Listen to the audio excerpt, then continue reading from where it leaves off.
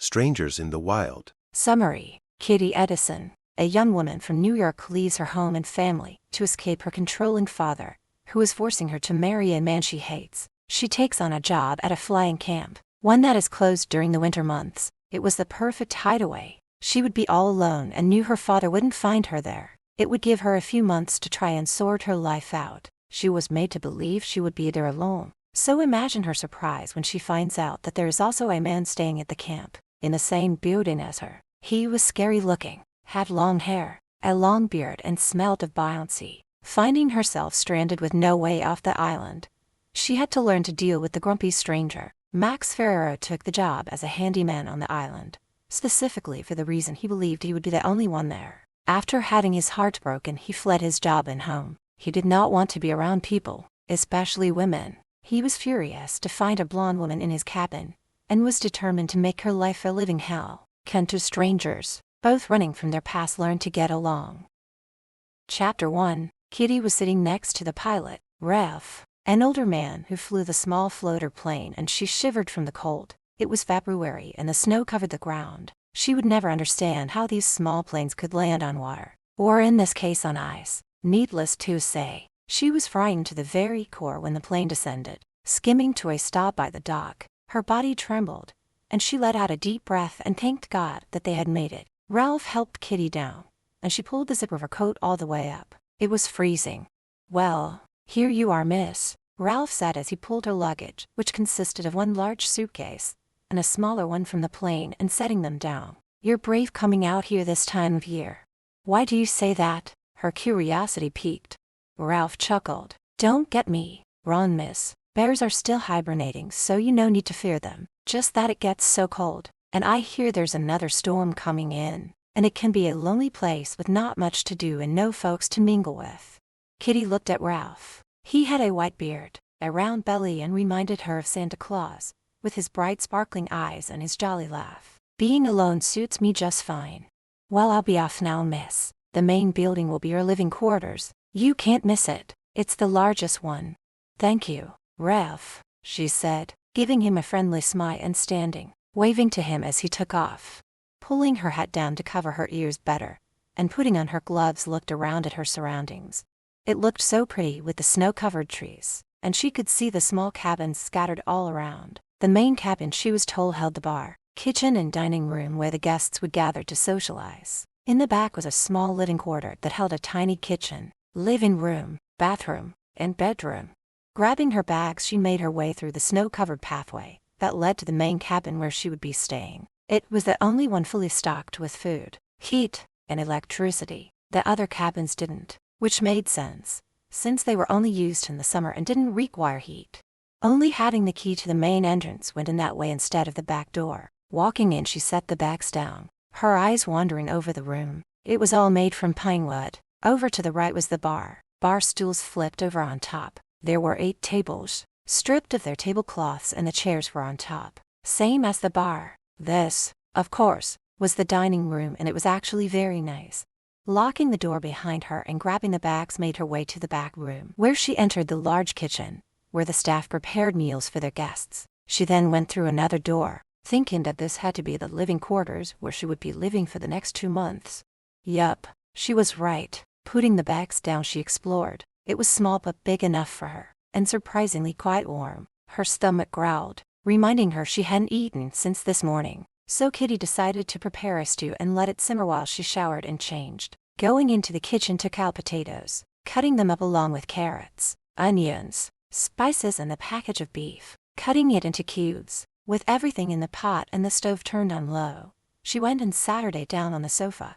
There were several whiskey bottles sitting on the end table, some empty ones in the wastebasket, and an empty glass Saturday on the coffee table. Shaking her head in disgust, she couldn't believe that whoever was here last left the place in such a mess. There were even some dirty dishes left in the sink. Well, she figured she'd clean up before taking a bath, so tossing the empty bottles in the garbage, she then washed the dishes and put them away. After that was all done, she sat her on the couch, and closing her eyes, she fell asleep, waking an hour later. Jumping up, she went and checked on the stew. It was coming along nicely and smelled delicious. It was now dark, so she pulled the drapes closed, even though there was no one around to see her, and stripping out of her clothes and letting them lay on the floor, she walked into the bathroom. It was rather nice, except for the towels laying on the floor. Shaking her head once again at the laziness of whoever left it there. Picking them up, she tossed them into the hamper.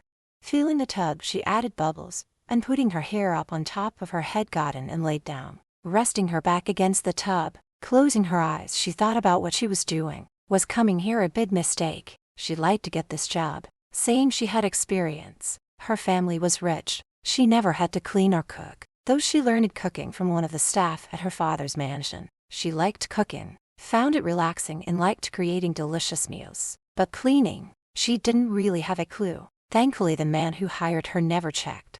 Kitty loved her parents, but they were snobs, expecting her to behave like a proper lady. She had to dress a certain way, had to date the right kind of man, one of wealth and status, and they were wanting her to marry Gary Lockwood.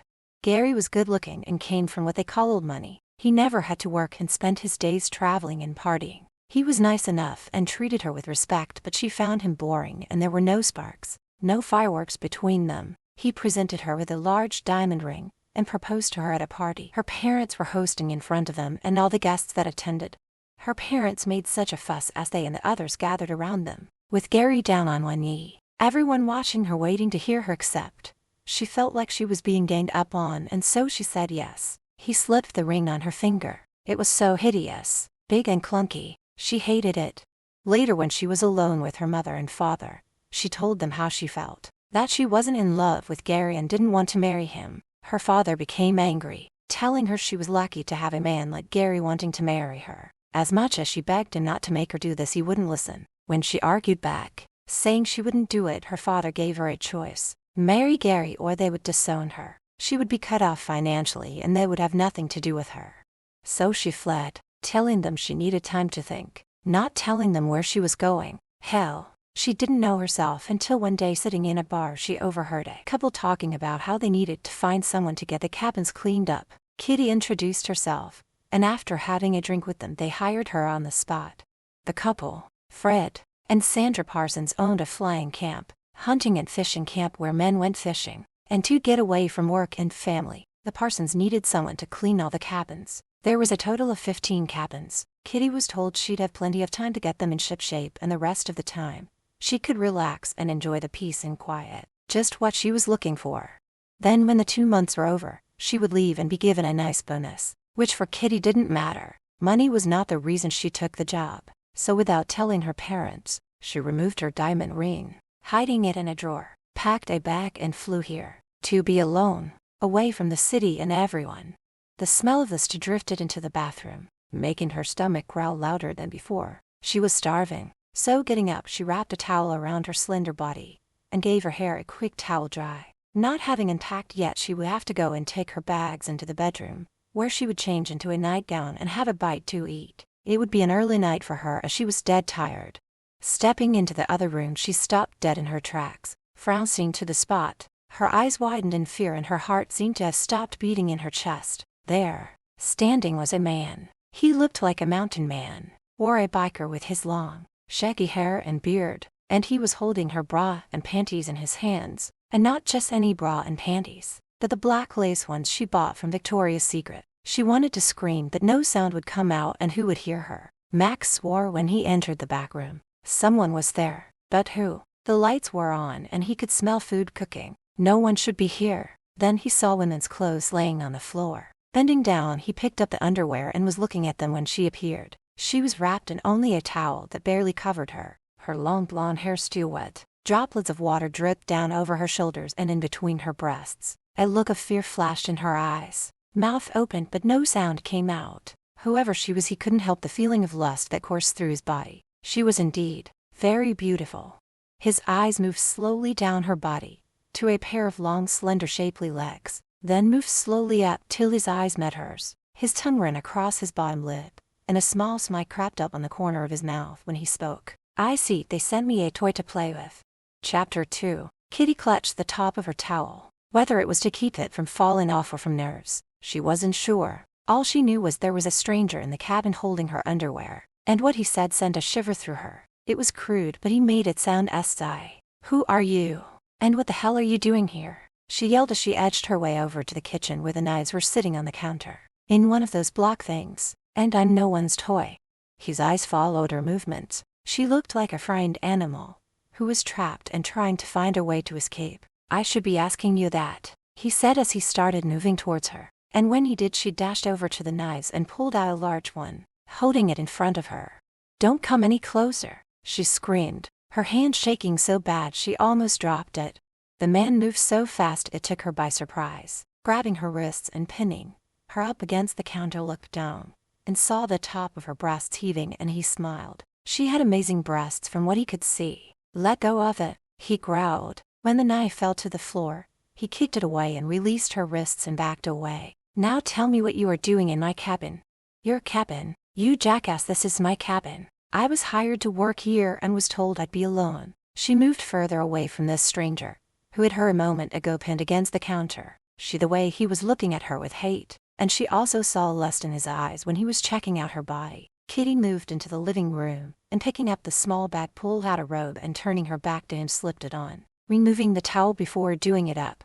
Removing his hat and coat, he tilted his head when she leaned over to pick up the small case laying on the floor. He had gotten quite a view. Look, lady, this is my cabin. I've been here several days already. I was hired to fix and repair the cabins. Some of them are in rough shape.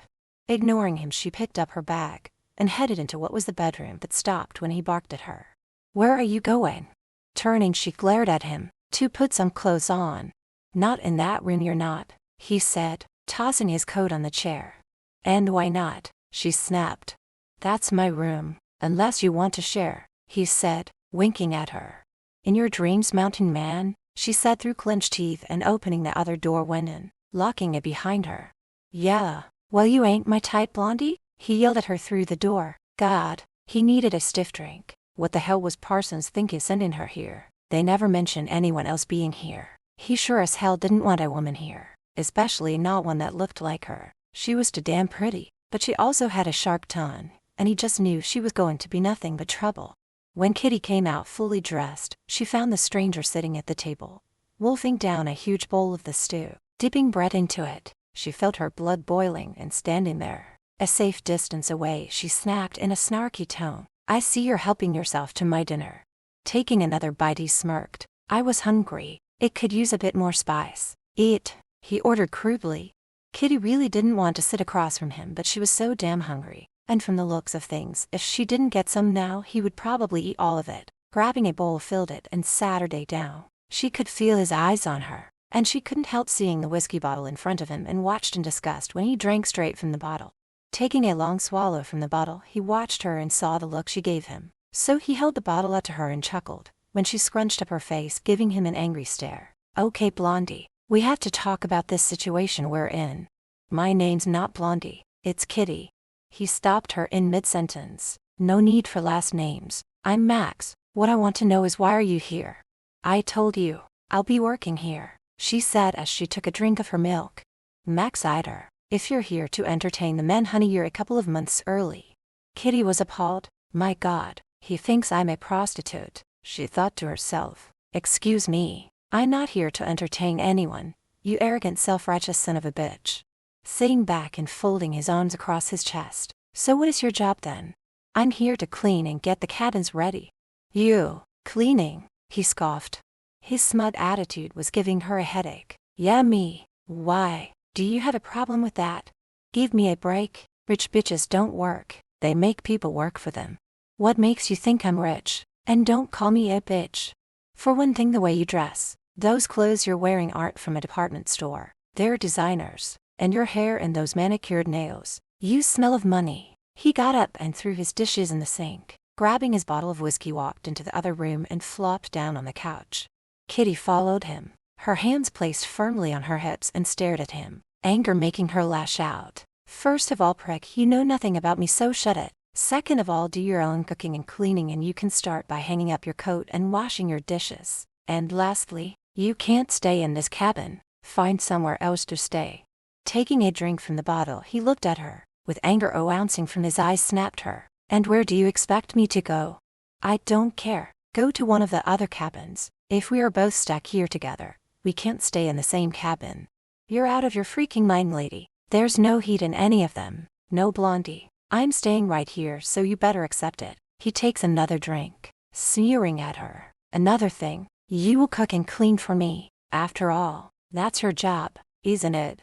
I will not. Picking up after you is not my job. Now, are you going to find somewhere else to stay or not? She wanted to slap that smug look off his face as he sat her there, guzzling the whiskey from the bottle. Nope, was his only reply. If you won't go, I will, she said, stomping her feet like a little kid who wasn't getting their way. I'm not stopping you, he sneered. I hate you, she hissed and headed to the bedroom, which was the size of a closet, consisting of a single bed and a small dresser, and grabbed her bags. Moments later, when she returned, she put on her coat and boots. You freeze to death in one of those other cabins. There's no heat, he said, watching her with amusement. I'd rather freeze to death than to share this space with a grizzly mountain man, she stammered, and picking up her bags walked out. Max shook his head when all she took with her was a flashlight. Damn woman is going to freeze her bum off, that sweet little bum of hers. Getting up, he walks over and looks out the window. It had started snowing, and he could barely see her as she stumbled through the snow, one small bag under her arm and struggling to pull the larger one behind her.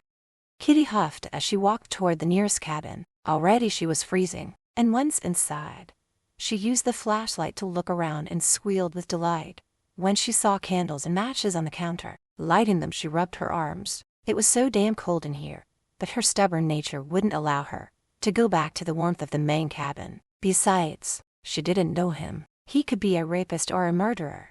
There was a fireplace, but no shit, she swore to herself. Leaving her bags by the door, went to the closet and pulled out a blanket and wrapped it around her. An hour later, Max sat there thinking about Kitty. He knew she had to be freezing. He wanted to go to bed and forget about the feisty blonde, but he knew he couldn't let her stay in a cabin with no heat. So tossing the empty whiskey bottle down, got up and put on his boots and coat, and made the trip to where she was staying. Damn stupid woman, I should leave her there. I didn't sign up to babysit some spoiled rich woman who shouldn't be here in the first place, he growled to himself as he reached the cabin, and not bothering to knock, he just walked right in. Kitty jumped when the door flung open, letting the snow fly in. What the hell do you want? She barked at him. You're coming with me. You can't stay here. I'm not going anywhere with you. Her eyes shot daggers at him. Look, Blondie, if you stay here you'll freeze, and the last thing I need is a corpse on my hands. Let's go, he growled. Fuck you, she cursed and turned her back on him, a mistake on her part, as he grabbed her and flung her over his shoulder as if she were a sack of potatoes. Put me down, you beast, she screamed.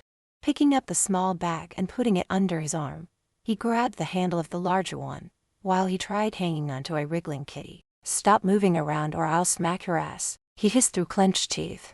You wouldn't dare, she said, trying to hit him. Temper lit, he dropped the bags and with his hand gave her a hard slap. Now be quiet or you get another one. Picking the luggage up, tramped through the snow, and made it to the cabin and dropped Kitty to her feet, blocking the door so that she couldn't run out. Stay here. Do not make me go after you again. Rubbing her rear where he slapped her, she glared angrily at him. If you ever put your hands on me again, I'll scratch your eyes out. Grabbing her bags, she went into what was her bedroom and slammed the door shut, locking it behind her. Chapter 3. Kitty woke up and after dressing went into the other room and saw Max asleep on the sofa. Passed out was more like it. The stench of alcohol filled the room, and she looked at him with disgust as he lay there on his back, one leg draped over the arm of the sofa and the other leg on the floor. His shirt was laying on the coffee table. She felt a slight tingle go through her when she noticed his toned and muscular chest and six-pack. His jeans were undone and pulled down, showing the perfect V-shape leading lower, and she swallowed the lump in her throat and turned away before he woke and caught her ogling him. He was a messy, arrogant pig, and she hoped he'd have a hangover. Going into the kitchen, she started making coffee. Then she looked over at the half-naked man and smirked when she grabbed some pots from under the counter. Holding them above her head, let them fall to the floor, where they made a loud clanging noise that reverberated through the cabin. What the fuck, hey? Max swore as he jumped to his feet, looking over at Kitty with bloodshot eyes that glared with anger. Oops, sorry, they slipped from my hands. Bending down, she picked up the pots, hiding a smile from him.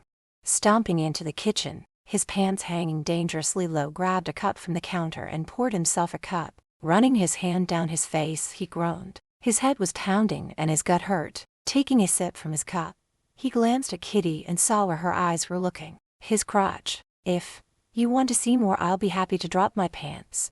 A shade of red crept up her neck to her face, and she turned away as she started preparing breakfast. You're a disgusting pig. For God's sakes, go get dressed and wash. You stink of bouncy. She felt his warm breath against the back of her neck when he walked over and stood behind her. Want to join me in the shower, Blondie? He asked, teasing her. Fouquet off. She snapped and elbowed him out of the way. Laughing, he took his coffee with him as he headed to the bathroom. He didn't want her here, but since he was stuck with the woman, he might as well have some fun. Not sex-wise, but she got so riled up, and he was going to enjoy pissing her off. He also had a feeling she dropped those pots on purpose and he would make her pay. After his shower, he went to hang the towels up, but then on second thought, he dropped them on the floor. Then after taking a pee, he deliberately left the seat up, pulling on clean jeans and a t-shirt. Leaving his dirty pants laying on the bathroom floor, went back into the kitchen where she was dishing out his food, and then dropping it down in front of him. Thought you said you weren't going to cook for me. I wasn't, but since I was making it for me, I might as well for you too. But I'm not picking up after you, she said snarkily.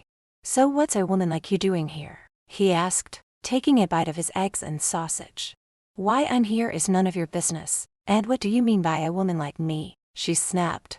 You obviously don't belong here. He grabbed her hand before she could stop him. Your hands are way too soft for house cleaning. Kitty pulled her hand from his. We may be stranded here together, but that doesn't mean we have to talk or be friendly. So you stay out of my way and I'll do the same for you. It's a man, isn't it? He asked, as he studied her face. Something told him she was running away from something or someone.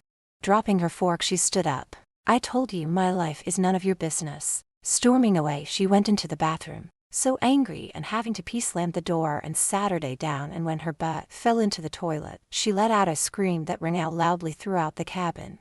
Taking a bite of his toast, Max broke out in a grin and chuckled to himself. He could very well imagine the look on her face when she fell in and waited for her to come out, ranting and raving at him. He was looking forward to it, and he didn't have long to wait. Kitty came storming out of the bathroom carrying his dirty clothes and wet towels, throwing them, hitting him smack in the face. You lazy, selfish son of a bitch. Pick up your damn shit, will you? Walking away, she shouted over her shoulder. And put the damn toilet seat down when you're done. All he did was laugh at her outburst, which made her even angrier. And another thing, if you plan on drinking yourself stupid and passing out on the sofa, then I'm taking the bigger bedroom. Getting up, Max threw his clothes on the floor and went and put his coat and boots on. He had better things to do than to hear her bitching. Grabbing his tools, headed out, leaving her to pick up his clothes. Kitty was furious when she saw what he had done, or not done. Cursing, she picked up the damp towels and clothes, and walking to his room threw them on his bed. Take that, jackass. Then she dressed warmly and went to the first cabin. It was time to see what all needed to be done.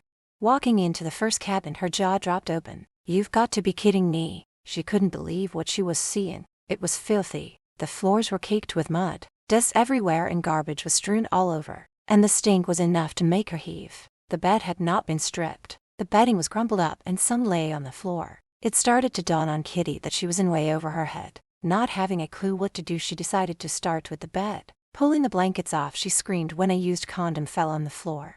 Oh, gross, she said out loud as she pulled on a pair of rubber gloves. Picking it up and holding it far from her body, carried it over to the garbage and dropped it in. She proceeded to strip the bed and place the bedding into the hamper. The main cabin had an industrial washing machine, where she would have to wash everything. Dusting was next on the agenda. Then she scrubbed down the bathroom after picking up all the trash.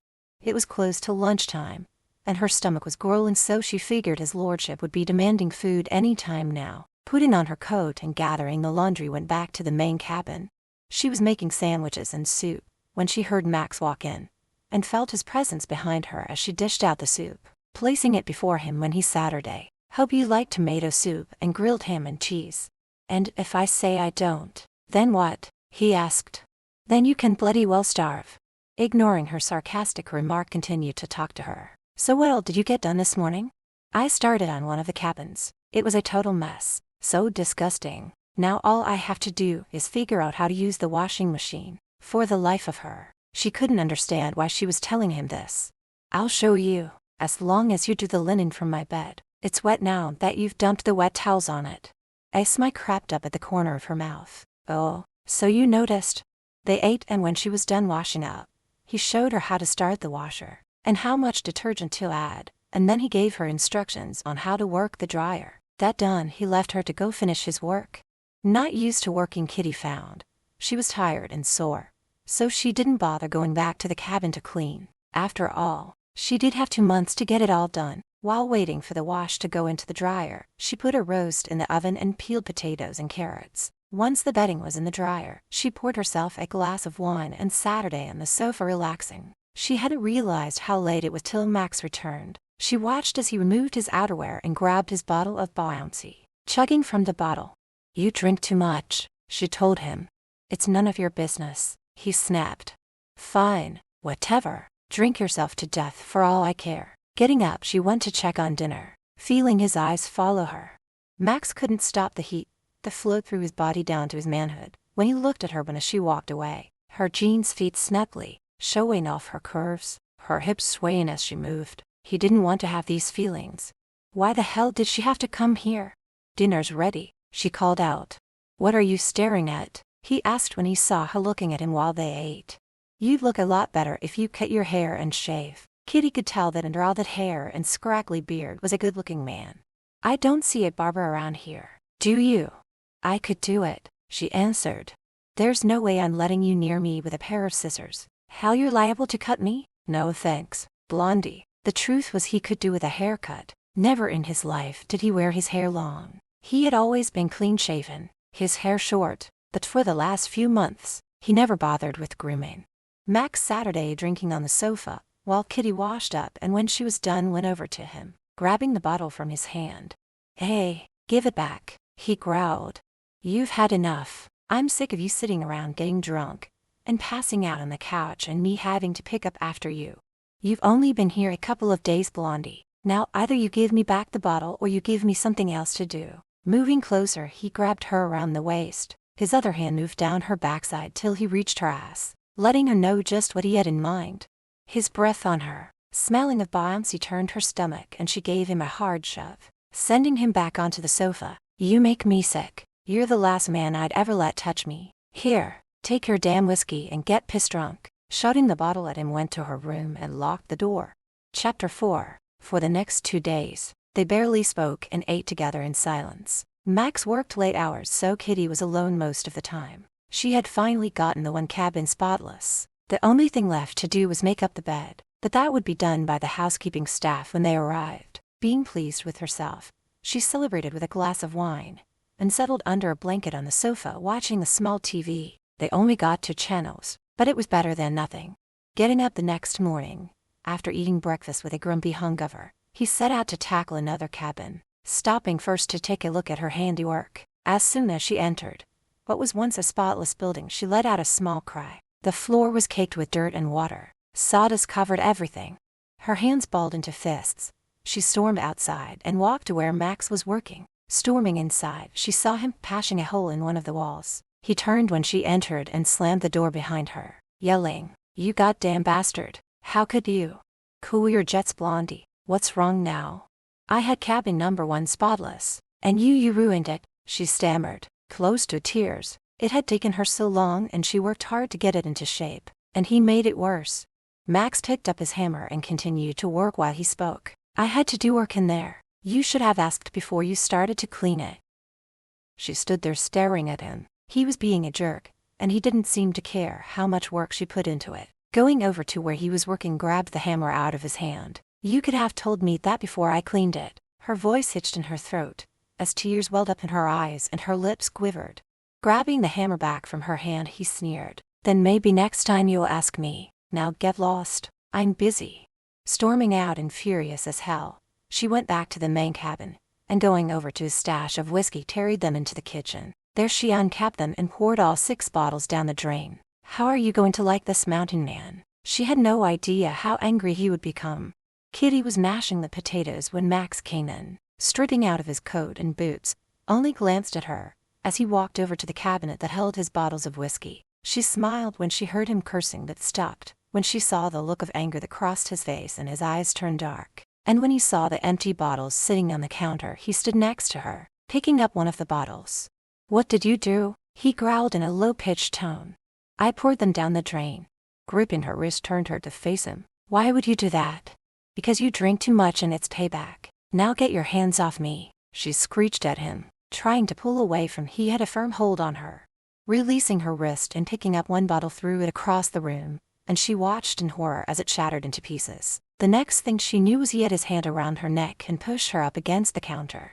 "You had no right to do that," seeing the fear in her eyes, and feeling her hands clawing at his as she tried to free his grip from her neck. He let her go and backed away. "Sorry, I shouldn't have done that. I wasn't going to hurt you," he shouted out as she ran to her room and he heard the lock turning. Running his hands through his hair and pacing back and forth, he knew he shouldn't have put his hands on her like that. But then, why did she have to throw out all the whiskey? Sure, there was wine, but he had never really cared for the stuff. Going over, he knocked on her door, and when she didn't answer, he shouted out loud enough for her to hear. "I'm sorry for touching you." "Go away, you prick," she cried out. Though the door was locked, she slid a chair against it. Guilt invaded his mind. First, it was cruel of him to go in after she worked hard on cleaning the cabin. Second, for putting his hands on her. He would never have hurt her. It was just a reaction from his anger. Having gone to bed without eating, Kitty woke early and was starving, so she dressed and went to the kitchen, where a pot of coffee was already made. But no sign of Max. But she saw that he had cleaned the kitchen and had the food wrapped and placed in the fridge. Well, at least she wouldn't have to cook tonight. Max wasn't in his room, so she went ahead and made breakfast for herself. Then she figured she might as well clean up the mess he made of what she had spent close to a day's cleaning. But when she entered the cabin, she found it had been cleaned. Everything shone the way it had when she cleaned it. Kitty went to find him. The least she could do was thank him and ask which cabin she could start on, and also to apologize for throwing his whiskey away. She entered where he was busy working. He wore ear protection, and with the saw humming, he had heard her enter. You would have thought the cold air blowing in would have alerted him, but it didn't. She tapped him on the shoulder, making him jump. "Christ, Blondie, you scared me half to death. You shouldn't sneak up on a man holding a weapon. I could have hurt you," he barked through gritted teeth. Turning off the saw, he gave her a long, hard stare. She couldn't help but back away from fear, remembering how his hand went around her throat last night. It wasn't a tight grip, felt more sensuous. Though he was obviously angry, he still managed to run his thumb over her skin before releasing her. Looking down at the floor, she mumbled, "I wanted to thank you for cleaning up the mess you made." "I'm waiting," he said, a smirk on his face. Kitty cleared her throat. She didn't like his cocky attitude. It was becoming very annoying. "Thank you. And I'm sorry I threw your whiskey away." "That was expensive whiskey you poured down the drain," he answered, his eyes going to her neck, and thought about how soft it was under his hand, and he had a feeling the rest of her was just as soft. And if things were different, if it were another time, he might have tried getting to know her in an intimate way, but he would never go down that path again. And something told him that she could break his heart. "I know, I said I was sorry. Can you please tell me which cabin I can start working on?" She wished he'd hurry up and tell her so that she could get out of there. The way he was looking at her was making her very uncomfortable. "Cabin 3, 4, and 6 are done. I'd start on 3 if I were you. The other 2 are too far away and the storm should be upon us shortly." Max then turned his back and continued working. "Max," she shouted out. "What?" he asked, looking up at her. "I still don't like you," she replied. "Right back at you, Blondie." Smiling, he went back to work. Cabin 6 was the largest one, so ignoring Max's suggestion, decided to clean that one first. She scrubbed, dusted, and stripped the bed. Going back to the main cabin, made lunch, and then went back to finish cleaning. Kitty was so deep into what she was doing, she hadn't realized how late it was getting. Darkness was descending and the winds had picked up. Pulling on her boots, coat, and hat, walked out into what was now a blizzard. It was now dark and the snow was coming down hard and swirling about, making it hard for her to see where she was going. She cursed herself for not bringing a flashlight, though she wasn't sure if it would have done any good. What should have been a 10-minute walk turned out much longer. Kitty was beginning to wonder if she was going in the wrong direction. Her hands were freezing, so she stuck them in her coat pocket and continued walking, her whole body becoming numb from the cold blast of air that slammed into her. Tripping, she fell face first into the snow. Crying, she pulled herself up and, realizing she was lost, began to panic. Looking around, she couldn't see anything. "Is this how my life ends? Freezing to death?" Then she heard Max's voice calling her. "Blondie, Blondie." Over here. She waves her arms around, though he wouldn't be able to see her. Then the light from his flashlight shone on her face. "Fuck's sake, what are you doing way out here? I've been looking all around for you." Grabbing her arm dragged her through the deep snow. He didn't care that she was struggling to keep up and ignored her, when she cried out for him to slow down. It seemed like forever before they reached the main cabin, where he practically shoved her inside as he cursed. "I'm not here to fucking babysit you. What were you doing so far from the camp?" "I was cleaning number 6 and lost track of time, and then I couldn't see where I was going and must have made a wrong turn." She didn't like his tone with the way he was talking to her. No one ever treated her this way and she didn't like it. "You stupid woman. I told you not to go there because of the storm coming. Why didn't you listen to me?" Well, she had enough of Max's foul mouth and his treatment of her, so grabbing his arm to stop him from walking away stood in front of him. "I'm sick of your swearing and treating me like I'm stupid or something." "Then stop being so damn stupid. It must be true what they say about blondes. They really are dumb." Her hand went up and slapped him hard across the face, causing him to reel back. Max's blood boiled, and he reached out and grabbed her wrist and pushed her up against the wall, pinning her hands above her head. His body pressed into hers. "Kitty has claws." His anger subsided when he looked at her lips and desire took over. Leaning down, his mouth came down hard on hers but tore away when he felt a knee slamming into his crotch. Chapter 5. "Son of a bitch." He cursed as he grabbed himself and went down on his knees. The pain shot through his groin. It was unlike anything he had felt before, and he saw stars as his eyes filled with tears. Kitty backed away, her breathing hitching in her throat. She had never kicked a man there, and when she saw the pain, it cost him a pang of guilt washed over her. "I'm sorry, but you shouldn't have put your hands on me like that." She backed even further away when he stood up.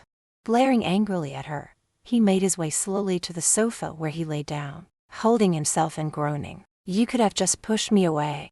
"I was scared." It was a reflex. She knew she had kicked him too hard and was worried she might have caused him some serious injuries. "Can I get you some ice?" she asked. Walking over, she laid her hand on his shoulder, which he shrugged off. "Get away from me," he barked at her, his breathing ragged when he tried to speak. When the pain subsided, he sat her up and looked at Kitty, who was nervously chewing on her nails. "I could use a drink."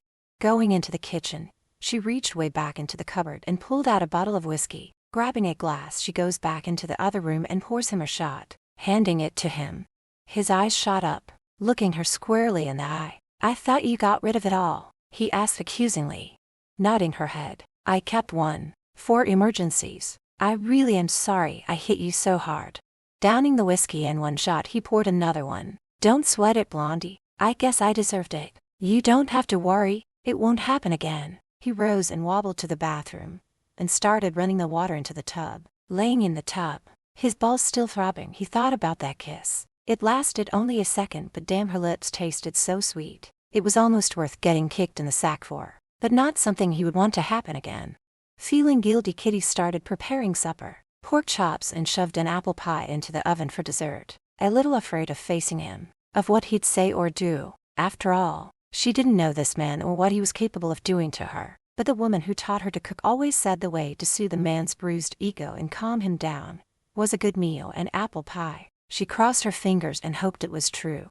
Half an hour later, he came out wearing sweatpants and no shirt. Her eyes skimmed over his bare chest. His muscles were defined, his six-pack and broad shoulders still damp. Heat flowed through her, starting in her belly and moving down to between her legs. He had the body every woman wanted to feel and men wanted to have. If only he would do something about his long, shaggy hair and beard, he wouldn't be half bad, she thought to herself. When he sat her down at the table, she placed a plate in front of him. "Are you all right?" she asked shyly, and was a little shocked to see him smile. "I am now. Remind me never to piss you off again." As mad as he was at the time, he did understand. Any woman would have done the same thing if a stranger grabbed and tried to kiss her. "I deserved it." The wind howled, branches slapping against the building as they ate in silence. She kept stealing glances at Max when he wasn't looking, wondering what he looked like under all that hair. Things became less tense once she sliced him a piece of apple pie and added a scoop of ice cream. "The storm is getting worse. I doubt we'll be able to work tomorrow," Max said. Finishing his pie, stood up, and after putting his plate in the sink, walked over to the sofa. He thought about drinking the whiskey, but figured he'd better ration it since it was the only bottle left. Turning on the small TV, though they only got one channel. He watched some stupid program while Kitty did up the dishes. With the weather being as it was, and neither one could go back out to do any work, they settled in the living room, him on the sofa, she on the side chair. She offered him some wine which he accepted, leaving his whiskey alone. "So what do you do, Max, when you're not here working on the cabins?" she asked, trying to ease whatever tension there was between them. "A little of this and that," he replied, being evasive. "And you?" Kitty, for the first time in her life, was embarrassed. Coming from a wealthy family, she never had to work. Her life was traveling, going to parties and dating. Max was a man who worked with his hands doing an honest day's work, where she just drifted by, changing the subject, and feeling the wine, making her a little tipsy. She jumped up, looking down at him. "Let me cut your hair and give you a shave." "You want to cut my hair?" "I don't think so, Blondie." He shook his head. The thought of her with a razor in her hand, and holding it to his throat, did not appeal to him. She already proved how dangerous she could be. With a spring in her step, she went to her bedroom and seconds later came out with scissors and some other grooming equipment. Taking his hand, she dragged him over to the kitchen and with her hand on his bare chest, gave him a light shove down into the chair. She then filled a spray bottle with water and wet down his hair, running her fingers through it. As she was just about to start cutting his hair, he grabbed her wrist. "Wait, do you know what you're doing?" "Yes, of course," she said as she started cutting away. "I actually took a hairdressing course 1 year, and taughting my own horn, I was very good at it. Top of my class." She let out a deep sigh of regret. "I even dreamed about opening up my own shop." "So why didn't you?" "My father wouldn't allow it." Max shook his head in disgust. "You're a grown woman. How can you let your father tell you what to do?" Moving around to stand in front of him, pushing his legs apart, she stood between his thighs. "It's complicated," she replied, not wanting to discuss her personal life with a stranger. "My God, I didn't realize how much hair you had." Max glanced down and saw a large pile of his hair, and thought for sure she had scalped him, and when he reached up to feel, she slapped his hand away. "Don't touch until I'm done," she snapped, putting her hand on his face, tilted his head this way and that way. When she was finished, she checked out the job she had done on him. "Nice, very nice if I do say so myself." The softness of her hand on his face stirred something inside him, but he shook it off. "Can I look now?" he asked. "Nope, not until I give you a shave." "I didn't bring a razor with me," he said and went to get up, but she pushed him back down. He was kind of liking this bossy side of her, except for the knee and the groin part. "No worries, I have one." With a smile on her face, she holds up a lady's chic razor. "Hell no," he barked. "A lady's pink razor?" "I don't think so, Blondie." "Don't be such a baby," she told him, pushing the nozzle on the can of shaving cream, filled her hand with the foamy substances, running it over his beard and mustache. Dipping the razor in the hot water, she then ran it over his beard. Again she had to stand between his thighs as she lifted his face up. He watched her face as she worked, and could tell she was enjoying what she was doing. Her eyes sparkled, eyes that were a deep blue. Funny, he hadn't noticed them before. Being this close, he thought about how really beautiful she was, and he felt the fire starting in the pit of his belly, and wanted desperately to put his arms around her waist, to draw her into him and kiss her. But he didn't want to get kicked in the balls again, and she also held a razor, and God knows what she'd do to him with it. But damn, she smelled so good, and it had been a long time since he'd been with a woman. And this woman was different. She was sensual and dangerous. Kitty stood back to admire her handiwork, and none too soon. Being this close to Max, with his legs on either side of her, his bare chest showing off his incredibly toned muscles, unnerved her. He was drop-dead gorgeous, and she found herself wondering what he was running away from. Or who. "Why have you been hiding this face with all that hair?" The words came out before she could stop them. It was like her mouth had a mind of its own. Seeing her blush, he stood up and goes over to the mirror. Kitty following right behind him, he looked at himself and smiled. "You did real good." He turned around to face her. "You shouldn't let your father stop you from doing what you love." Max saw something in her eyes. Sadness. My God, he thought. With her coming from money, she was still lonely and a victim of her father who controlled her. So what was she doing here? These were questions he would get answers to, one way or another. Chapter 6. Kitty was rendered motionless when Max in one swift movement had turned her, so that she was leaning with her back against the sink, trapped between it and himself. A small bead of sweat formed on her forehead. Her heart pounded wildly inside her chest, making it rise and fall rapidly. He was so close, his body touching hers, his breath blowing on her face when he spoke. "My turn," he said, smiling as he took the scissors from her hand. Her eyes widened in horror, darting from his eyes to the shears he held in his hands, opening and closing them, making a clicking noise. "What?" she managed to squeak out, though her throat was clamping up, making it hard to speak. "You heard me, Blondie. It's my turn to give you a haircut. I only want to return the favor," he said as he takes a fistful of her hair in his hand. He couldn't get over how soft it felt, like silk, as he ran his hand through her hair. Kitty placed her hands on his chest as she tried to push him away, but he was solid as a brick house and she couldn't budge him. "No, please don't. I like my hair long, and besides, you don't know the first thing about cutting a woman's hair." Even with the fear that he might actually do it, she couldn't stop the ripple of electricity that shot through her fingers, making its way up her arms and down to her very core.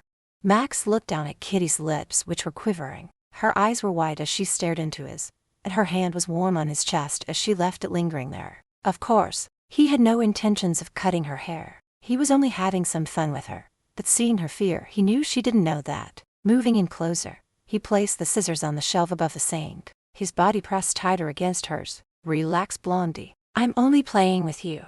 There's no way I'd do anything to damage such beautiful hair." Her firm, taut body and her sweet feminine scent were turning him on, something he didn't want, so he backed away quickly. "That's not funny," she snapped as she walked past him out of the bathroom and into the other room. It wasn't just that she thought he would cut her hair that made her mad. It was what she felt when his body was pressed up against her, and when he reached up to put the scissors away, she felt the bulge in his pants when he pushed into her. It was obvious he was aroused, and being so close, she had the urge to put her lips on his muscular chest. He had one of those bare chests, smooth and hard. Max followed behind. "Lighten up, Blondie." She whirled around to face him, her face flushed. "Stop calling me that. I have a name, so use it, will you?" "All right, Kitty Cat," he said with a smirk on his face. He knew this new nickname would piss her off even more, and boy was he right, when she threw a cushion at him, making him duck out of the way. "You are the most infuriating man I have ever had the misfortune to meet. God, you are such a jerk," she said as she crossed her arms over her chest and sat her down on the sofa. Chuckling, he went to the kitchen and poured them each a cup of coffee. Taking it over to the sofa, handed her one. "Peace offering," he said as he sat her down on the opposite side of Kitty. "Let's see if I can get something on this TV for us to watch." It was one of those old black and white TVs that hardly ever worked, and when it did, all they could get was two channels. One was the Weather Channel, the other was where they showed old movies, ones that were actually made in black and white. Sipping on her coffee, she watched as he fiddled around with the knobs, moving it so as to get a better reception. The muscles in his back and forearms rippled as he strained to get the TV working. God, she was getting aroused and wished he would put a shirt on. It was hard enough being stranded with a stranger, but to be stranded with a man that looked like him, well, she was after all a woman, and it was all she could do not to jump his bones. She could almost feel what it would be like to have his mouth move down her body, to have his hands touch her in places no one ever had, and bring her to multiple orgasms. When he spoke, interrupting her thoughts, she noticed her panties were wet and she started squirming, her face turning a crimson red. "What?" she stammered. Max stood up straight and looked down at Kitty. She seemed like she was in a daze as she stared at him. "I asked if you wanted to see more." Kitty almost choked on her coffee. "God, yes, I really do," she thought to herself as her eyes moved lower down his body. More what?" A smile crept up at the corner of his mouth. The way she was ogling him did not go unnoticed, nor did the way her tongue darted out and licked her bottom lip. "More channels. I managed to get 3 channels. There's an old movie playing, called The African Queen, with Katharine Hepburn and Humphrey Bogart." Looking at the screen, she nodded her head. "Yes, that will be fine. But could you please go put on a shirt?" "I will if you go make the popcorn and open up a bottle of wine," Max said as he walked away toward his bedroom to grab a shirt. Popcorn was made, the wine was opened, and the movie began. When it came to the part where Katharine was pouring Bogart's whiskey into the river, Max looked over at Kitty and moaned loudly. "Oh man, I know just how he feels. You did the same thing to me, only you poured it down the kitchen sink." Kitty couldn't suppress the laughter that came out. "Well, I know how she felt, being stranded with a man who drank too much and was always passing out drunk." "How would you like it if I dumped out all your wine?" he asked, a smirk on his face. Kitty shrugged her shoulders. "Do it, see if I care," she answered in a snarky tone. She knew he wouldn't do it. If he did, then there would be nothing for him to drink once his whiskey was gone. Smirking to herself when Max Saturday back, folding his arms across his chest and pouting. The wind was slamming against the cabin, the snow was falling so hard it was covering the windows, and the TV kept flickering, making it hard to concentrate on the movie. But they endured the flickering and digging into the popcorn. They enjoyed the rest of the film. At one point, they reached into the bowl at the same time. Their hands touched and their eyes met briefly before Kitty removed her hand, and picking up her glass of wine took a sip. Both ignored the sparks that shot through their hands when they touched.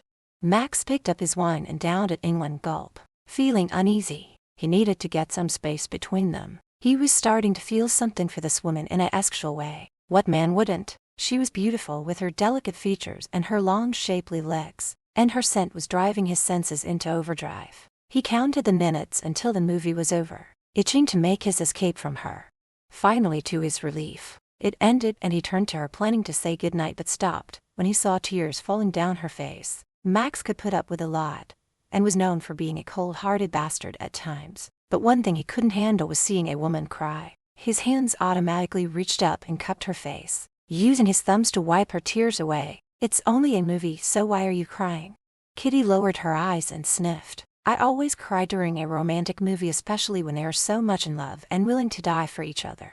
Max pulled her face closer and she looked up into his eyes, as his lips touched hers briefly, before letting her go and jumping off the couch. The blood in his body heated up, and he walked over to the window and looked out. "It's calming down out there now. Should be able to get some work done on the cabin tomorrow."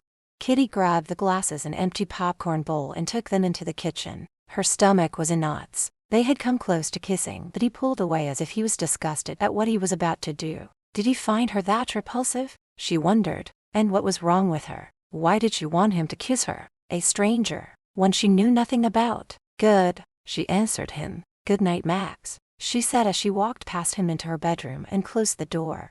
Running his hand through his hair, Max began pacing back and forth. He had seen the hurt in her eyes when he pulled away, but he wasn't going to go down that road with her, or any other woman for that matter. They were all the same, and he vowed never to be hurt again. After taking a shower, he went to bed, wanting to get the feel of her lips off his mind.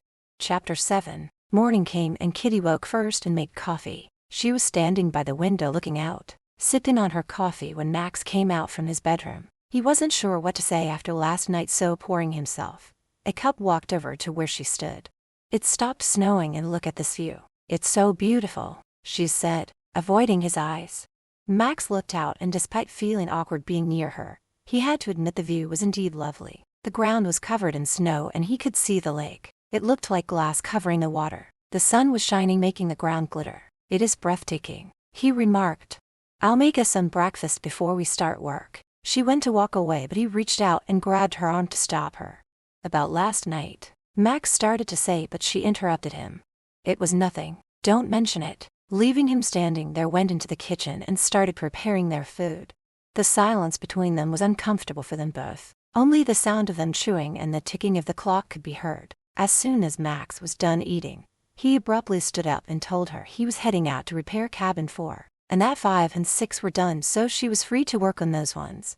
"Good," was her only answer as she watched him go and pick up his coat and put it on. Standing, she took the dirty plates over to the sink, and with her back turned, she felt his presence behind her and she turned back around. "Have you forgotten something?" she asked him. He towered over her as he looked down. "I think we should do it." Kitty's heart started pounding. His eyes were on her lips, and she swallowed the lump in her throat and struggled to speak. "Excuse me.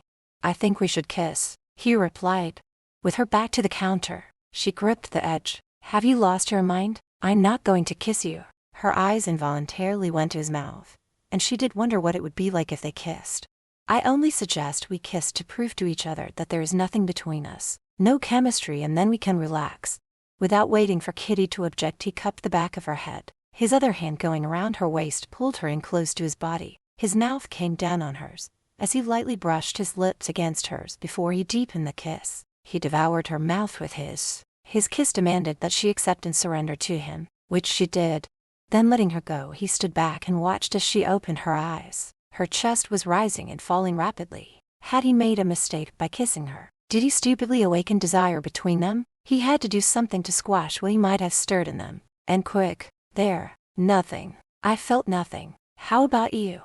Kitty's knees felt as though they would give out from beneath her. His mouth was hot, his kiss forceful and demanding as he took total control of her lips, leaving them feeling bruised. Never had a man made her feel what she felt when he kissed her with so much passion. And yes, she did feel something. Her body lit up with desire. A pool of dampness soaked her panties and she wanted more. But after what he said about not feeling anything, she wasn't about to admit her true feelings. After all, she had her pride. So turning back, she started washing the dishes and shrugged her shoulders before answering. Nope. I felt nothing. It was a nice kiss, but that was all. There was a moment of silence before another word was spoken, and Max let out the breath he was holding in, relief at her reply. Yet he didn't really believe her. That's good. So you and I, are we okay? No problems then. Looking over her shoulder at him, smiled weakly and nodded. We're good. Smiling back, he headed over to the door and pulling on his boots walked out. He should have been pleased, but he wasn't. He had light straight to her face. The truth was he did feel something when he kissed her. Damn, her lips were so soft and tasted like sweet honey. He noticed his member twitch to life when he held her in his arms. Shit. He thought he had learned his lesson where women were concerned, to stay the hell away from them, and here he was, kissing a woman he barely knew, and he liked it. Liked it way too much. Well, he would have to keep busy and stay as far from her as possible. So Max poured all his energy into fixing up the cabin, even doing things that didn't need repairing. As hard as he tried, he couldn't get Kitty out of his head. She OMC'd with sexuality and her body feet right into him, and God, he became horny. It didn't help matters when she came into where he was working a few hours later carrying something in her hand. Even wrapped in a heavy jacket, hat and gloves, she looked SI as hell, and when he looked at her, the hammer missed its mark and pounded into his thumb. Cursing, he dropped the tool and rubbed at the throbbing pain. Kitty's mouth dropped open and rushed over to his side. Oh God, are you okay? She asked, taking hold of his hand to examine it. Pulling away, he stepped aside. It's nothing. What are you doing here? He asked grumpily. At the tone of his voice, she knew he was angry and bit her bottom lip. You missed lunch, so I brought it to you. She opens the bag and shows him the sandwich. Taking it out, she placed it on the table and a thermos of coffee. Max stared at the food and his stomach growled. It was almost 2 o'clock and he was starving. So he grunted a thank you and sat her down to eat. The sandwich was so delicious it melted in his mouth. The woman sure could cook, he thought to himself as he wolfed it down, taking sips of his coffee between bites. Well, I'll leave you to it, she said, and went to walk out but stopped when he called out to her. Don't hold supper for me. I'll be working late tonight. Looking back at him, she frowned, wanting to ask him why, but she had a feeling she knew why. It was because he didn't want to be alone with her. I'm okay. I'll leave a plate made out for you in the fridge. You can heat it up when you're ready for it. She walked out, and though it was a nice day with the sun beating down making it almost warm out, she felt a chill go through her. After that kiss he had changed. Going from being aloof towards her was now downright cold, almost hostile. They barely saw or talked to each other for the next few days, and Kitty found she was missing his company. So on the 4th night when he showed up for dinner, she was thrilled, happy to have human contact and someone to talk to. She even made a special dinner of fish, and for dessert, made a 3-layer chocolate cake served with ice cream. Max patted his stomach when he was done and gave her a warm smile. Man, that was the best meal I've had in a long time. The fish was so moist in the cake, a man could get fat eating your cooking. Kitty beamed with pride. It was nice hearing someone praise her for a job well done. She couldn't remember the last time someone had. Thank you. I'm glad you liked it. Why don't you take your coffee into the other room and try and get that poor excuse of a TV working? There's a movie I want to watch. Max snickered. Let me guess, it's one of those chick flicks that's going to make you cry. As a matter of fact, it is a love story called The Notebook, saying as she picked up the dirty dishes and went over to the sink and smiled. She didn't want to say anything, but she knew he enjoyed the last movie they watched, even if he wouldn't admit to it. So there they were once again, Saturday in front of the TV, Kitty shedding tears, and this time Max didn't try to comfort her. He didn't dare, not after what almost happened last time. Instead, he shook his head and muttered out loud, I don't get why you are so emotional. It's just a movie. There's nothing real about it. Why are you so cold-hearted? It's a beautiful love story. I hope to someday find a love like that and grow old and die together. She sniffed. There's no such thing as true love. It's all bullshit. Make believe. Max cursed. Kitty was shocked at Max's words. He sounded so bitter and wondered what had happened to him to make him this way. You don't believe in love. Why?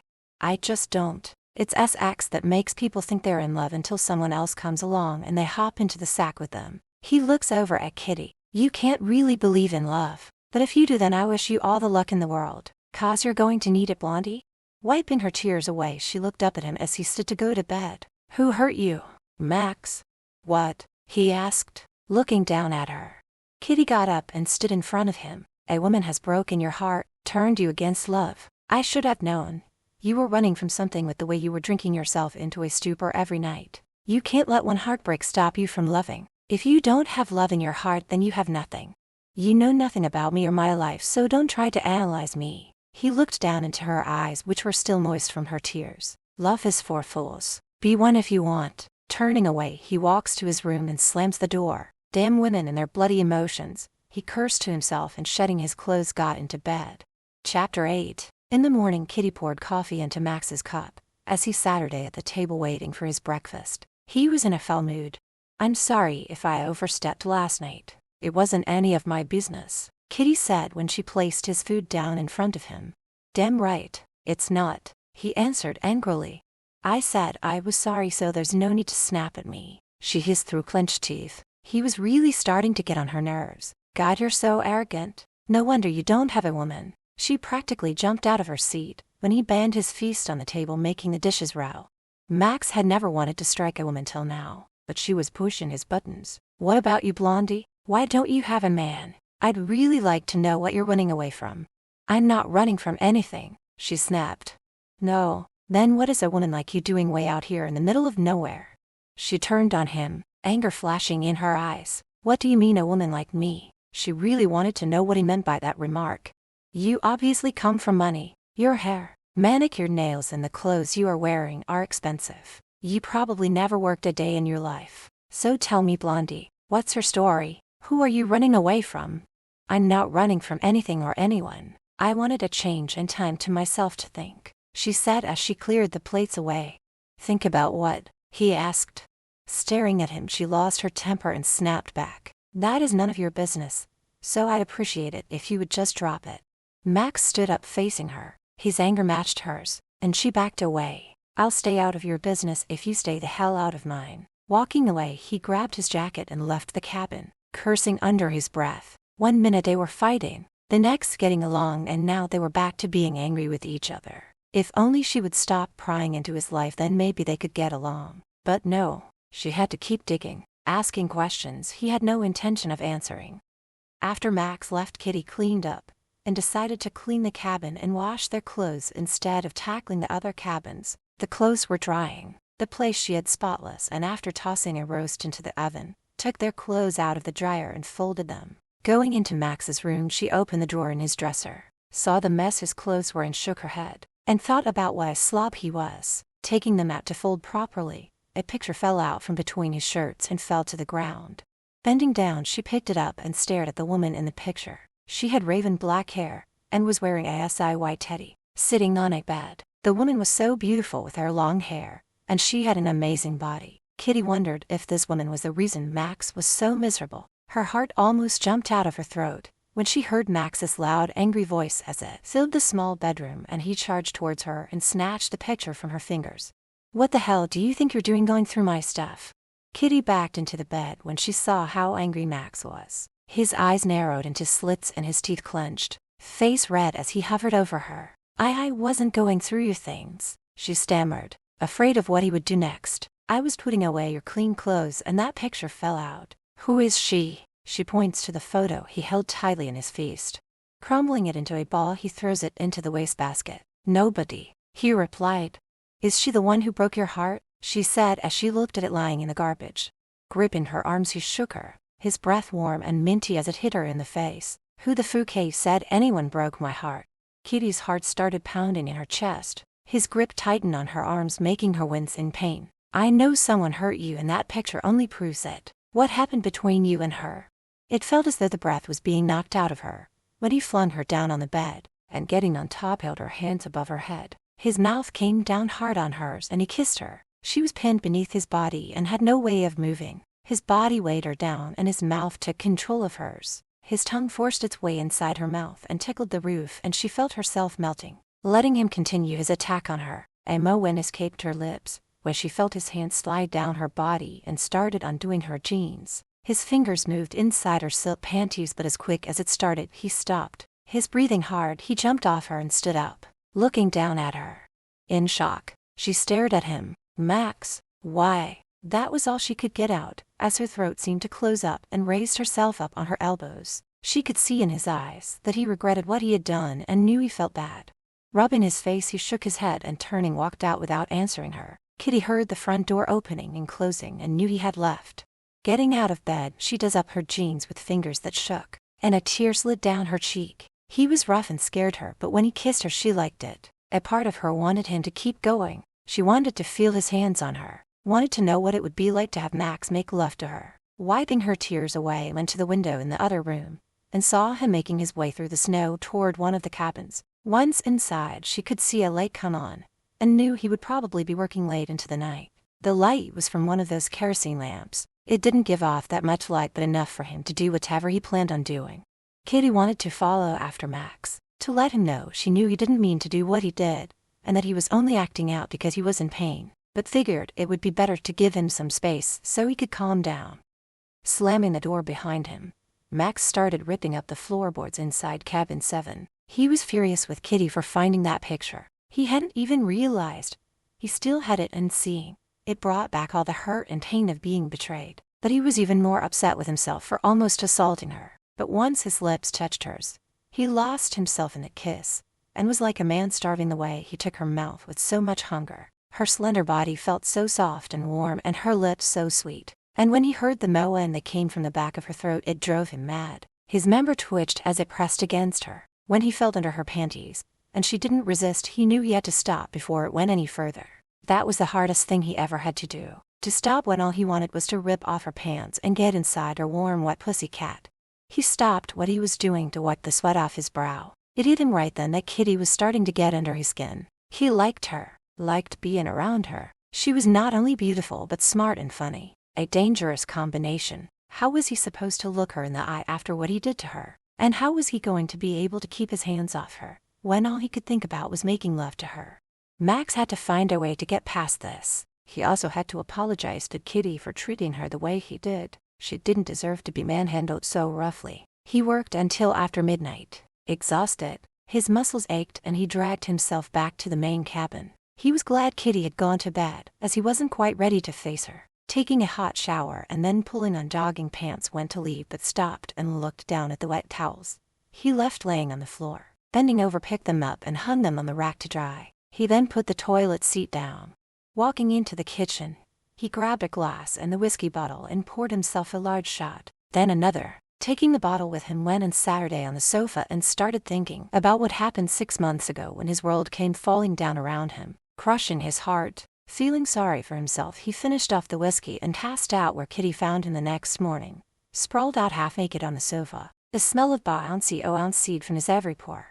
"Well, you can just rot there and make your own breakfast." She was so disgusted with Max that she left him there and, putting on her coat and boots, went to start on one of the cabins. She didn't want to be around when he woke up. Chapter 9. Max's head was throbbing with the worst hangover he ever experienced. Forcing himself to sit up, he rubbed his temples and looked around the cabin. No sign of Kitty. Seeing the empty bottle on the floor, and his clothes laying all over, he tried to remember taking them off, but it was all a blur. Pulling on his jeans, walked into the kitchen, and was annoyed to find there was no coffee made. Well, he should have expected as much. Kitty was probably still pissed with him for last night, and seeing the shape he was in when she woke up more than likely didn't help. While waiting for the coffee to brew, he splashed water onto his face, trying to shake the cobwebs from his brain. Sitting down with a mug full of hot coffee, cursed himself for polishing off the bottle of whiskey. He considered making something to eat, but the thought of food made his stomach churn with the threat of tossing up whatever food was still in him. So going back to the sofa, lay down. He had no intentions of working today. Max downsized off and slept till way past noon. Getting up, he noticed she still hadn't come back to the cabin. She must really be pissed at me. By this time he was starving, so going into the kitchen, pulled out all the fixings for making a sandwich from the fridge. He thought about making one for Kitty but decided against it. She would only throw it at him anyways. Another 2 hours had passed, and as much as he didn't want to admit it, he was becoming worried about her. She had been gone for hours, which wasn't like her, so pulling on his boots and coat went in search of her, checking a couple of the cabins only to find she wasn't there. Started walking back to the main cabin when he heard a scream coming from the lake nearby. Turning his head in time to see her falling through the ice, ran as fast as his legs would go toward her. "Hang on," he yells when he sees her trying to pull herself up. Breathing hard, he lays down on his stomach and crawls towards her slowly, thanking God she wasn't far out. Reaching her, he grabbed her hand and pulls her up, and still holding onto her drags them both to land. She was shivering uncontrollably and her lips were turning blue. Her eyes glazed over, and he knew he had to get her inside and out of her clothes. Putting her one arm around his neck, picked her up and carried her back to their cabin. She was shivering and her teeth were chattering loudly. Once he got her inside, headed straight to his bedroom and Saturday Kitty down on his bed. He removed her coat. Tossing it to the floor, he started undoing the buttons on her shirt, and taking it off, reached around and unclasped the bra and removed it. Grabbing a towel he had left laying on the bed, started drying her chest and arms, doing his best to ignore the fact that her breasts were totally exposed to him. There was no resisting on her part when he laid her down and pulled off her wet pants and panties and began drying the rest of her. Max then lifted her and placed her under the covers, adding more blankets. "I'll be right back," he said, and left the room to make some tea, and he also cranked up the heat. She never answered him, only shook and moaned as she clutched the covers to her body. Moments later, he returned with some warm tea, and sitting on the bed, helped her into a sitting position. "Here, drink some of this," he said as he held the cup up to her lips. Her hand shook so badly, he had to hold the cup as she took a couple of sips. After only taking a few sips, she started choking, so he placed it down and held her till her coughing subsided as he rubbed her back. She was still shivering uncontrollably, so he laid her down and, standing up, started removing all his clothes and climbed into bed and pulled her into his arms. Kitty's skin was cold against his skin, so he held her tighter. His hand moved over her as he gently rubbed her back, moving down her rear to her legs and up along her side. At first, she moaned and tried to protest but gave up when he wouldn't loosen his hold on her. Earlier, it was getting late and Kitty was hungry. She knew she couldn't avoid Max forever, so she decided to go back to the cabin, taking the route along the lake. She hadn't realized how close to the water she was as it was covered with snow. Didn't even know she was walking on ice, till she heard a crack, and before she knew it, she had fallen through the ice into the freezing cold water and screamed. It wasn't deep, but she still was drawn under. Pulling herself up, she grabbed onto the edge of some ice and her vision blurred. She wanted to scream, but her throat closed up, and it felt like a million pins were pricking her whole body, and knew she couldn't hang on any longer. Then she heard a voice telling her to hang on, and a pair of strong hands were pulling her, and she felt herself being lifted up. After that, she started going in and out of consciousness. Opening her eyes and through her blurred vision, saw Max hovering over her, felt his hands on her as he removed her clothes. She tried to stop him, but he held her down, and she had no strength left in her to fight him. She had never been this cold in her whole life, and didn't know what was happening to her, and in her confused state, thought he was going to rape her. "No, please don't," she cried out, shaking her head from side to side as she tried swatting at him. She heard him say not to fight him, which only confirmed he was going to rape her. A tear slid down her cheek, but then he placed her under the blankets and left the room. She tried to get up, but her body ached and she couldn't move. And then he returned carrying something in his hand. She felt the bed move from his weight when he sat her down and pulled her into a sitting position, which increased the pain her body was experiencing. Then she felt the warm liquid going down her throat. It felt good and she swallowed some, but then started choking. His arms wrapped around her, patting her lightly on the back till she stopped, collapsing against him. She was vaguely aware of being laid down. Her eyes watched as Max removed his clothes and she spoke, barely a whisper. "No. What are you doing?" Then she felt her body being pressed into his, and felt the warmth of his skin against hers, felt his hands moving all over her. The heat started flowing slowly through her, warming her up wherever he touched. They lay together face to face, her breasts pressed against his chest. She felt his pelvis against her, the feel of his member touching her bare flesh. Under other circumstances, this might have turned sexual, but this was not the case. Max was not fondling her. He was merely warming her body with his, the quickest and safest way to bring her temperature back up to normal. Being too weak and tired, never gave it a second thought when she placed her arms around Max and rested her face in the crook of his neck as she drifted off to sleep. It shook him to the very core when she snuggled closer and wrapped her arms around him. The feel of her lips on his neck and her body touching him started a twitching below, and he fought like crazy not to get actually excited. But it was difficult. What with her being naked in his arms and the way she clung to him. "Why do you have to look the way you do?" he said to himself as he looked down at her. So fast asleep and looking as how. Finding it hard to sleep, he tried everything he could think of to stop from being turned on, to thinking about his childhood, to even his grandmother. He remembered once when he was about 13. He walked into her bedroom and caught her naked. She was 90 years old. Yes, think about Grandma. That should stop me from thinking about Kitty. And it did for a few minutes, until he felt Kitty move and snuggled even closer. All thoughts of Grandma flew out the window and his member came to life. So he slowly slipped her arms from his neck and rolled onto his back, his one arm around her and the other behind his head. And damn, if she didn't put her arm around his waist and rested her head on his chest. A small moan escaped her lips. "Oh, Fouquet Blondie, don't you know what you're doing to me?" Max whispered quietly under his breath. It took some time before Max could tone down his aching member that had grown hard, and he was finally able to fall asleep. All was quiet, except for the ticking of the clock and their steady breathing, as they slept peacefully in each other's arms.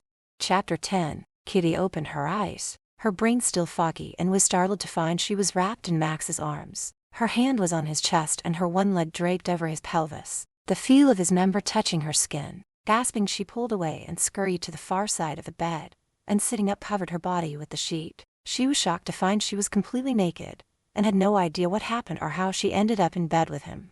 Feeling the sudden movement of the bed, Max opened his eyes, and saw Kitty curled up into a ball staring at him, a horrified look on her face. "Feeling better?" he asked, grinning at her. "What am I doing here? Why am I naked? Oh God, we didn't, did we?" she cried out. Sitting up, he just had to laugh, and tilting his head gave her a seductive smile. "Would it be that bad if we had?" Seeing her look of despair, he shook his head. "No, you can relax. We didn't make love. Do you not remember what happened to you?" Kitty rubbed her temple and thought. It was all starting to come back to her. "The only thing I remember was falling into the lake. After that, it's all blurry. But why are we in bed together? I pulled you out of the water and brought you here, where I took off your wet clothes and dried you off and laid you under the covers." Her face turned red and she looked away. "That doesn't explain why we're in bed together. To prevent hypothermia, I had to use my body to bring your body temperature up. If I hadn't, you could have gone into shock and died. I only did what I had to. It was nothing actual, and I assure you I didn't take advantage of you or the situation. But I felt you touching me all over," she stammered. Max tried to hide the smile that crept up at the corner of his mouth. "It was necessary to get you warm." "Then wipe that smirk off your face," she snapped, feeling her face becoming even redder than it already was. Not caring that he was naked, got out of bed. Giving her a full view of his front, he picked up his sweatpants and pulled them on. "Stay here. I'm going to heat up some soup for you." He walked out, leaving her with her mouth hanging open. Kitty was shocked at his boldness, the way he stood up facing her, his member hanging there for her to see. Sitting up, she waited for Max to come back with some food. Her stomach was growling loudly. She felt so vulnerable in his bed, with only the sheet covering her, and when she heard him coming back, pulled the sheet up under her chin. Taking the soup he offered, she finished it off in seconds. "Thank you," she said, handing him back the bowl. "And thank you for saving me." Max sat her day on the edge of the bed. "What were you doing walking on the ice like that? How could you be so stupid?" His words stung, making her feel worse than she already did, and she started to cry. "I didn't know I was on the ice, and don't call me stupid." Setting the bowl down, reached over and stroked her cheek with his fingers. "I'm sorry. Please don't cry." When she looked up at him with those eyes filled with tears, he leaned over and kissed her. Then he stopped abruptly. "I'm sorry. I shouldn't have said that." He went to get up, but Kitty grabbed his arm. Leaning over, kissed him back. Their hearts were pounding as they stared into each other's eyes for what seemed an eternity before he took her face in his hands and his mouth came down hard on hers. She wrapped her arms around his waist, pulling him down on top of her as she sunk into the bed. He kissed her with passion and a hunger that had been building for weeks now. He was like a man possessed by the way he savagely devoured her lips, his tongue slipping inside her mouth, as his hand ripped the sheet from her body and moved over her breasts. Using his fingers, he played with the nipple and felt it hardening. Tearing away from her mouth, he kissed her neck, leaving open mouth kisses, As he moved down to take one of her breasts in his mouth, licking and sucking on the nipple, his hand traveled down to between her legs and his hand began rubbing her sensitive folds and slipped a finger inside. She was wet and moaning as she arched her back, letting him do what he wanted to her. His snake was hard and throbbing, straining against his pants. He felt Kitty's hand move down his chest to the top of his pants, and going further down inside grabbed a hold of him. Her hand gave a gentle squeeze as it moved up and down his shaft. He heard her whimper when he got up to remove his pants. Looking down at her, his eyes traveled down her body, taking it all in before getting back into bed and on top of her as she opened her legs for him. The muscles in his stomach tightened when she stroked him and caressed his mouth with the tip of her tongue, leaving a wet path in its wake. He then took her deeper into the heat of his mouth as he kissed her. The intensity of his kiss and the way he caressed every inch of her. She was mad with desire, her core throbbing with wanting him inside her. She moaned, calling his name, begging him to take her. Max, oh God, take me now before I go crazy. Her breathing ragged as she clutched his shoulders, digging her fingers into his flesh. She let out a muffled scream when she felt the blunt tip of his manhood sliding into her, and she raised her hips to accept all of him. Her eyes fluttered open when he stopped moving, though he remained embedded in her. Max, why are you stopping? She asked, her breasts heaving, and she licked her lips when she looked him in the eye.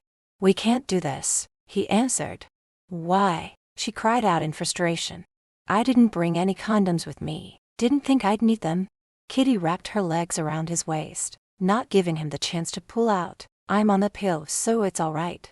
He turned dead serious as he looked down at her, his snake throbbing, needing some release. You sure you want to do this? We hardly know each other.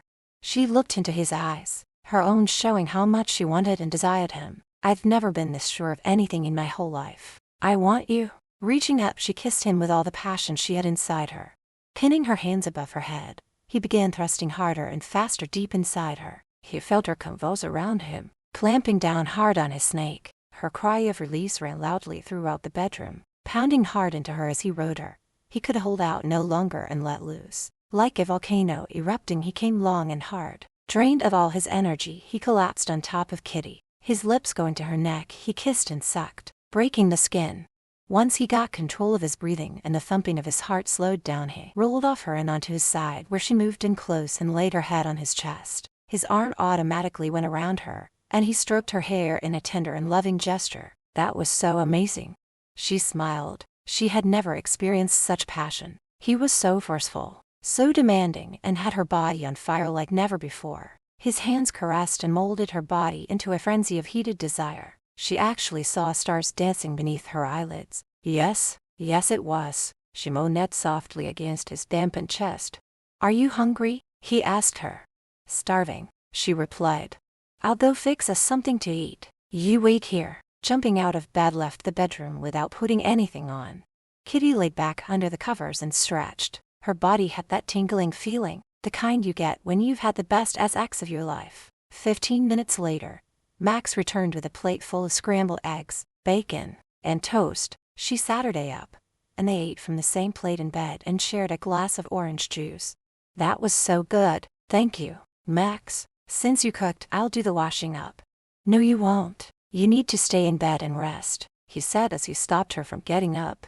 But I'm fine. Really?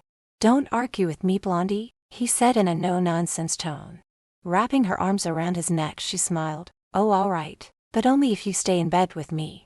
Lowering her down onto the bed, he grinned. You've got a deal. He then lowered his mouth onto hers and climbing back on top took her again. This time he went slow, pleasuring her until she could take no more and begged him to make love to her. Chapter 11. That was amazing. You're so damn beautiful, Max said as rolled off Kitty and laid on his back, pulling her into his arms. She rested her head on his chest, her fingers traced over his muscular form. Yes, it was. I never knew making love could be this good. Any regrets? He asked, kissing the top of her head. No. What about you? She asked, looking up at him. I've been wanting to do this from the first moment I saw you in that towel, so no, I don't regret it for 1 minute. He smiled when he heard the sound of her soft, even breathing when she fell asleep. He watched her. His heart that was once hard had melted. There was something about her. She was unlike any woman he had ever met. She was sweet, kind, and feisty. Max had every intention slipping quietly out of bed and getting back to work, but instead found his eyes slowly closing. 2 hours later, he woke and sliding his arm from around her got up and started dressing. Kitty was all walking when she felt the bed shifting and opened her eyes. "Where are you going?" He smiled down at her. "Work. I've got lots to catch up on." She went to get up but he stopped her. "And just where do you think you're going?" he asked, placing his hands on her shoulders and lowering her back onto the bed. "I've got work to do too." "Not today you don't. You need to stay in bed and rest. That's an order." "But I'm much better now," she cried out. He sat her down on the bed and stroked her cheek with the back of his hand. "You've been through a terrible ordeal. Your body needs time to heal. I want you to stay here and rest. Promise me you'll stay in bed today?" She had to admit she was still tired, her body sore, though she wasn't sure if it was from the freezing water or the pounding it took from his lovemaking. "I promise." Leaning down he kissed her. "That's my girl. I'll see you later." Then he was gone and she laid down and within minutes was fast asleep.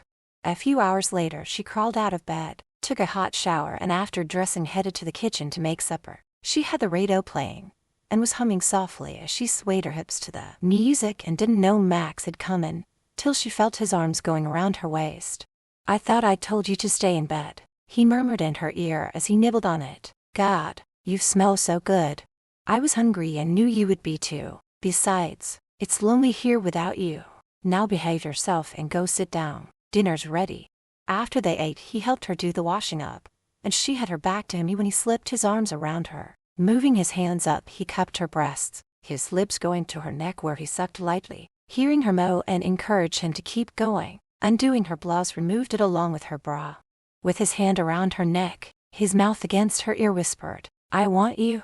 I want to make love to you now." He felt his member twitching, her moaning making him harder. He turned her around to face him and his lips came down hard on hers. He heard the buttons on his shirt popping off and hitting the floor, making a small clanging noise when she tore his shirt open. Her kiss was just as demanding as she pushed her tongue in, running it along the roof of his mouth, driving him insane with desire. Pulling away he looked down into her eyes, and when she closed them again, he took her deep into the heart of his mouth and his fingers moved to the fastening of her jeans, before sliding down beneath the lace of her panties.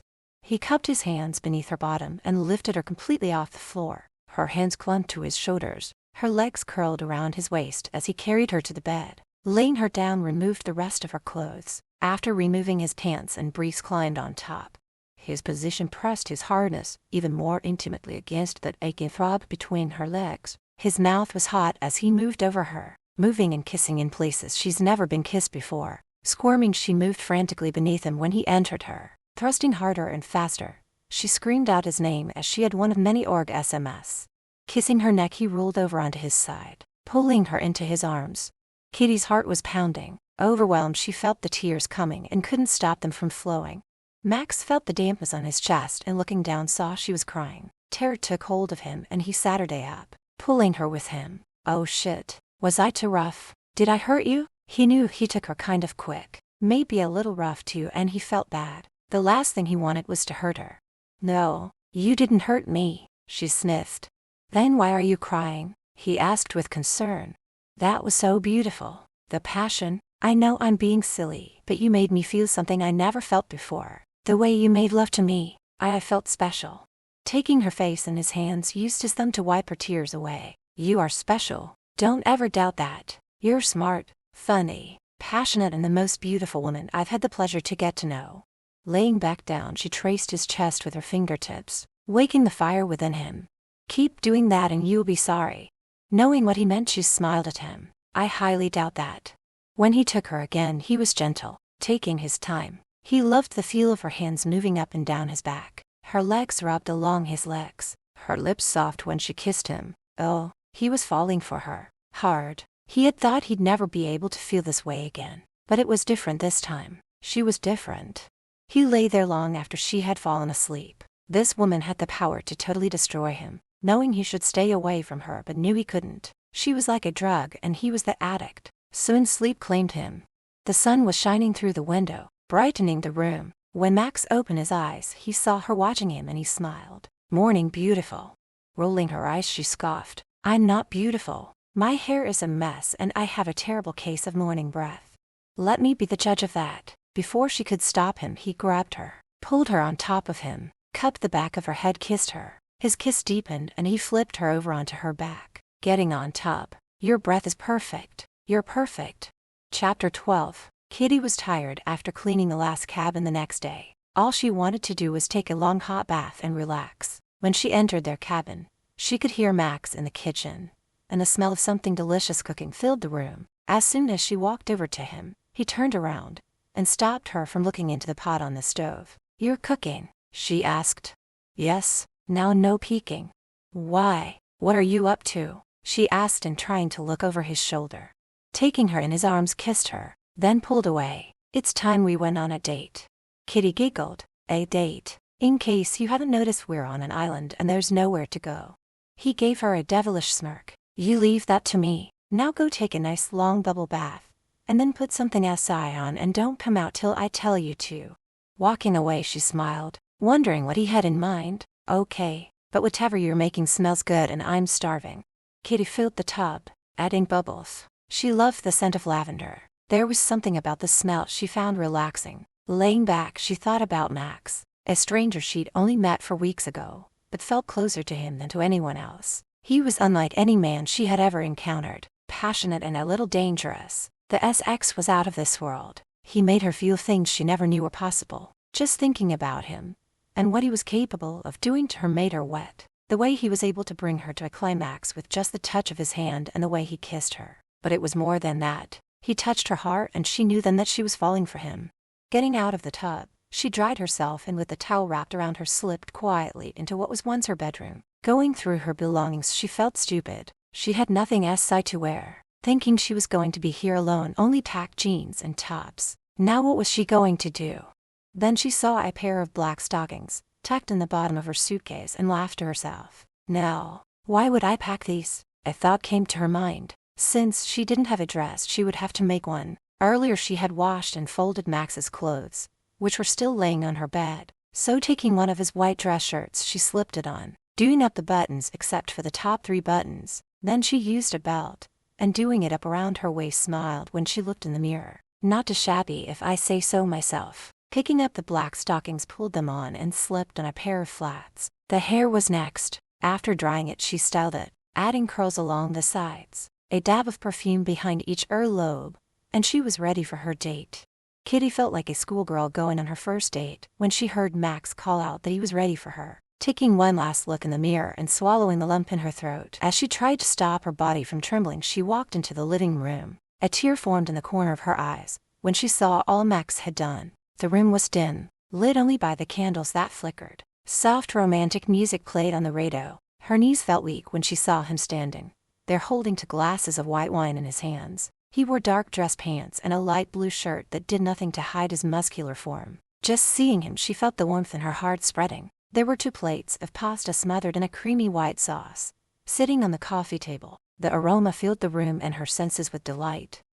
Max turned when he heard Kitty enter the room. He stood there staring at her. His eyes traveled down her slender body from the shirt that fell just past her bottom. She wore a black belt around her waist. He liked the black stockings she wore. It looked really hot, and he felt the twitching of his member inside his hands come alive. Her hair was curled and a pair of gold earrings dangled from her ears. She took his breath away. Even in one of his shirts, she was incredibly beautiful, like a foolish schoolboy. He stood staring at her, drooling and lost for words until she spoke. I didn't pack a dress, so this was the best I could do, she said as she approached him shyly. With a jolt, he was pulled from his comb-like trance and gave her a smile, grinning from ear to ear. You look amazing, actually hot is more like it, he said as he handed her the glass of wine. Blushing, she looked away and seeing the food and everything he had done, she smiled. You did all this for me? Well, I did promise you a date, and under the circumstances, I think I did the best I could. You did great. It's perfect, she answered. Shall we eat before the food gets cold? I thought we could dine here in front of the fireplace. More romantic. He motioned for her to sit down and handed her one of the plates. Taking a bite, Kitty closed her eyes and moaned softly. Oh my God, this is so good. I've never tasted anything like this. The flavor. Wow. Thanks, he said and beamed with pride. I'm glad you like it. My mother taught me to make it, among other dishes.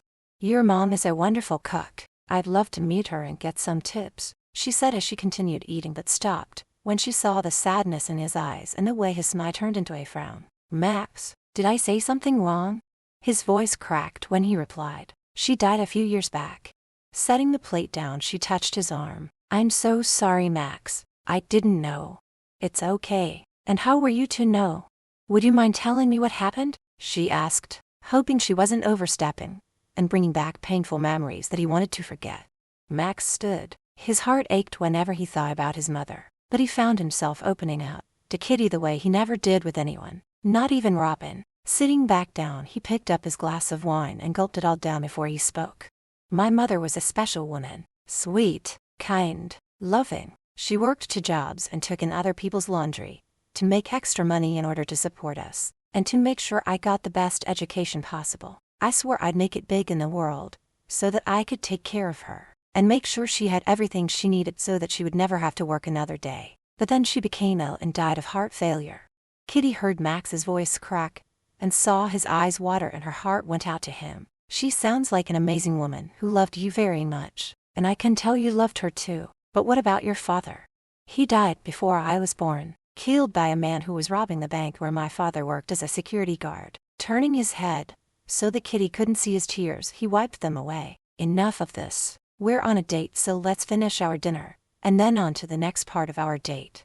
Kitty knew he didn't want to talk about his mother anymore, so she let it go, and smiling at Max asked if she could have more pasta, saying it was that good, which it was. After they were done eating, he cleared away the dishes, and when she stood to help, he insisted she sit back down and let him take care of it.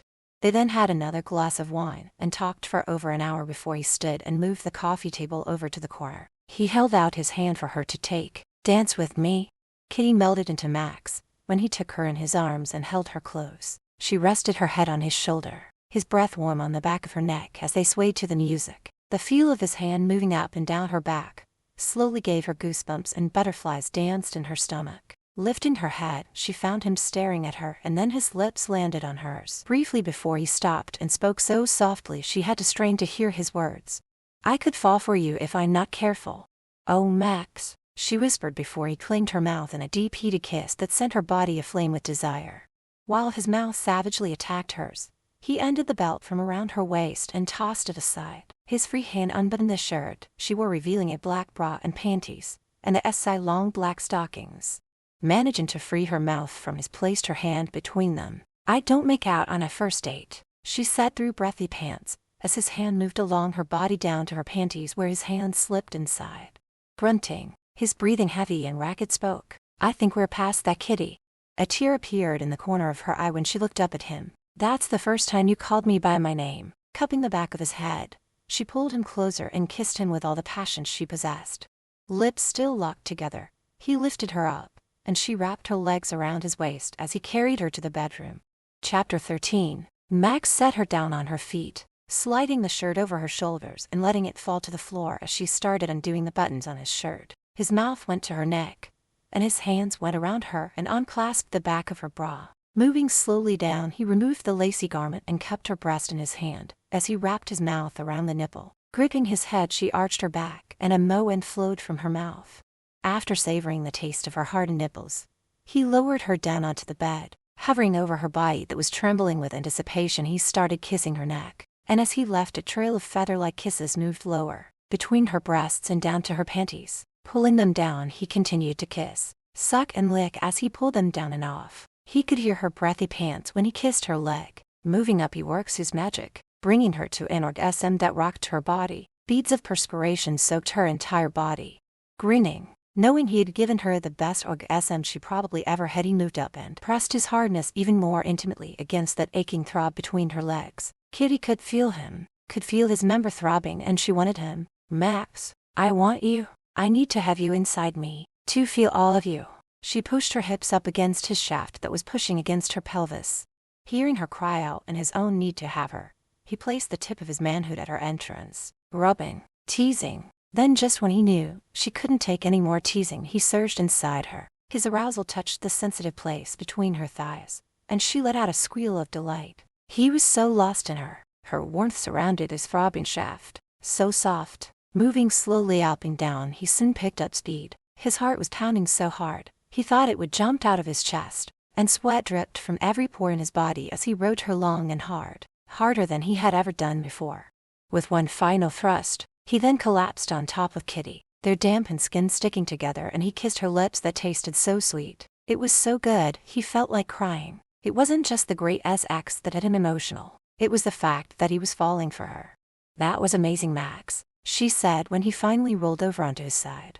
"I aim to please," he said as he gave her a kiss and pulled her close, his arm going around her and stroking her cheek with a grin on his face.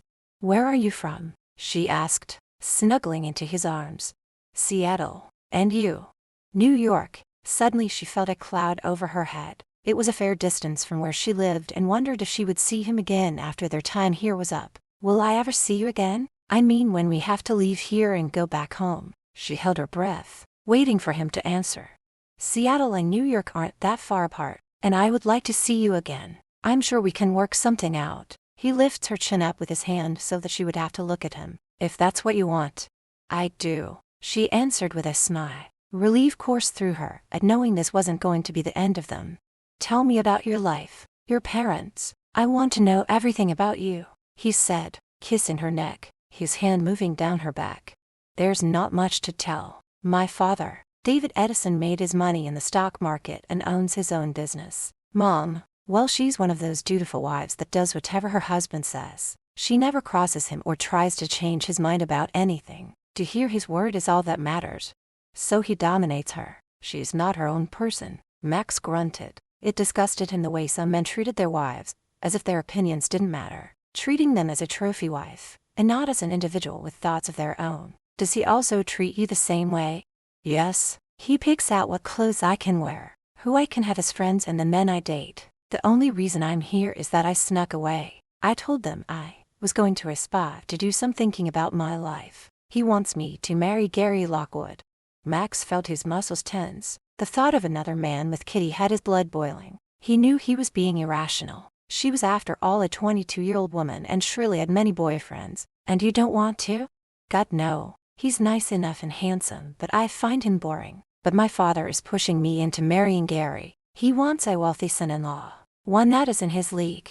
Max was relieved that she wasn't engaged to that man. "You should never marry someone you don't love. You're a smart, beautiful woman and deserve to have a loving marriage," he said, lifting her chin up to look at him, and then he planted his lips on hers, deepening the kiss. "I wish I could have taken you on a proper date, to a fancy restaurant."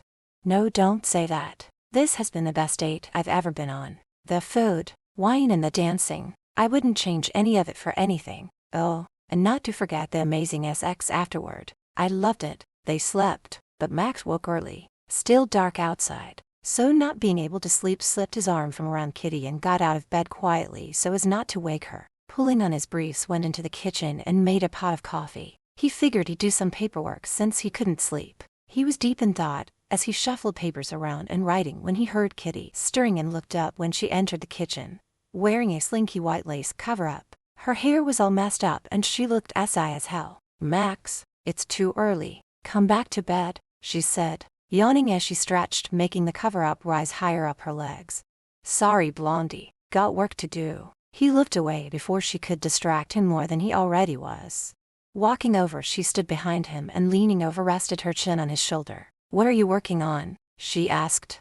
The feel of her skin against his was warm, soft. Her breath blowing on his neck was distracting, making it hard for him to concentrate. "The invoice for all the work I've done. The Parsons want to know what all needed fixing, and what might need to be done in the future. I thought I would do it now while you were sleeping. Go back to bed. It's early." "Can't you do it later? It's not the same without you laying next to me." She started nibbling on his earlobe, trying to entice him into going back to bed with her. That ache between her thighs had started when she saw him sitting at the table, shirtless, his muscles twitching with every movement, and she felt the dampness pool between her legs and had to have him again. Taking a hold of her hands, turned her to face him. "Babe, I'll be in as soon as I get this done. It's really important I do this." God, his heart melted when he looked at her. He knew for sure then that he was a goner. He had fallen for her. Hook, line and sinker. He tried to ignore the revealing garment she was wearing, but damn, it was see-through, barely concealing her. Pouting, her bottom lip sticking out. She groaned in frustration. "Oh, okay then," and she started walking away. Grinning, he went back to what he was doing until he heard her utter, "Oh my, this damn thing keeps falling down."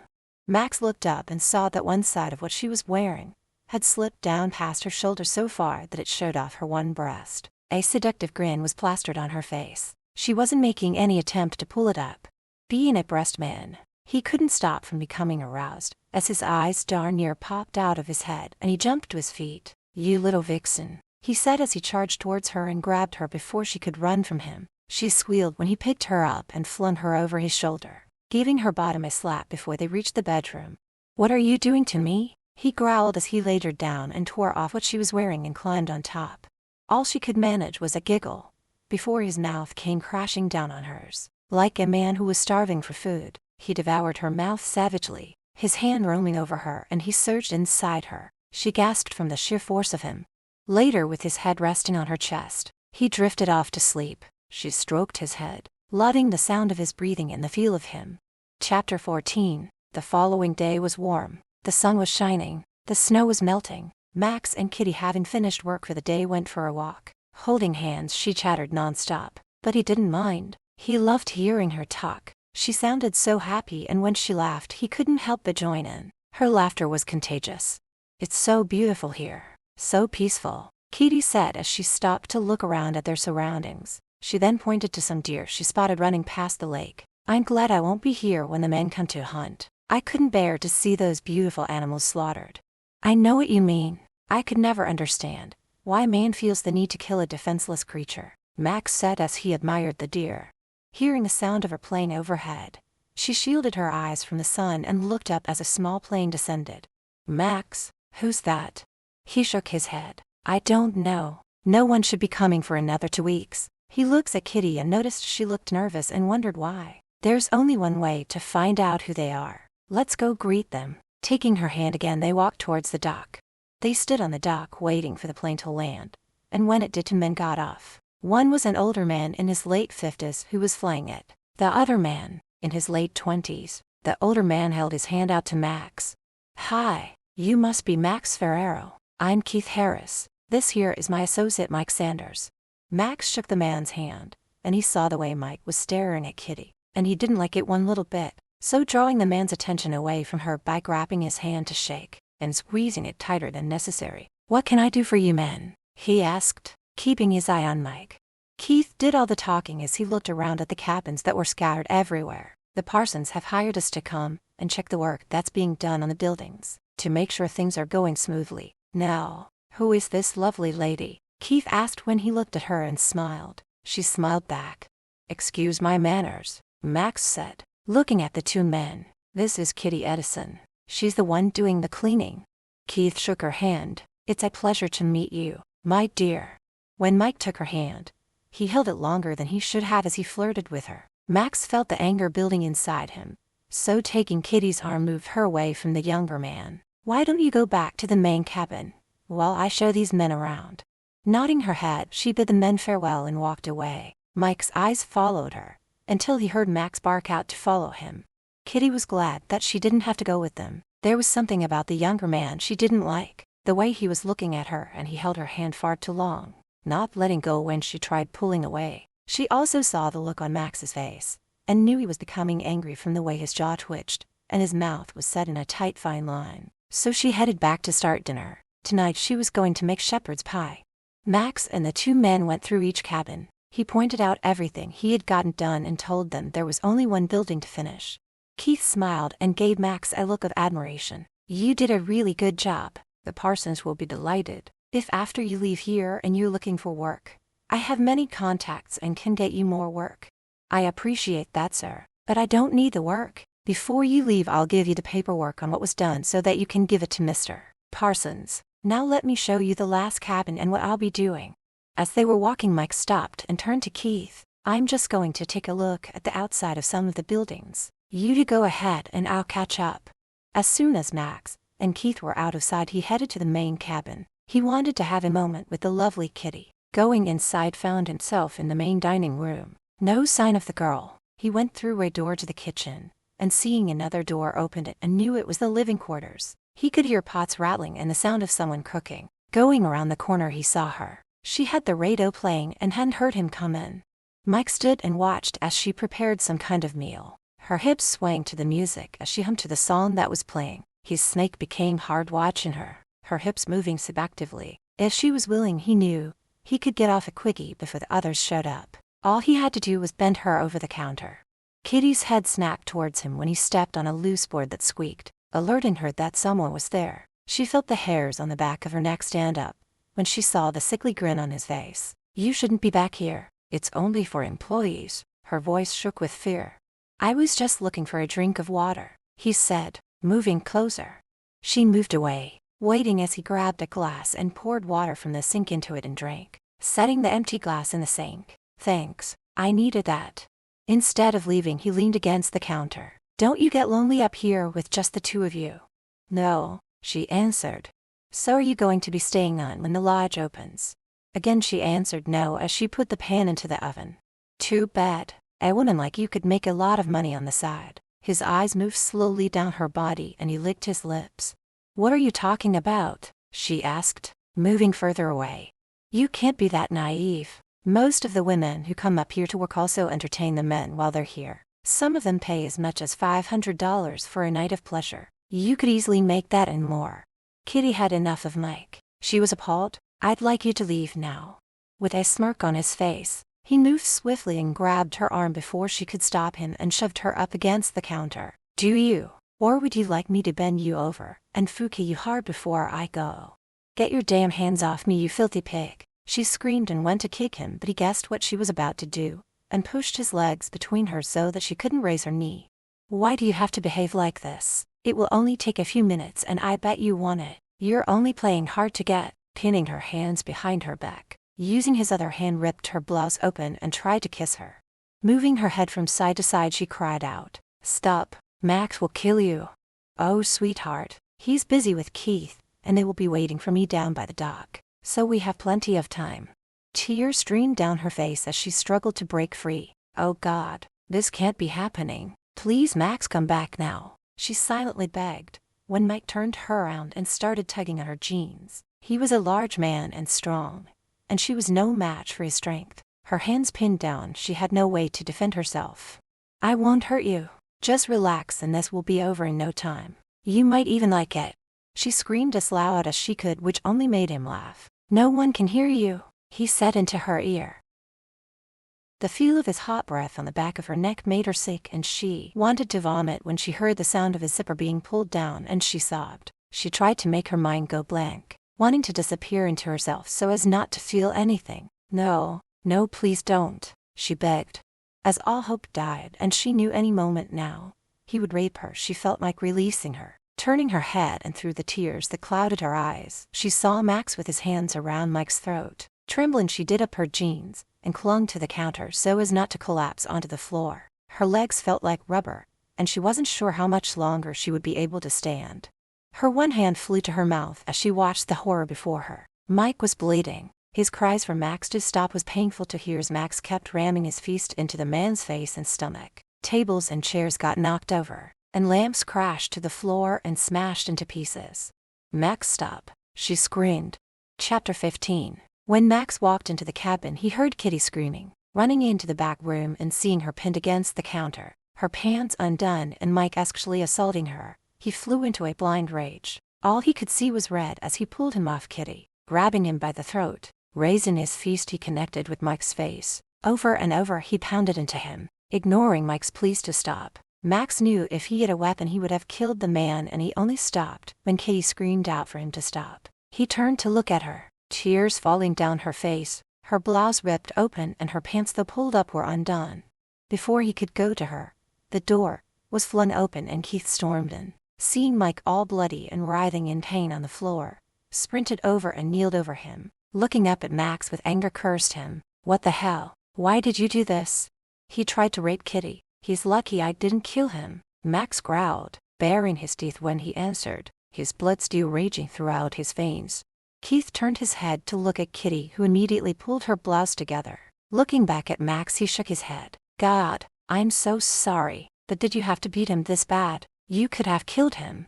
I suggest you get him on that plane, and as far from me as possible, or I will kill him." He went over to Kitty and took her in his arms. She buried her face in his chest. As Mike was being helped up, he glared at Max, blood dripping on the floor. His eyes almost swollen shut, he spat out, "I'll have you charged with assault, you bastard."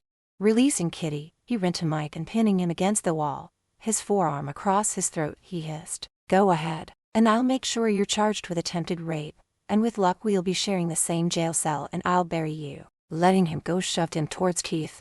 "There will be no charges against you, Max," Keith said, and grabbing Mike's arm they started walking away. "Why would you have someone like him working with you? Who knows how many other women he's raped?" Max said with hate and disgust in his voice. "Not for long. I'm done with him," Keith replied, and then they left. Turning back to Kitty reached for her and she fell into his arms. Taking her face in his hands, he wiped her tears away. "I'm sorry. This is all my fault." "Your fault?" she said, wondering how in the world it was his fault. "I saw the way he was staring at you. I should have kept an eye on him. When he disappeared, I should have gone looking for him right away. Tell me, Kitty, did he hurt you? Did he do anything to you before I got here?" "No," she sobbed. "Thank God, but I should have been here sooner." "Oh, Max, you couldn't possibly know what he was up to. Please don't blame yourself." She began to sob. Her body shook and he held her tighter. "Can I get you something to drink?" "No," she sniffed, her sobs subsiding. "I want to take a shower. I need to wash the feel of his hands off me." Leaving the warm embrace of Max's arms, went into the bathroom. Running the water, she stripped down and stepping under the hot water grabbed the soap and scrubbed till her skin turned a pink shade. She let the tears fall again. Never had she ever felt so violated, so helpless. It happened so quickly and she had no way to stop him. If Max hadn't come in when he did, she would have been among the many women who had been brutally raped. She was one of the lucky ones who escaped that fate. Thanks to Max. Turning off the water, dried off and threw on a nightgown and robe. Max was busy dishing out the food when she appeared. "Dinner's ready. Sit and let's eat." He noticed how pale she was. The spark in her eyes was gone. "I'm not hungry. I want to go to bed, but you go ahead and eat." "Okay, I'll fix you up a plate for later." Going over, he kissed her cheek. He was heartbreaking at what she had gone through. Later, when he went to bed, she was still asleep, so he pulled the covers over her and laid down, his arm going around her waist. Through the night, he woke from her moans and thrashing around. "No, no, please stop," she cried out in her sleep. Taking a hold of her shoulders gave her a light shake. "Kitty, you're dreaming." Asleep, the nightmares started and feeling hands on her swung at her assailant, hitting Max smack in the face. Her eyes flew open and saw him rubbing his cheek where she had hit him, and sitting up she gasped, "Oh, Max, I'm so sorry. I bet you wanted to do that the first time we met," he said, grinning at her. A small smile appeared on her face. "Well, yeah, but not now."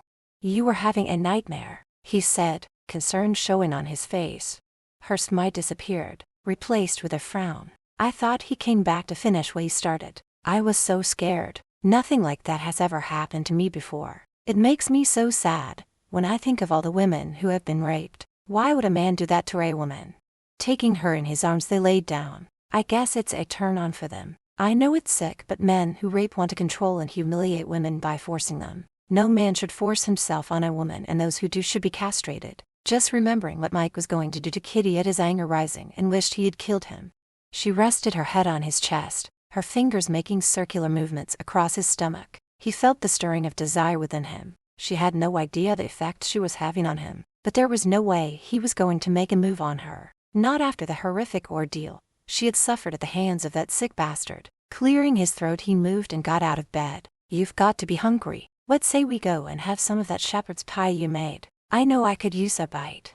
She took the hand he held out, and getting up they walked hand in hand to the kitchen. He insisted she sits, while he dished it out and stuck it in the microwave to warm it up, then poured them both a glass of milk.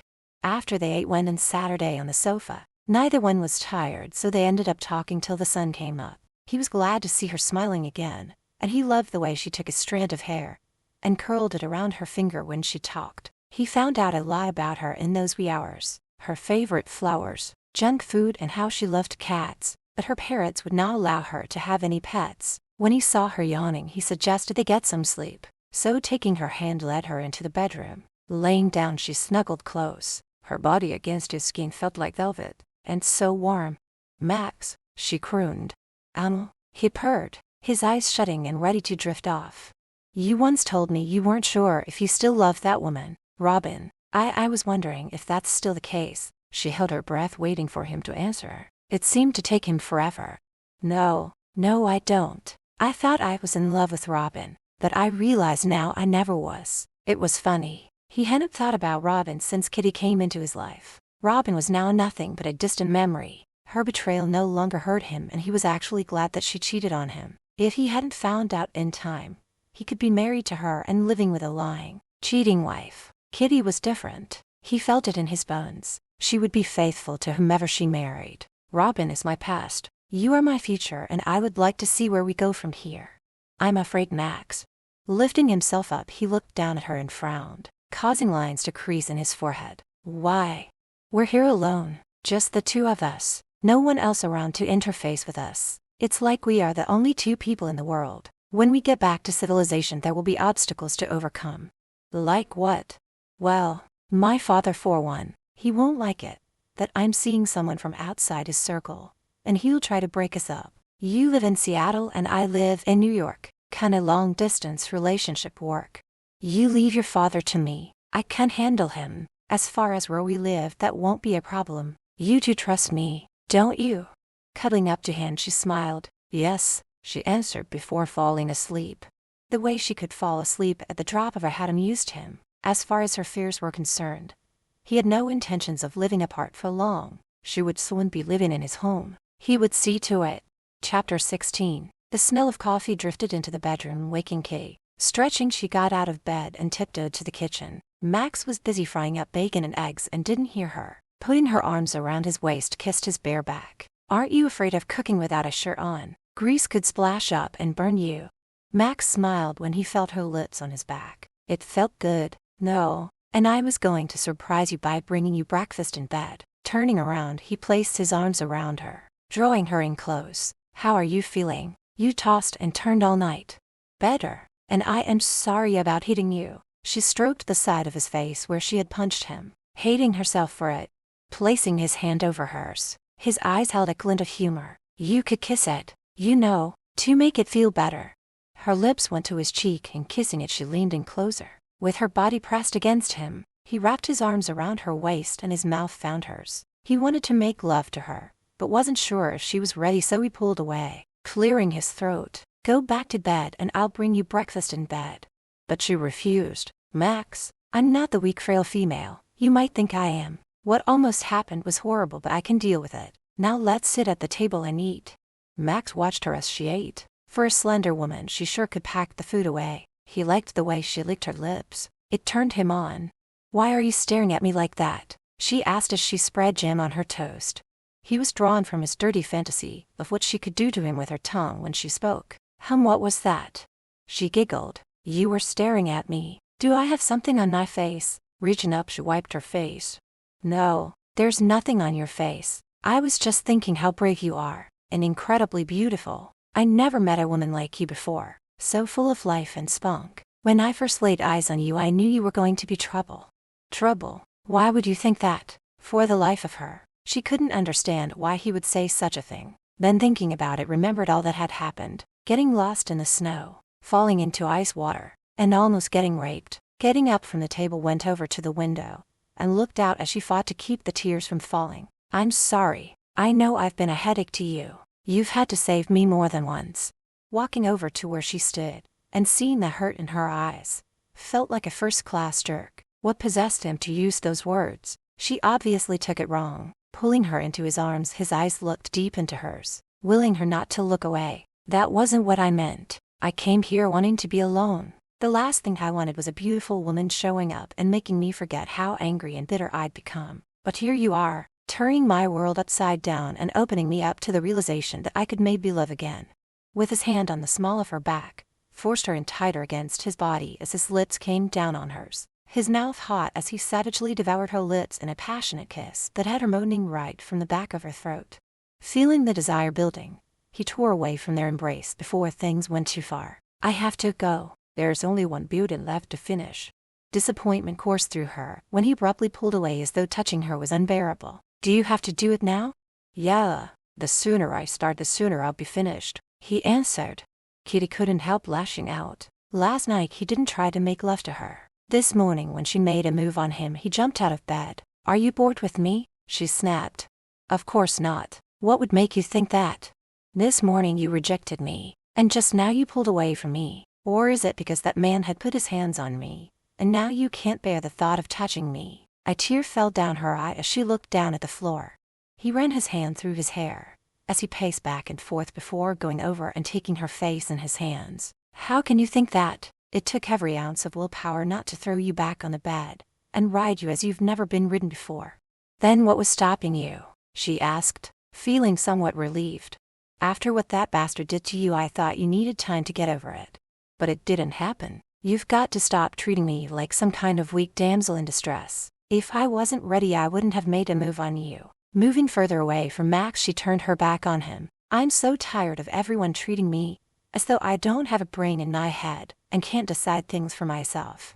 Going over he slipped his arms around her waist pulling her back into him, his mouth going to her neck. I do want you. Can you feel this? He asked, pushing into her, his manhood hard. Oh Max, she moaned and turned around and threw her arms around him, their lips meeting in a deep, passionate kiss. Fumbling their way towards the bedroom they continued to kiss, removing pieces of clothing along the way. The bed creaked, and the headboard slammed against the wall when he rode her. Breathing hard, their bodies damp, he gripped her legs and put them over his shoulders. In an upright position, he held onto her hips as he pounded harder into her. He watched her face when she hit an orgasm, her mouth open and she screamed out his name. When she thought she could take no more, her insides sore, he moved her legs down. Still inside her and his snake still hard moved up and down, going deeper with each thrust, squirming frantically beneath him as his hand gently squeezes her one breast. She felt his body trembling violently, and heard what sounded like a deep growl coming from him when he finished and laid on top of her, his heart beating against her chest, her arms around him. She ran her fingertips up and down his back. She loved the feel of his skin against hers. There was no other feeling like it, except for when he was inside her, his shaft filling her to the very core. He made her feel things she never felt before with another man, and it hit her like a tidal wave slamming into her. She was in love for the first time in her life. As they lay there, he placed open-mouth kisses along her neck and down over her breasts. She wanted to tell him how she felt but was afraid to. What if he didn't feel the same way? It would break her heart. Arms behind his head, he looked over at Kitty. I hope that proves to you how much I desire you. She smiled back, her hand on his chest. I'll never doubt you again. Good, he said, and getting out of bed pulled on his jeans. Where are you going? She moaned. I told you, I have one more cabin to finish. Leaning over he kissed her. Stay in bed and get some rest. You're going to need it later when I make love to you all night. So when everything is done, what will we do with the rest of our time? Smiling at her he winks. Trust me, Blondie, I'll make sure we're kept busy. Later she was stirring the spaghetti sauce, when Max came in and shedding his coat and boots walked over and behind her, wrapping his arms around her waist. You're late. What took you so long? I wanted to finish it, so that we could spend the remainder of our time here doing other things other than work, he said as he nibbled on her neck. Something smells good. It's my special homemade sauce. No, it's you, he answered, turning her around so that he could kiss her lips, the very ones he couldn't get enough of. After the last bit of food was eaten, she started clearing away the dishes. Now all I have is that final cabin to clean and I too will be done. No need to, he said as he got up to help her with the cleaning up. Why not? Because I already cleaned it. Squinting, she looked at him in disbelief. You did what? I did it for you, he answered back, confused as to why she looked and sounded angry. Why are you getting that? Flinging the washcloth down, she whirled around to face him. Cleaning the cabins is my job. You had no right. Stomping away, she headed to the bedroom and once inside slammed the door shut and locked it, leaving Max with a bewildered look plastered on his face. For the life of him, he couldn't grasp what had just taken place. He thought she would have been pleased. Any other woman would, but she was furious with him. Knocking on the bedroom door, he yelled out, "Open this door and talk to me." Go away. I don't want to talk. Max was never one to put up with women's mood swings and was losing his patience. Open this door now or I swear I will break it down. Moments later she opened the door. I'm sorry, Her voice cracked, close to tears. Resting his hands on both sides of her, his anger subsided. "You want to tell me what that was all about?" She nodded her head. "This was the first job I ever had, and I felt proud of how well I was doing it. It gave me a sense of worth. My whole life I thought I couldn't do anything productive, that all I was good for was partying and looking good on some man's arm." Max felt sorry for Kitty. He knew it was because of her father that she felt this way about herself, and that he put those thoughts in her head. "That's not true. You're a great cook. You have haircutting skills and your cleaning is amazing. You should not let anyone make you feel as though you can't do anything you set your mind to." Lifting her chin up so that she had to look at him, he smiled. "If it will make you feel better, I'll go back and mess the cabin up, and that way you can clean it." Kitty couldn't help but smile back. "No," she laughed. "Is that a smile I see on your face?" "Maybe," she said playfully. He put his hands on the wall, trapping her between his arms. "Did you get some rest this afternoon?" "Yeah. Why?" she asked. "If you remember, I told you this morning what I had planned for you tonight." Not waiting for her to answer, he picked her up and carried her to the bed and laid her down. "And tomorrow we're going hiking. There's a place I want you to see." Chapter 17. "Good morning, beautiful," Max said when she opened her eyes. Seeing her next to him in bed, feeling the heat from her body, his heart started beating faster. It felt right, and he knew now that he had fallen in love with her. Today he would tell her. "Morning, handsome," she replied back as she snuggled up to him. "I thought after we shower and eat, I'll take you on that hike I was talking about." With his arm around her, he kissed the top of her head, taking in the sweet scent of her hair. "Hiking? After last night, I don't think I'll be able to walk. You were like an animal and I'm sore down there." She chuckled. "But it's a good sore. And now I'm in desperate need of a hot shower." "A shower sounds good to me. I'll join you." Max liked the idea of showering with her. Just thinking about soaping her down was getting him hard. Getting out of bed, standing there stark naked with a boner, he held out his hand for her to take, which she did, but stopped him from heading to the bathroom. "No, you won't. We both know what will happen if we shower together, and I need a break. So you, mister, will start the coffee, and when I'm done, then you can shower." Pulling her into his arms, his one hand going to her bottom, pushed her into him. "Feel that, blondie? Are you really going to let me walk around with this?" "Yup." She smiled and walked away, leaving him standing there with a scowl on his face. But respecting her, he made breakfast and tried to keep his mind off of her naked in the shower. It wasn't long till she returned and they sat her down to eat. "So after my shower, we'll go out and I'll show you around. How about you make us a thermos of hot chocolate and maybe a snack?" An hour later they headed out. The snow looked like sparkling diamonds with the sun shining down on it. Kitty liked that he held her hand. It was as if he was letting her know she belonged to him. He made her feel wanted and loved, something she never felt before. Sure, she knew her parents loved her, but they never showed it. How they never even said it. Not even Gary said he loved her. Just once she would like to hear those 3 little words. An hour later, she felt her legs aching as they walked along a trail. "Max," she said, stopping him from walking, "are we almost there?" "Yes, it's just a few more minutes and we'll be there." Leaning over, he kissed the tip of her nose and started pulling her along. 10 minutes later, he stopped and pointed. "We're here. I love this spot." "Oh my God, Max, it's so beautiful," she said as he pulled a blanket from his backpack and laid it down so that they could sit. "I know. Before you arrived, I would come here to think." Kitty looked up at him. He seemed so sad. "What would you think about?"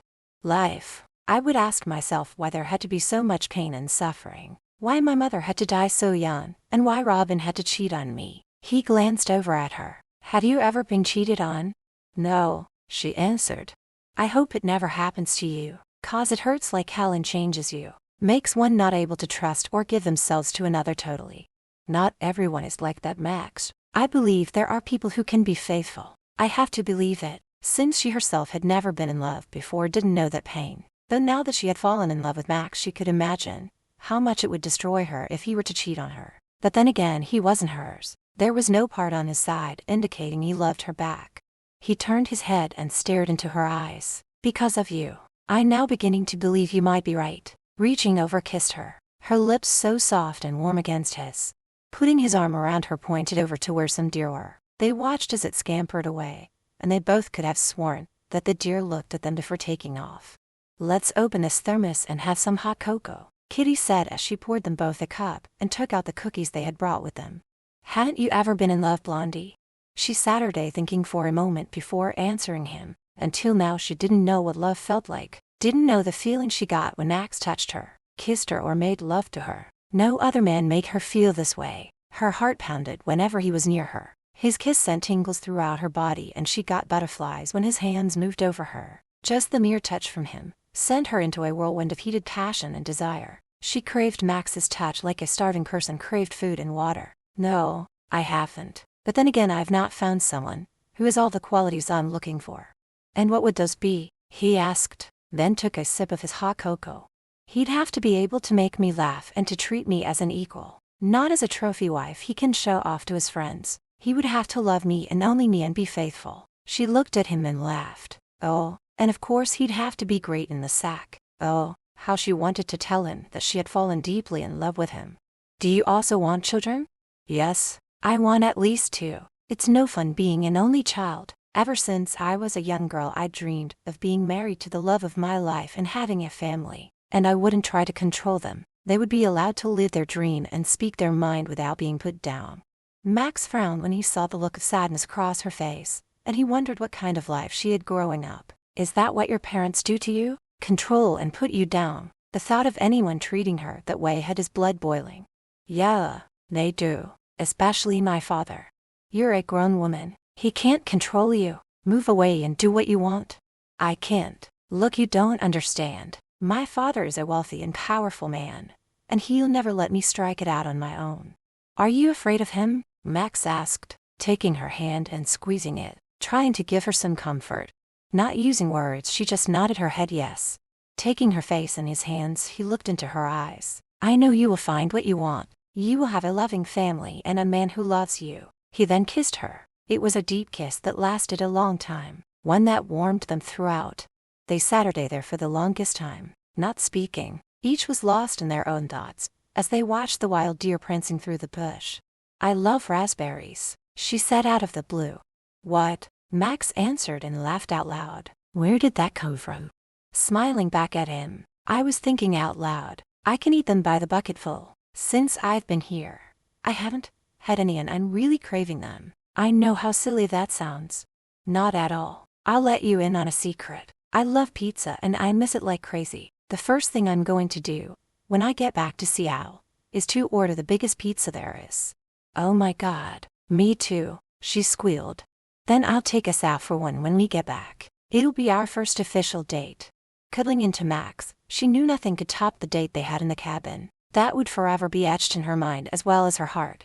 We should be getting back now. You're shivering. He was anxious to get back to the cabin, so that he could finally tell her he had fallen in love with her, and he prayed she felt the same way about him.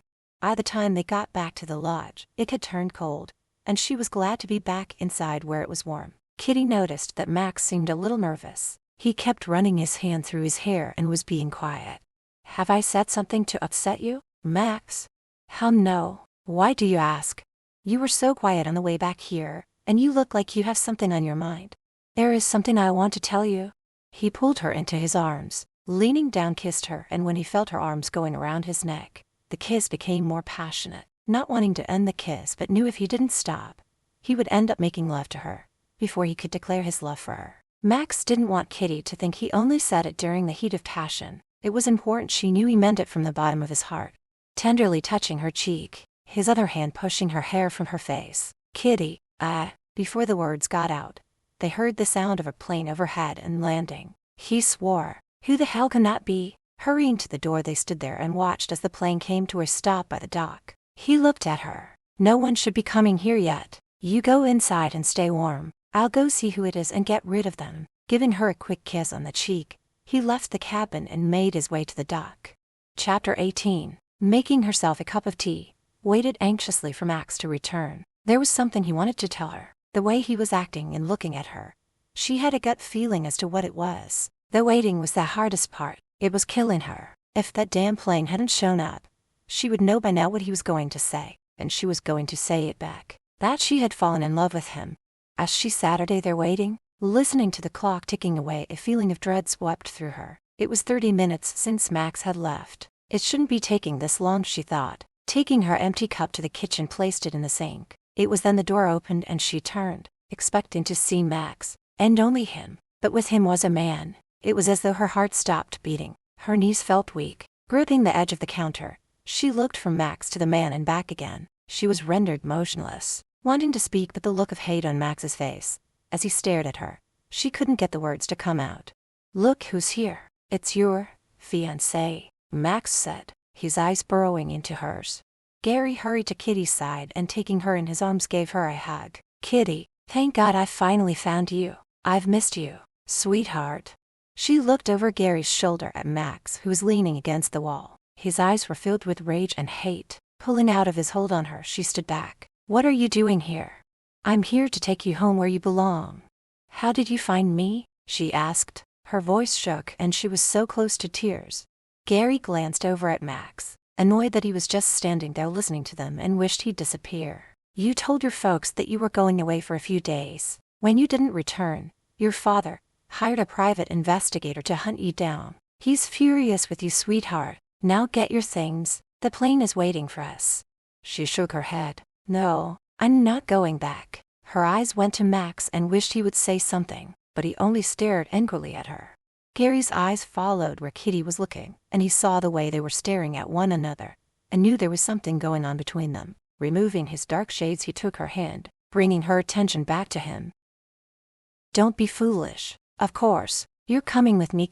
Now get your things and let's go. We have so much to discuss. Wait for me down at the dock," she finally told him. Kitty wanted time alone with Max to explain.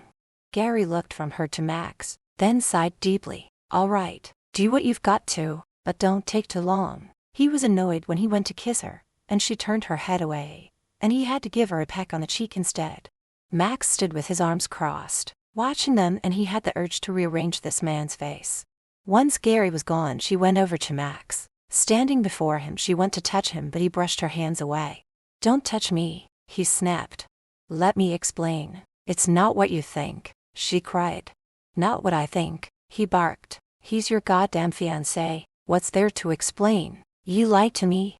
No, I didn't. I told you about him."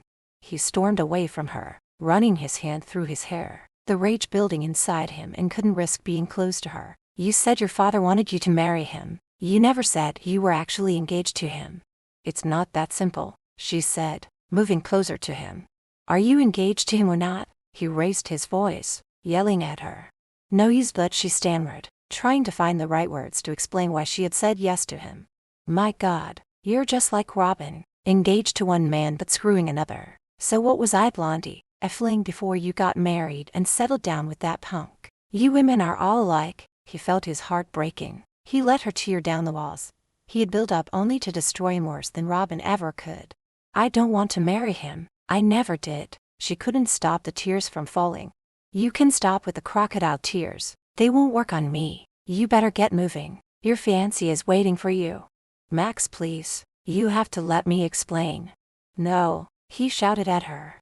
"How can you be so cold after what we've shared? You said you wanted to see where this was going. That you wanted us to keep on seeing each other. We have something special. Don't throw it away. Let me explain about Gary," she begged him. "I don't want to hear any more lies coming out of your mouth. I never want to see or speak to you again." He looked at her, his eyes watered. "I thought you were different, but you played me. Now go home and marry that man. Have babies and live your boring life." "Is that what you want me to do? Marry another man?" Not answering, he brushed past her and stormed out, slamming the door behind him. The slamming of the door was deafening, and her heart filled with pain, and she broke down and wept. She wanted to run after him and throw her arms around him, but after seeing the hate in his eyes when he looked at her, she knew he wouldn't listen. She had lost him for good, so she packed her bags and prepared to leave the only man she had ever loved, the only man who touched her heart, one who made her feel special. Shoulders hunched, she lugged her bags down to the small plane, where Gary was pacing impatiently and glancing at his watch. She stopped to look around, hoping to see Max and hoping he would stop her from leaving. "It's about time," Gary complained as he instructed the man flying the plane to put her bags inside. He Saturday next to the pilot and Kitty Saturday in the back. It wasn't until they boarded the jet that would fly them home did he finally spoke to her. Would you like to tell me what the hell you were thinking running off and shacking up with that man? Kitty sat her day next to the window, looking out. No, I don't want to talk about it. Well, you're going to. I have eyes and I know something was going on between the two of you. Were you sleeping with him? She turned to him. Would you care? She asked, feeling nothing but contempt for the man, who only wanted to marry her because it was what her father wanted. Gary smirked as he checked his hair in the mirror he always carried with him. We aren't married yet, so who you sleep with doesn't concern me. Putting the mirror in his breast pocket, he smiled at her. But once we're married, I expect you to be faithful to me, so get it out of your system now. Kitty wanted to smack that smirk off his face. He was so conceited. He cared only about his looks and how people saw him. Yes, he was quite handsome and wealthy, but selfish in every way. It had to be all about him, his clothes, home and friends, and he wanted her to be his trophy wife, his possession. Why she ever went out with him she'll never understand. Turning away, she stared out the window. Her eyes felt heavy and sore from crying. Closing them, she pretended to be asleep. Moments earlier, Max was annoyed as hell that he was interrupted before he could tell Kitty how he felt. So he hurried down to the dock, hoping to get rid of whoever it was. A man stepped out of the plane. He was young, around 22, dressed in a suit and long overcoat. He ran his hands over his hair, putting it back in place after the wind messed it up. He took an instant dislike to this younger man. I'm looking for a Kitty Edison. Yeah, and who are you? Max asked. I'm Gary Lockwood, her fiancé. Max's vision blurred. His heart raced wildly in his chest, and it felt like someone punched him in his gut, knocking the wind out of him. Well, Gary interrupted Max's thoughts. Is she here? Yeah, she's here. I'll take you to her. He put his hands, which were balled into fists, inside his pocket to stop from punching Gary. He only hoped that when they reached the cabin she would yell and scream, denying that she was engaged to this man. But all hope was dashed when he saw the look on her face when she saw Gary. At that moment his heart hardened and filled with anger and hate. When she cried and begged him to let her explain, he cut her off, not wanting to hear whatever she had to say. She admitted they were engaged. That's all he needed to know. As she put her hands on him, he roughly pushed her away and lashed out and more or less called her a whore. He couldn't see past his anger to realize that something wasn't right. He just wanted her gone. Chapter 19. The car drove up the long driveway of her parents' mansion. She was not looking forward to facing her father. He was sure to be angry, and she was in no mood to listen to him ranting about how irresponsible she was. This has been her home since birth, and she used the word home loosely. The place was spotless. Nothing was ever allowed to be out of place. As a child, she was never able to play with her toys anywhere but in her bedroom. Even then, she had to keep them neatly tucked away when not playing with them. It wasn't a warm and loving environment. Her parents were cold. They didn't believe in hugging or showing affection in fear it would spoil a child. Kitty couldn't remember a time that they told her they loved her. She was raised mainly by nannies. Some were kind, others not so much. Her father was sitting in his overstuffed chair by the fireplace and looked up at her when she entered the family room. Judging from the scowl on his face, she knew she was in for a long lecture. Her mother stood and going over gave her a hug, but Kitty felt no warmth from it. I'm glad you're home, dear, her mother said, then went and sat her day next to her husband. She stood before him, trying to keep eye contact with him, but found herself looking down as she shifted from one foot to the other. Her father was a tall man, feared by many, herself included. He just recently became a senator and wanted to climb the ladder into the White House. He expected his family to act accordingly. No scandal or bad publicity was allowed. Do you have any idea what you've done? And all the trouble you put me through finding you. And I find out you've been shacked up with a bloody blue-collar worker. It's embarrassing, and if it ever gets out, the media will have a field day. What have you got to say for yourself? His loud, gruff voice frightened her. Swallowing the lump lodged in her throat, she dared to look at him with a defiant sneer. I love him. Her father jumped to his feet, and she reeled back when he raised his hand and slapped her across the face. Gary turned his back and poured himself a shot of brandy. Choosing to ignore what had taken place, her mother lowered her head. Her eyes stared down at the carpet. Love him, he scoffed. You're engaged to Gary. You're lucky he still wants to marry you after you laid down with another man like a cheap whore. Holding her cheek, tears clouded her eyes. She backed away. I'm not marrying him. Oh, you are going to marry him. He reached into his coat pocket and pulled out the diamond ring Gary had given her. Now put this on and start acting like a lady.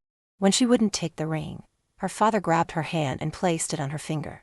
Tomorrow your mother will take you into town to get your hair and nails done. Your nails are a mess and you need some highlights. You'll also need a dress for your engagement party I'm hosting. Turning, she fled the room. Her legs felt rubbery as she scurried up the long staircase. Her cheek still stung from the slap, and her hand throbbed from the pressure her father put on it when he shoved the ring over her finger. After her shower, she Saturday by the window looking out. Her thoughts went back to Max and the incredible 2 months they spent together. They laughed, played and shared their feelings, but the nights were the best. It wasn't sex between them. It was lovemaking, passionate and beautiful, and his touch was loving and gentle. When she was with him, her heart would skip a beat, her stomach would flip and her knees felt weak. Now she was afraid that those feelings she had for him, she would never experience with another man. Holding her head in her hands, she wept for the man she would never see again, one who now hated her. Staring out the window, she turned her head when someone knocked and her mother walked in. "Kitty," her mother said as she walked over to her and sat her down, touching her cheek. "I'm sorry your father slapped you, but you shouldn't provoke him, dear." Kitty couldn't believe that her mother was defending him. "How could you stand by and let him hit me? He didn't want to slap you. He was angry. Just let it go. Now tell me about this young man you claim to love," her mother said, changing the subject. "He's so wonderful, Mom. He makes me feel alive. I love him." "And how does he feel about you?" her mother said as she brushed Kitty's hair back off her face. "I thought he felt the same way," she sniffed. She took Kitty's chin in her hand and looked her in the eyes. "Don't you think if he loved you he would be here with you now? It's best you get this nonsense of love out of your head and concentrate on your marriage to Gary." "But I don't love him," she cried out. "Gary will make a good husband, will provide for you, and maybe in time you will learn to love him." Getting up to leave, Kitty stopped her. "Do you love father?" "What?" Her mother looked at her quizzically. "Did you love my father when you married him, and do you love him now?" Holly Saturday backed down. "Love? Let's just say we're comfortable with each other. Love is something that exists in fairy tales, not in real life. Now get some rest. We have a busy day ahead of us tomorrow. We'll buy you something pretty to wear." Kitty almost felt sorry for her mother being in a loveless marriage. Now it seemed like she too was doomed to a life without love. Exhausted, she crawled into bed. She was about to drift off when the door opened. Sitting up, she was annoyed to see Gary walk in as though he belonged there. "What are you doing here?" she snapped at him. Walking over to the bed, he sat her down on the edge. "I wanted to see if you were all right." "As if you care?" "I do care, Kitty. Your father shouldn't have hit you," he said, taking her hand in his. "Why didn't you say something? Instead, you turned your back and pretended as if nothing had happened." "Oh, sweetheart, you know what your father is like. If I were to interface, it would only have been worse for you." Kitty knew he was right. If Gary had dared to interrupt him, her father would have taken out his anger on her. "I guess you're right. I'm really tired, so please leave. I could stay the night. Your parents wouldn't mind." Leaning over, he kissed her, laying her down, his hand moving under the blanket. Kitty closed her eyes. She tried to respond to Gary's advances, but it wasn't Max's lips on her or his hands touching her. Pushing him away, she yelled out for him to stop. A bewildered Gary stared at her. "What's your problem? You never minded before." "I just don't want to," she said as she pulled the covers up to her chin. How was she going to explain to him that the mere touch from him made her sick? "I understand, sweetheart. You're tired from our trip. There will be plenty of time for this once we're married. I'll leave you now." "Gary, wait. Why do you want to marry me? I know you don't love me." He sat her back down on the bed. "Kitty, where is this coming from? We don't love each other. So what kind of marriage will we have without love?" Max was right. She couldn't marry someone she had no feelings for. "Sweetheart, our families have known each other since we were both babies. It was decided then that the two of us would marry. As far as love goes, well, I do care about you and we can learn to love one another." Leaning down, kissed her forehead. "I have to go out of town for a few days, but we'll be back in time for our engagement party." After he was gone, she laid down and cried, her heart breaking. How was she ever going to get out of this sham of a wedding? Over breakfast, before she and her mother left to go shopping, her father made an announcement. "When you and Gary get back from your honeymoon, you will be living here," he said, staring at Kitty, waiting for her reaction. "What?" she asked, mortified. "The two of you will be traveling most of the time, so there's no need for Gary to buy a house when you'll never be there." "No, we need our own home," she cried out in shock. Was she ever going to be able to escape her father's controlling clutches? Slamming his paper down, glared angrily at Kitty. Gary and I have already discussed it and he agrees. Now make sure to get a nice dress for the party. Kitty wished she could be stronger and stand up to her father. Wanted to run away and never come back, but she knew he'd only find her and bring her back. And if she didn't behave, he would punish her. Her father was a powerful, an evil man and had in the past threatened to have her put in an institution. Though she was as sane as the next person, he had the means to do it. That threat was what kept her a bee in all these years. The only man she felt safe with and who could protect her was Max, but he no longer wanted her. Chapter 20. Max returned to his home and settled 3 days after Kitty had left. He was tired, the stubble on his face was growing, and he was in a foul mood when he pulled up his driveway. He sat all day in his car staring at his home, feeling lost. No matter how much he drank, or how busy he kept, he couldn't get Kitty out of his head. He had wanted to bring her back here with him. Now it wouldn't be the same without her.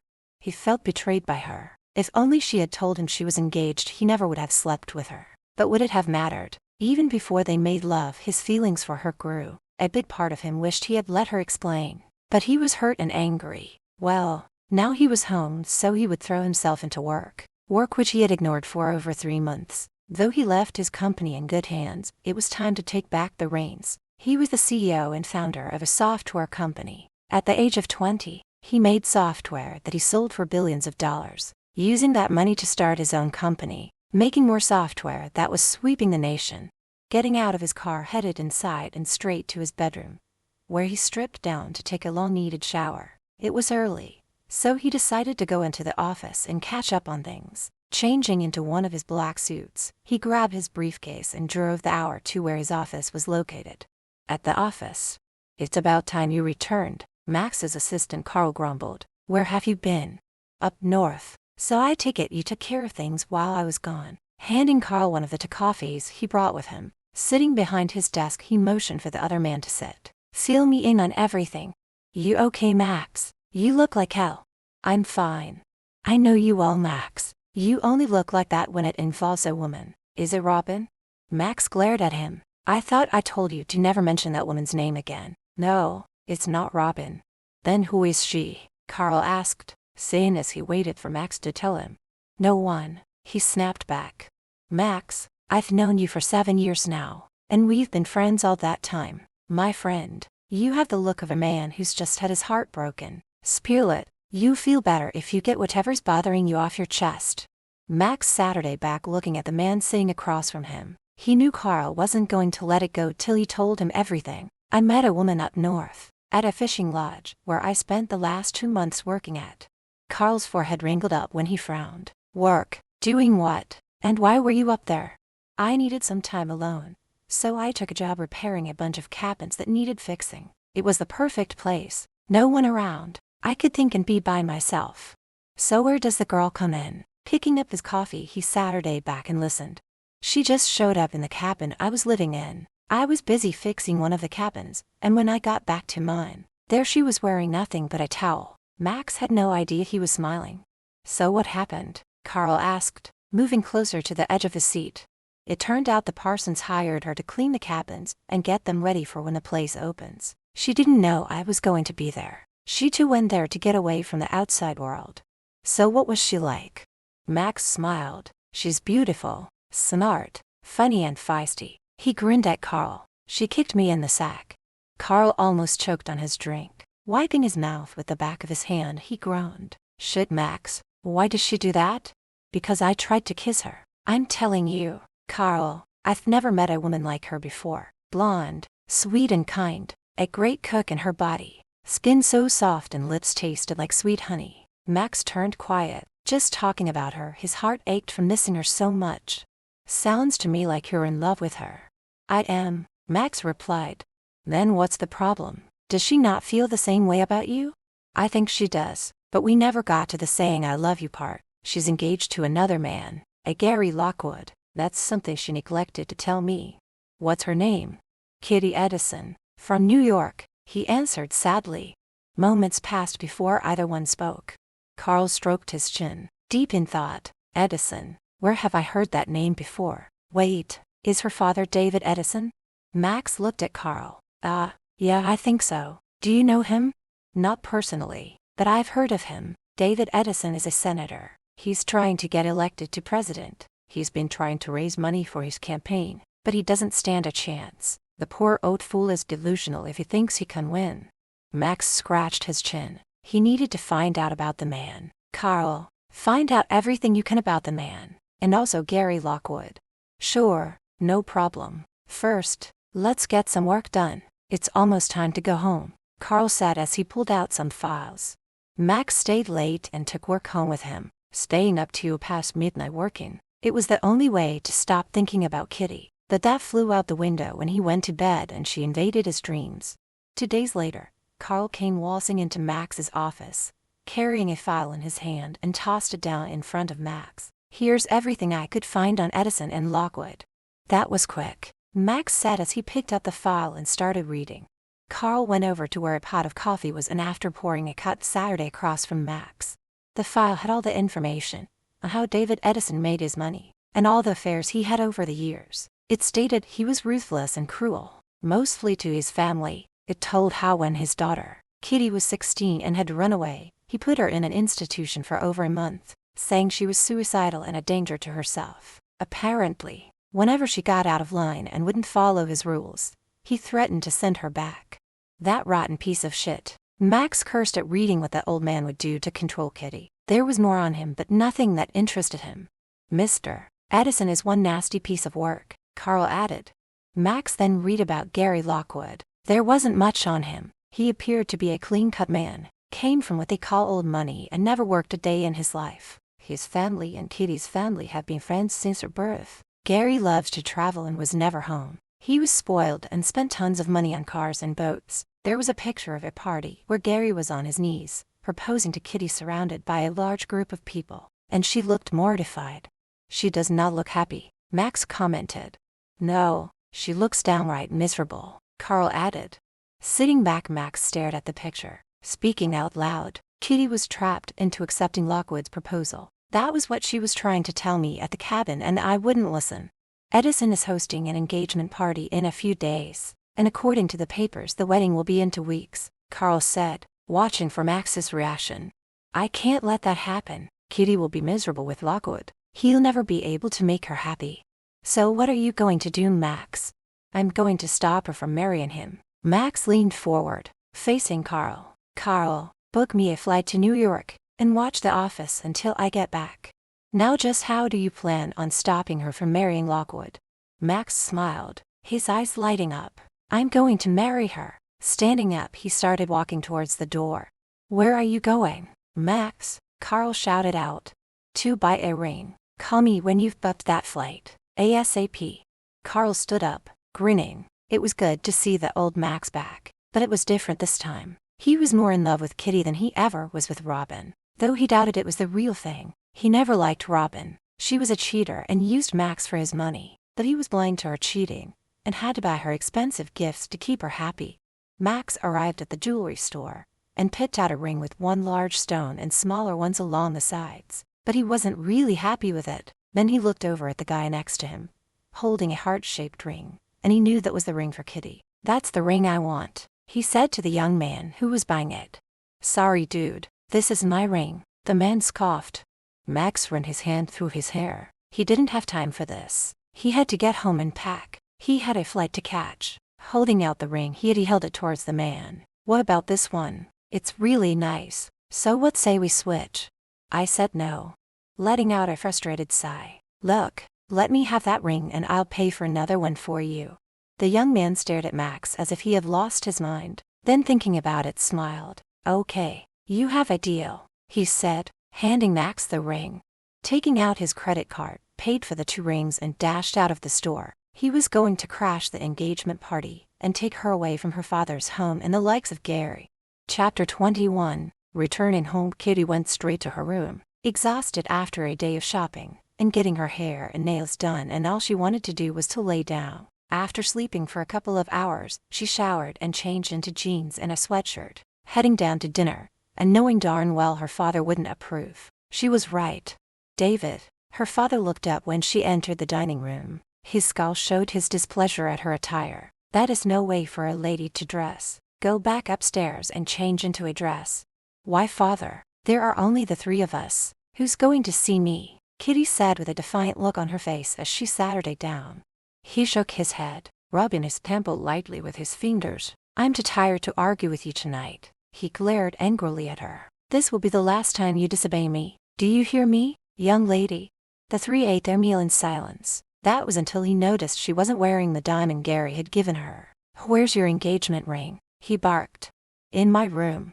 Why aren't you wearing it, dear? Her mother asked in a timid voice. Because it's too big and ugly. I hate it, Kitty replied. The sound of David's fork hitting the table had both Kitty and her mother turning their heads towards him. That ring is a family heirloom. It's valuable. You're lucky the Lockwood family has allowed Gary to give it to you, and you will wear it from now on, her father said, picking up his fork as he continued eating his meal. Kitty swallowed hard, gathering up the courage to speak. I'm not marrying Gary. I don't love him. She waited for the shit to hit the fan. Instead, her father spoke with eerie calmness when he looked at her.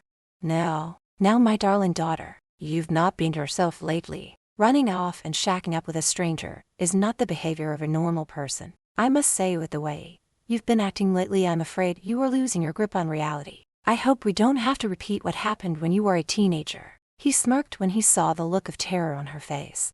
Kitty knew exactly what he was implying. It was what he always threatened her with whenever she tried to rebel against him. She knew he had people on his payroll who helped him, doctors, police officers, and some judges. If at any time he wanted to have her committed, he could make it happen. That was the fear that made her comply. There was no escape from him, so shoulders hunched over stood up from the table.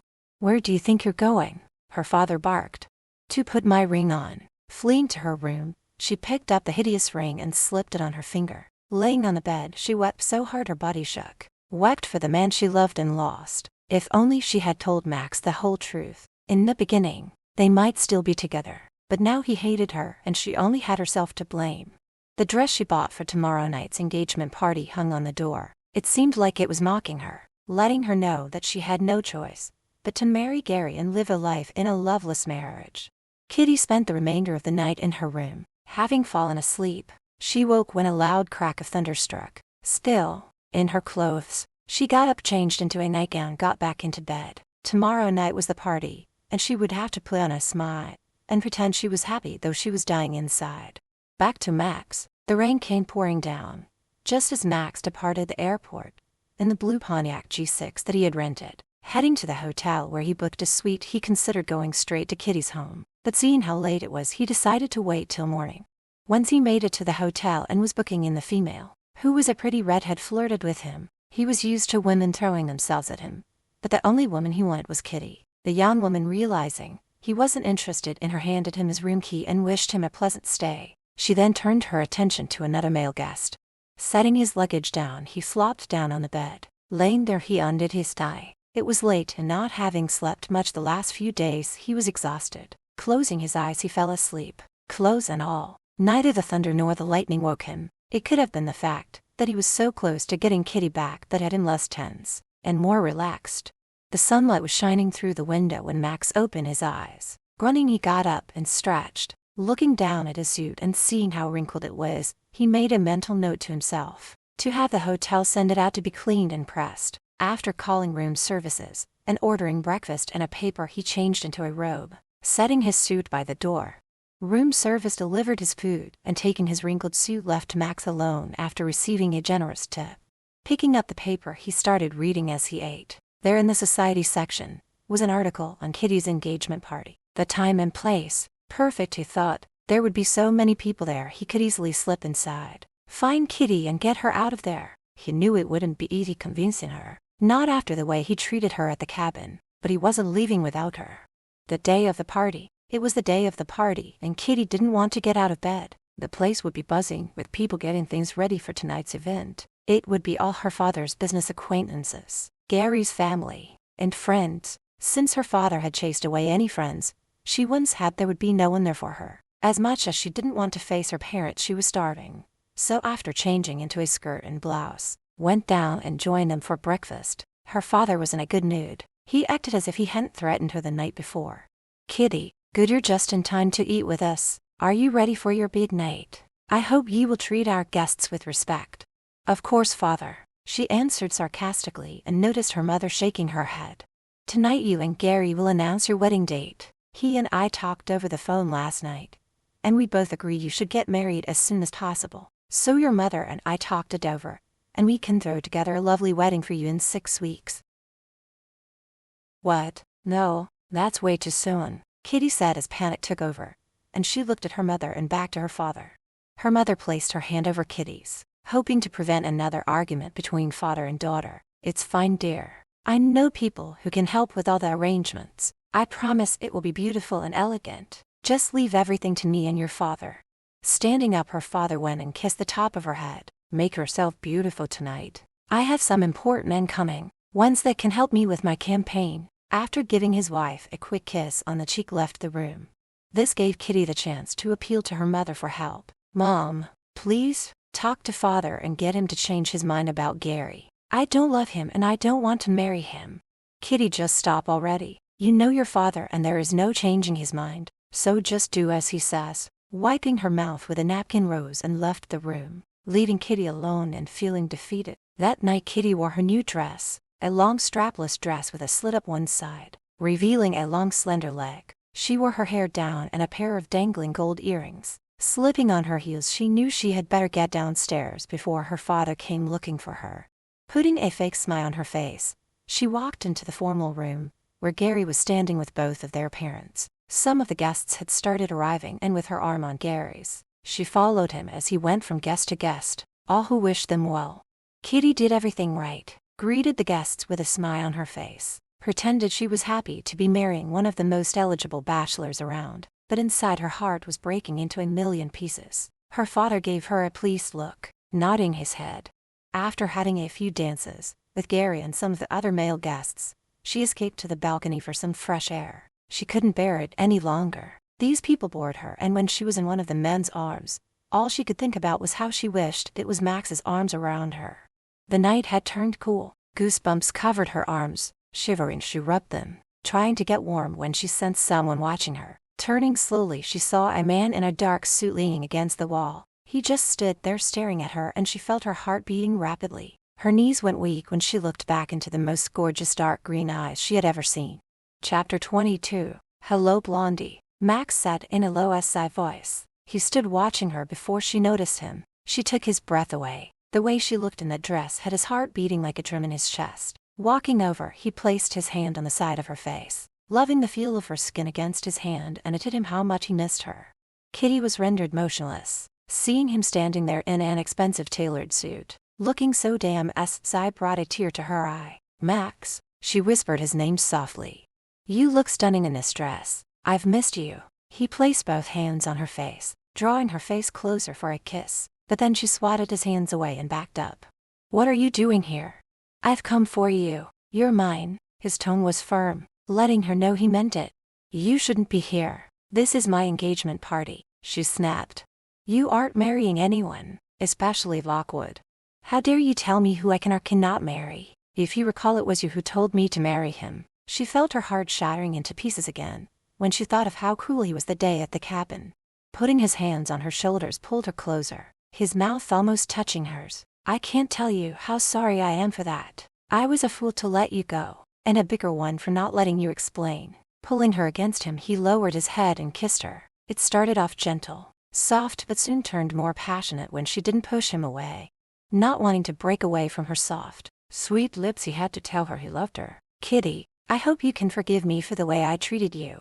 Tears ran down her face. His heart-demanding kiss left her lips feeling bruised. You hurt me, Max. You wouldn't let me explain about Gary, she sniffed. I know, and I hate myself for it. I was angry, hurt, but that's no excuse. I'm in love with you. And when I heard you were engaged to be married, I flipped out, striking out with words I wish I could take back. Kitty held up her hand to stop him from talking any further. Wait, you love me? He smiled. Yes, I love you with all my heart. That was what I was going to tell you just before that damn plane showed up. I'm hoping you love me too. If not, tell me now. If you don't, that won't stop me from doing everything in my power to get you to fall in love with me. Oh, shut up, Max. For the love of God, shut up. I'm already in love with you. You damn fool. she said. Putting her arms around his neck, she let him kiss her. My father isn't going to like this. He will make threats. I can handle him. It's cold and you're shivering. Here, put this on. Taking off his jacket, wrapped it over her shoulders. When he was done making sure she was warm, he reached into one of the pockets and pulled something out. Getting down on one knee, Kitty Edison, will you make me the happiest man in the world and be my wife? Marry me. Opening the box and revealing the ring, Kitty gasped. Her hand flew to her mouth and the tears flowed. Oh, Max, it's beautiful. Is that a yes, Blondie? Please tell me now. My knee is killing me. His own eyes filled with tears as he took the ring from the box, holding it up. Nodding her head, she pulled Gary's ring off her finger. Yes, Max, I'll marry you. Standing up, he slipped the ring on her finger. It was a perfect feat. Then picking her up in his arms, kissed her with all the passion and love he felt for her. Let's get out of here, Max said. Taking her hand, they turned around to leave but found Gary standing there, watching them with a scowl plastered on his face. She's not going anywhere with you, Gary shouted, grabbed Kitty's arm and yanked her from Max. Max's eyes narrowed and he moved closer to Gary. If you want to keep that hand, then I suggest you let go of Kitty.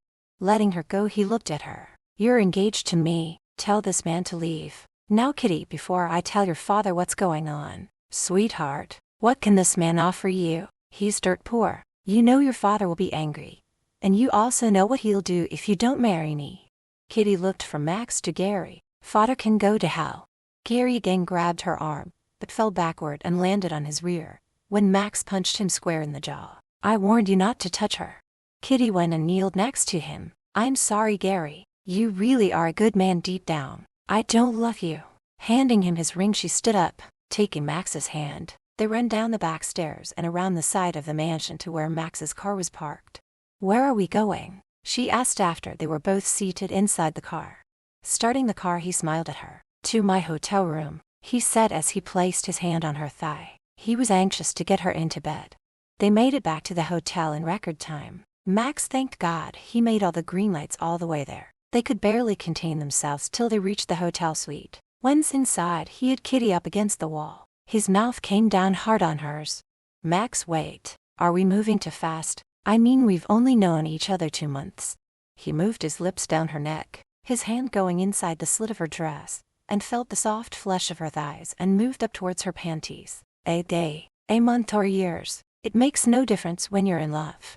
Kitty moaned softly when she felt the warmth of his hand on her. Moving inside the silk panties, he caressed and stroked inside her. Wrapping her arms around his neck, pulled him closer so that she could plant her mouth on his. To hell with moving too quickly. She wanted him, craved him and loved him. She didn't want to slow things down, so her fingers worked feverishly on undoing the buttons on his shirt. Her desire to touch his chest was great, to feel his warm skin against her hands. Tearing away from Kitty's death grip on him, he removed his shirt and jacket, and then turning her around slowly unzipped her dress, sliding it down till it landed on the floor. With kisses soft as a feather, he moved his lips over her white soft shoulder. As he turned her back around to face him, admiring her round firm breasts, he started breathing heavily, his member already hard and throbbing when she undid his pants. Reaching inside, she grabbed a hold of him, her hand moving over the tip. It was too much for Max. He had to have her now, so lifting her up as she wrapped her legs around his waist, he carried her into the bedroom, and with their bodies still entwined, he laid her down. Looking down into the face that haunted him for the past 10 days, he teared up. This woman had turned him into a lovesick puppy. She owned him. His heart and body belonged to her, and no one else. I love you, Kitty, he said just before he made love to her, and their bodies were joined as one. Kitty traced along the contours of his arms and chest, loving the feel of him. God, you are the most beautiful man I've ever seen. Your body is so hot and I can't stop from touching you. Max laughed. Well, I guess I better keep working out to maintain this body. Yes, please do. She purred and began moving her lips over his chest and moving lower till he pulled her up, having his way with her again. Tomorrow we'll go to your father's home, so that you can pack a few things. Then we'll leave for Seattle. We can send for the rest of your things later, Max said, pulling her close to him. He's going to be angry with me, and he will probably threaten me. Max lifted her chin up, stroking it with his thumb. I won't let him do anything to you. I'll protect you from him, now and forever. He kissed her gently on the lips. Kitty felt safe in his arms, and she had no doubt that he would take care of her. With Max by her side, she knew she would be able to stand up to her father. Oh, he would threaten to have her put away like he did years ago. That now she was much older and decided it was time to stand up for the man who fathered her. No longer would she let him scare her into submission. Loving and having the love of a strong man, she would no longer be weak. She now knew she could be strong and live the life she had always dreamed about. Feeling content, she snuggled closer to Max and went to sleep. Next day, "No, Kitty, I'm not letting you go alone," Max shouted, his face turning red when she said she was going by herself. "I have to, Max. I need to be strong and not weak. If I'm going to be your wife, I want to be the best one I can be. I love you, but I need to know I can take care of myself and not depend on you for everything. You deserve a wife who's whole." This is my chance to stand tall in front of him and look him in the eye when I tell him to go to hell. Sulking, he walked over to the window, his back to her. "I don't like it. You going alone." Moving to Max, she put her arms around his waist. "I love you, that I have to do this." Turning around, he grabbed her by the shoulders. His eyes showed doubt. "If you're not back in 3 hours, I'm coming after you." "Okay, deal. Now zip up my dress. The sooner I go, the better." Calling a cab for Kitty, his stomach was tied in knots. He kissed her long and hard. It still didn't sit right with him that she was going alone, but she wasn't going to take no for an answer. He watched as the cab sped off. A feeling of dread coursed through his entire body. Chapter 23. Kitty felt a newfound sense of confidence when she walked into her father's home office. He looked up when she entered. Sitting back in his chair, he eyed her with disgust. "Well, look at you coming home doing the walk of shame, and wearing the same dress from last night. Gary told me you took off with that loser you were shacked up with."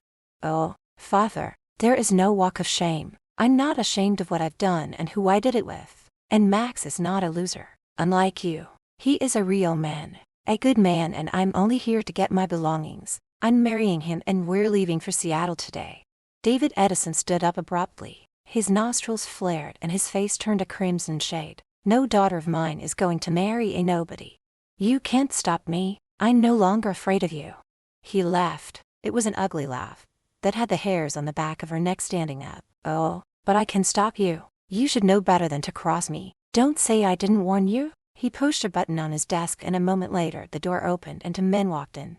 Kitty's eyes widened in fear when she saw the 2 men in white jackets walk in. They were wearing the same ones the attendants wore at the institution where her father put her years ago. Beads of sweat formed on her forehead, and her hands were clammy when it dawned on her what was happening. Shaking her head, she cried out, "You can't do this to me."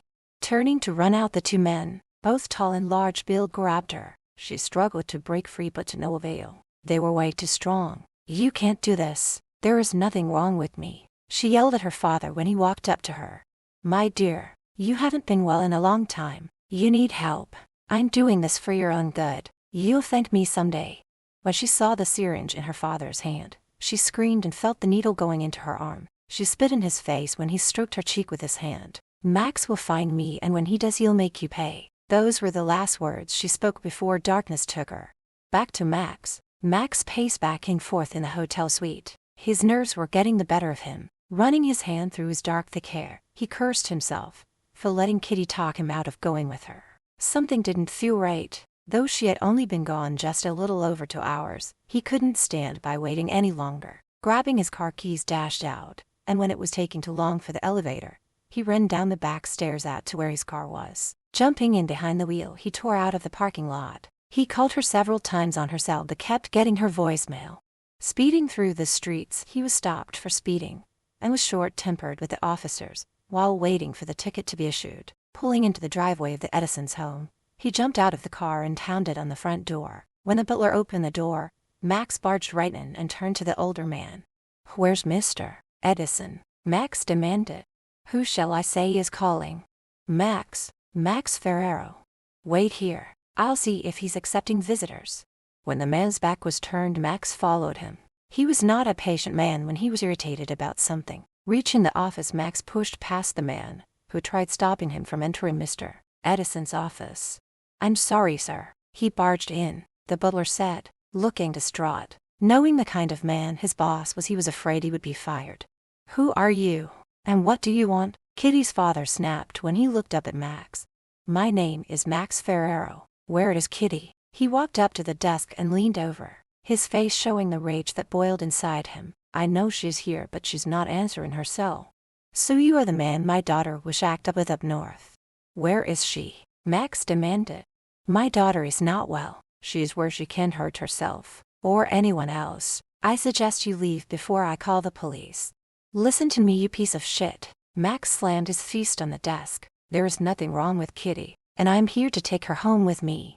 My daughter will never leave with you. He leaned back and an evil smirk crossed his face. What kind of life can a woman like you offer her? You have no idea who you're dealing with, Mr. Edison. I am Max Ferrero, inventor and owner of Global Trans Software. I could break you with one phone call. Now, tell me where she is.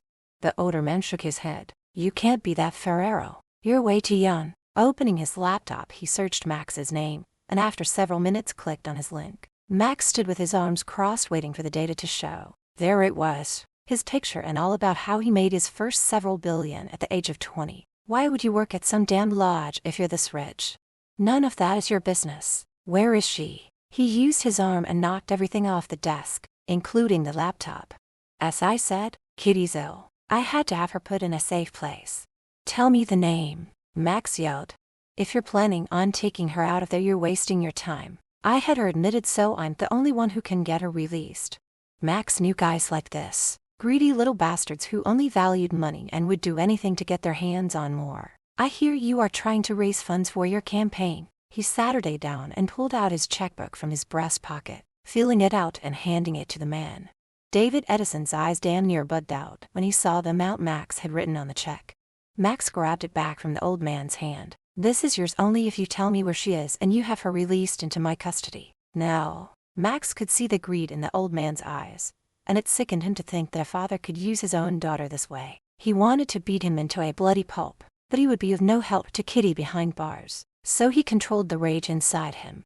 Don't know why you're wasting your time on her. Picking up his phone, David Edison made a call, instructing the person on the other end to have Kitty's release paper signed, saying that Max would be there shortly to get her. He then proceeded to write something on a piece of paper, handing it to Max. Okay, she's your problem now. Here's that address and the name of the doctor. You'll have to sign some papers saying she'll be in your care. Max snatched the paper from his hand, fighting to stop from hating the older man. One more thing, Mr. Edison. Stay out of Kitty's life or I'll make you wish you were never born. Leaving the office, Max walked down the long hallway. He still couldn't believe Edison would have his own daughter locked up just to control her. God help the country if he were to get elected, but Max planned on fixing it so that he didn't win the election. Yes, he would make the man pay for what he did to the woman he loved. Just as he reached the front door and was about to open it, he felt a hand touching his back. He turned around to find an older woman who resembled Kitty, only this woman was much older, with deep lines etched on her forehead and dark circles under her eyes. He could tell she was once a very beautiful woman. He knew this had to be Kitty's mother. You're Max? The woman asked. Yes, he replied.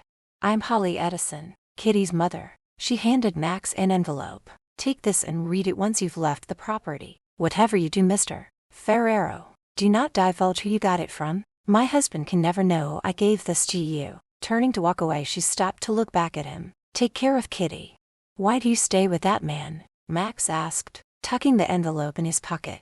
Holly Edison's eyes teared up. I have no choice, but Kitty does. With your help. She turned and rushed away, disappearing from sight. Max wanted to feel sorry for the woman, but he couldn't. She was Kitty's mother, and should have protected her daughter from the monster she married. No, he had no pity for her. Hurrying to his car, got in and drove off. A mile from the mansion, he pulled over to read what was given to him. Though he wanted to get to where Kitty was being held, his curiosity got the better of him. He had to read what Mrs. Edison had given him. After reading it, he sat her there, dumbfounded. He wondered why Mrs. Edison would give him this information about her husband. Well, he would deal with it later. Right now his priority was getting Kitty out of that horrible place. Chapter 24. Reaching the hospital, Max stormed in and headed straight to the reception desk. He banged his fist on the counter, demanding attention. The woman behind the desk swallowed the lump in her throat when she saw the fierce look in Max's eyes. He had this aura about him that said he could be dangerous if provoked. I'm here for Kitty Edison. I'm Max Ferrero. Yes, sir. I was told to have the papers ready for you to sign. Once you sign them, I'll have someone take you to her. She handed him the papers, and he quickly put his name on the spots that were checkmarked. Tossing the pen down, he barked, "Take me to her now." The woman pushed a buzzer, and moments later, a big burly man in white came through the locked doors. "This way," he said, leading the way, and Max followed.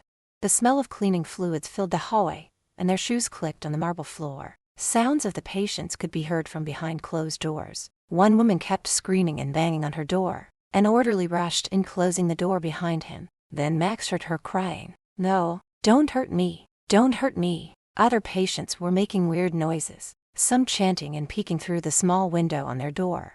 As they walked down the long hallway, a woman came running from around the corner. An orderly was racing after her. The woman, wearing one of them horrible nightgowns, stains covering the front, her hair all tangled and dirty, stopped Max, grabbed his arm. She stared straight into his eyes and began rambling. "They're coming for us. We're all doomed. Run, run."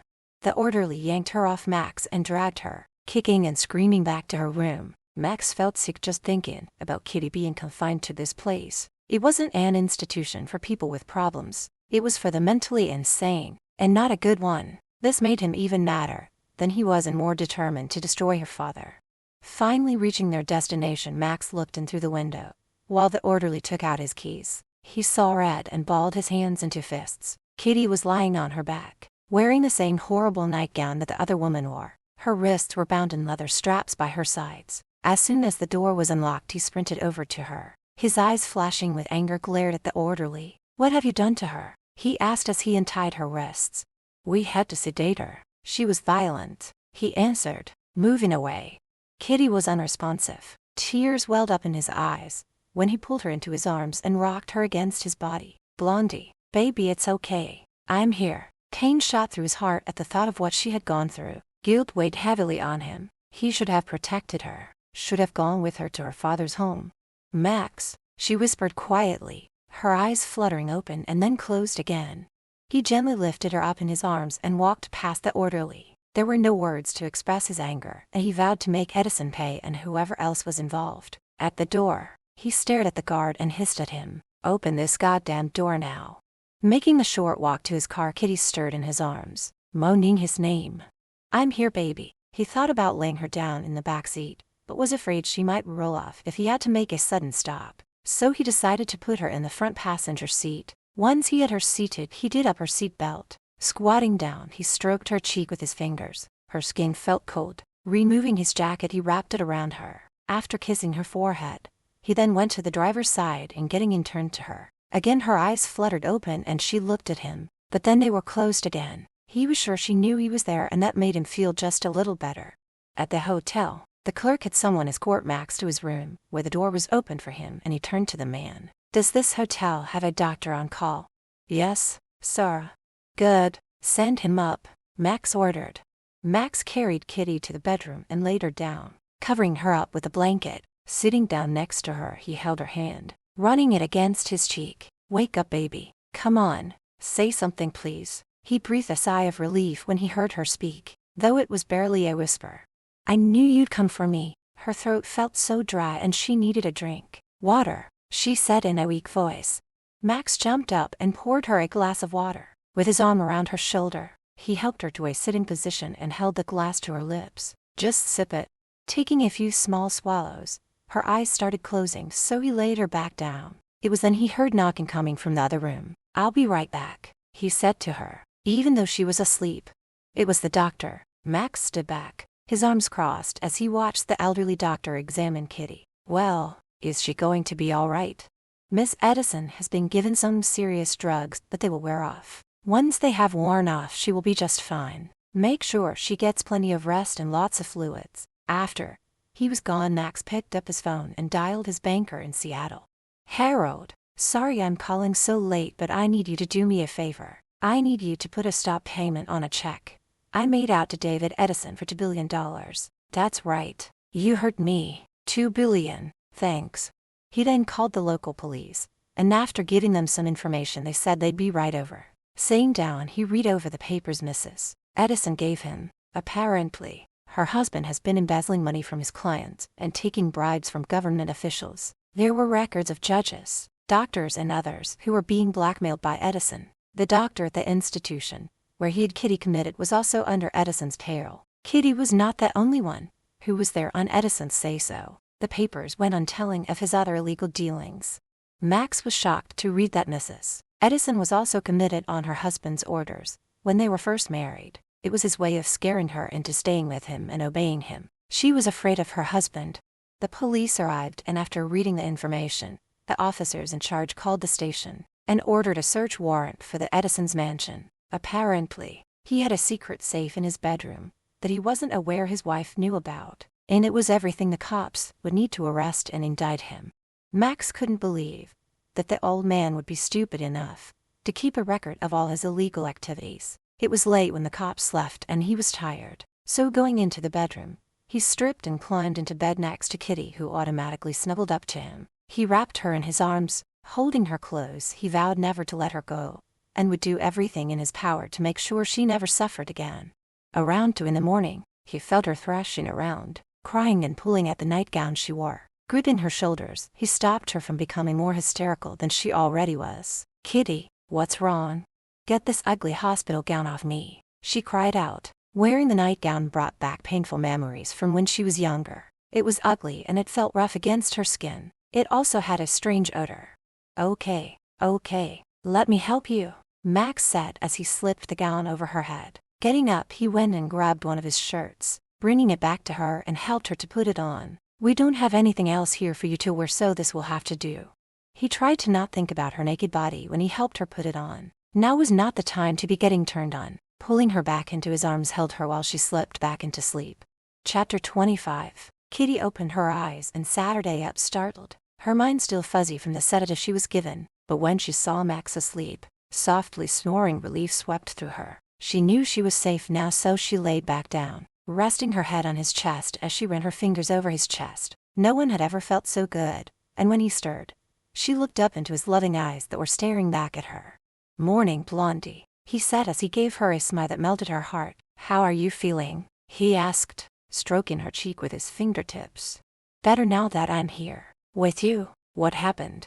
Max looked at her with deep concern. He was afraid that the drugs she was given might have caused her some medical problems. The doctor overlooked. "Don't you remember? The last thing I can remember is 2 men holding me down while my father stuck me with a needle. Then darkness. But I saw you. At least I'm sure I did. Oh, it's coming back to me. Those men put me in that horrible gown and tied me down on the bed. Then it went dark. What happened? How did I get here?" Max felt his body tense up. Just thinking of what her father had done angered him to the point where he knew he was capable of murder. "I went to your home a couple of hours after you left. I confronted your father and demanded to know where you were. It took some persuading, but he eventually agreed to tell me." A sob broke free and his throat went dry. "When I saw you laying there, He stopped talking and sitting up Saturday on the edge of the bed, holding his head in his hands. Sitting up, she wrapped her arms around his waist. "It's okay, Max."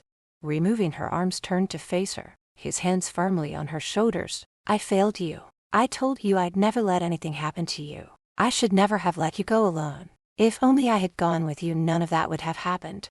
Don't blame yourself. It was my fault. I wanted to be strong and stand up to my father. I want to be the kind of wife you could be proud of. But I'm weak. My father was right about me." She lowered her head, feeling ashamed. Taking her face in his hands, he stared into her eyes. "You are strong, babe. Do not let that monster fill your head with doubt, and I am proud of you." His tender kiss let her know he meant every word. Laying back down, he cradled her in his arms. "I love you, and when you're feeling better, we'll leave here and go home." "Max, just how did you get my father to tell you where I was?" "I wrote him a check for $2 billion towards his campaign." She let out a giggle. "So you tricked him?" "No, I sort of meant it. The check was real," he answered, his hand moving up and down her back. "Where would you get that kind of money? Talking about money, how can you afford this hotel suite, let alone the flight here and the suit you were wearing?" That was not an off-the-rack suit. It was definitely a tailored one. "There's something you don't know about me," he replied. "What's that?" she asked, moving in order to see his face. "I'm rich." Not believing him, she smiled sweetly. "Max, I love you. You don't have to make up a story about being rich. Money means nothing to me. I'll get a job, and with you working we can make a decent living." Getting out of bed, Max went into the other room and brought back his laptop. She watched him curiously while he opened it and his fingers started clicking on the keys. Finding what he was looking for turned the laptop towards her. She started reading all about him. Finding out he was super rich had no effect on her or how she felt about him. Only one thing bothered her. "I don't care how rich you are. I fell in love with you, the man, and even if you were dirt poor, it wouldn't change how I feel about you. But there is one thing I won't accept." His heart swelled with love. There was no doubt that she loved him, rich or poor. "And what is it you can't accept?" "The article says you are one of the world's most eligible bachelors. You're mine, Max. You better have this changed immediately." Kitty was shocked at how possessive she had become, but damn, she couldn't stop the jealousy that ripped through her. No way did she want the women out there thinking he was single and available. Laughing, he pulled her back into his arms. He liked this side of Kitty, her strength and possessiveness over him. It was sort of hot. "I'll see to it that it gets changed. Now lay down and sleep. The doctor says you need lots of rest." Closing her eyes, she felt contented. For 2 days Kitty rested. It seemed as though she couldn't get enough sleep. Max stayed by her side, never leaving. He made arrangements to have all her things packed and sent to their hotel room. They would be leaving for Seattle in another day or two. There they would get married and start a life together as husband and wife. Kitty was in the shower, so Max sat her down to watch the news. He clicked on a station that was showing David Edison being arrested. He hadn't heard her enter but felt her presence. He turned to see her standing there. She was pale as she stared at the TV. Not wanting her to hear what was being said, turned it off. "Max, please, turn it back on." Standing up, he walked over to her, still holding the remote. "You've been through enough because of that man. I don't want you to have to deal with any more of this shit. I need to know what's going on." She took the remote from his hand and turned the TV back on. Her father was being handcuffed and led toward the police car. A reporter stuck a microphone in his face.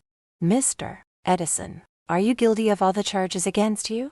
"I'm innocent. I'm being set up and I will be free soon." The mother was then interviewed. "David is a loving and wonderful husband and father," she said, looking into the camera. The report went on for another 10 minutes, and seeing the look of horror on Kitty's face hauled her off the sofa and onto his lap. "It's over, honey. Your father will never walk free. The pieces of evidence against him are all there, and it's all written in his own handwriting." "I love you so much, Max," she said as she leaned over, placing her lips on his, her body pressing against his. It was too much for him. Having held back from sex, he was so hungry for her. With her body pressed against him and her mouth attacking his with so much hunger, he laid her down on the sofa. He started undoing the buttons on the shirt she wore. His shirt, once opened and her breasts exposed, he took one in his mouth, getting more aroused when she arched her back and moaned softly against his ear. He unzipped his pants and kicked them off along with his briefs. As he entered her, he let out a grunt, his member throbbing when he felt the warmth of her, and he began thrusting faster. He didn't intend for this to be a quickie, but his desire for her was so great, he couldn't slow down even if his life depended on it. "I'm so sorry, honey," he said when he finished and collapsed on top of her, kissing her neck.